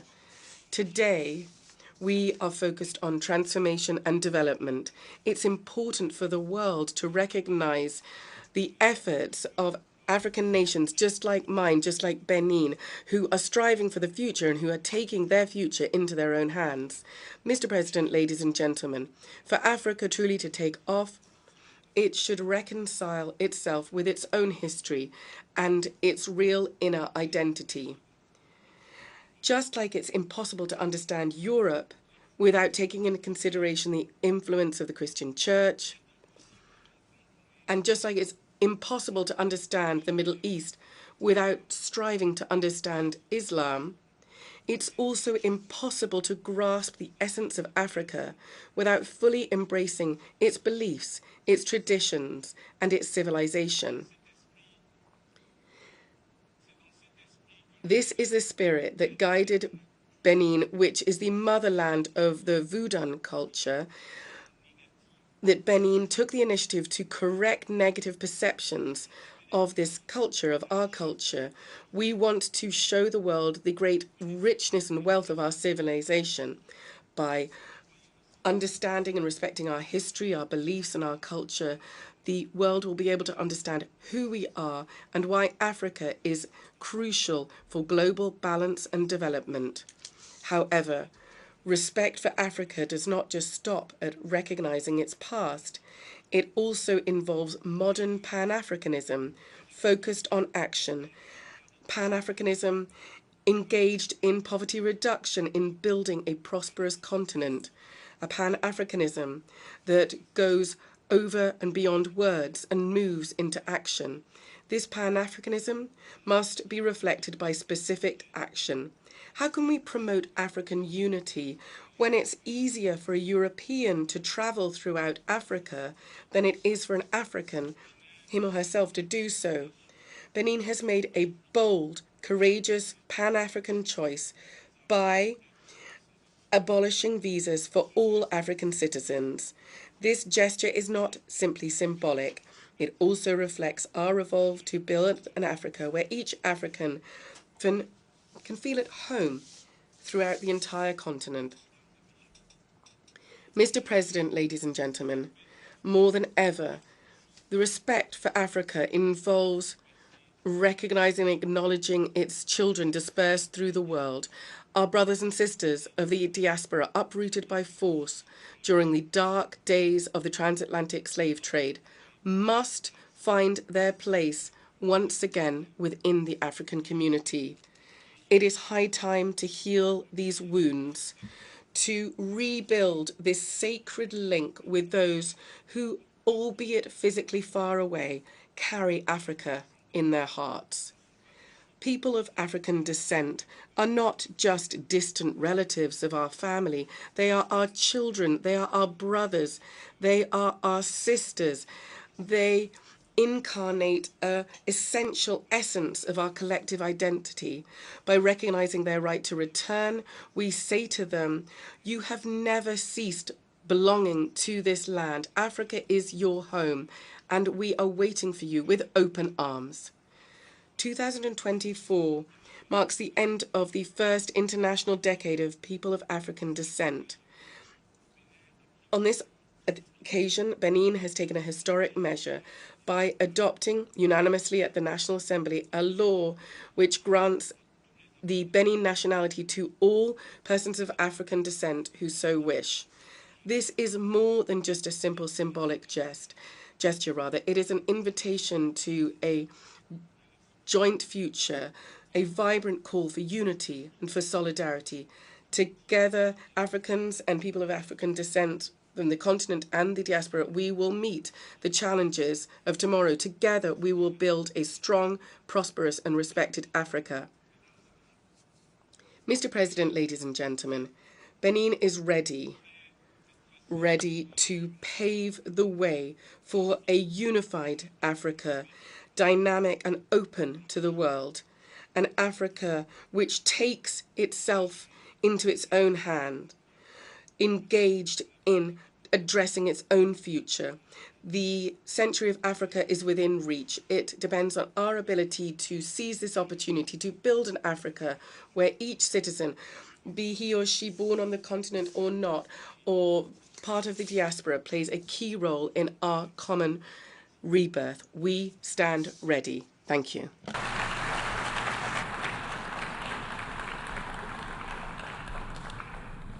I thank the Minister for Foreign Affairs of Benin.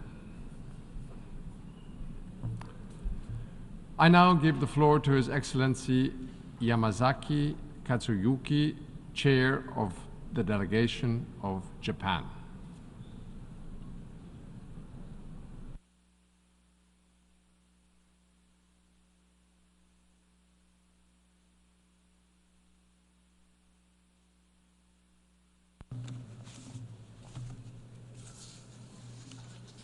Mr. President, allow me to deliver this statement on behalf of the Prime Minister of Japan, Mr. Kishida Fumio. Mr. President, Excellencies, the world stands at the historical inflection point. These extremely shifts in history have become distinctive features of the past 3 years and will continue to define the years to come. I have stressed that at times like these, we must overcome divisions and confrontations and promote international cooperation by going back to the basic foundations. In 2022, I have called for defending the principles of the UN Charter and the rule of law, and 2023, multilateralism with the United Nations at its core by shedding a light on human dignity. Russia's aggression against Ukraine still rages on, and we are witnessing the dire situation in Palestine and Gaza. Unfortunately, divisions and confrontations are deepening. In these difficult times, Japan's position remains unwavering. We should go back to the basic foundations to unite the international community and deepen solidarity. The rule of law and human dignity remain the key to international cooperation. Today, I would like to highlight the importance of strengthening governance at both national and international levels as another foundation for uniting the international community to strengthen the rule of law and protect human dignity. At the Summit of the Future, we made a commitment to take action for the benefit of present and future generations, building inclusive societies across the international community where youth, future generations, and women can thrive, and achieving the SDGs, leaving no one behind, are overarching goals that resonate with us. We believe the international community would also agree the role of governance is critical in achieving these goals. Such empathy among us provides a common ground for all members of the international community to share and fulfill their responsibilities. My message for this year can be summarized in a simple phrase: inclusive governance with shared responsibility. Mr. President, to address unprecedented crises and challenges, and to protect and strengthen the rule of law and human dignity, Japan, as a member of the international community, is determined to play a role for stronger governance. First and foremost, we must strengthen the governance to work towards international peace and security, which is the foundation for a prosperous society. Next year marks the 80th anniversary of the United Nations. It is time to transform the United Nations to address the most pressing challenges in peace and security and meet the needs of a new era. Russia's aggression against Ukraine, which has continued for more than 2.5 years, poses a blatant challenge to the international order based on the rule of law and shakes its very foundations. There are a host of issues that need to be addressed, including North Korea's nuclear missile development, the situation in Gaza, and conflict and terrorism in Africa. The international community is in need of a United Nations, in particular the Security Council, that is credible and carries out its responsibility effectively. At the Summit of the Future, the world leaders issued a clear and strong message on the urgent need to reform the Security Council. In order to respond in good faith, it is essential to begin the development of a consolidated reform model and text-based negotiations as soon as possible.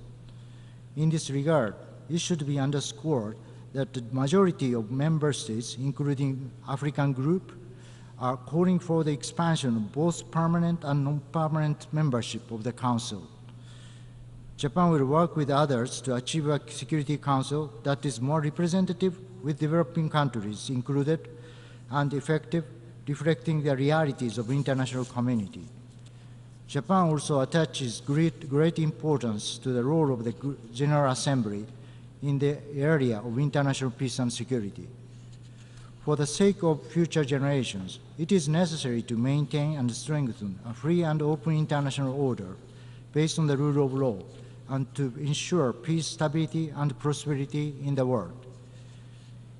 It is with this conviction that I have promoted the free and open Indo-Pacific. The vision of free and open Indo-Pacific is in line with the goals of the United Nations. Japan will continue to expand our circle of partners who share this vision, and together we will address various challenges facing the international community in a spirit of cooperation. Strengthening domestic governance is also essential for international peace and security and prosperity. Japan has continued to spearhead human-centered international cooperation based on the concept of human security. We need to accelerate the efforts of the international community as a whole towards achieving the SDGs. It is also vital to address the root causes of conflict by interlinking humanitarian development and peace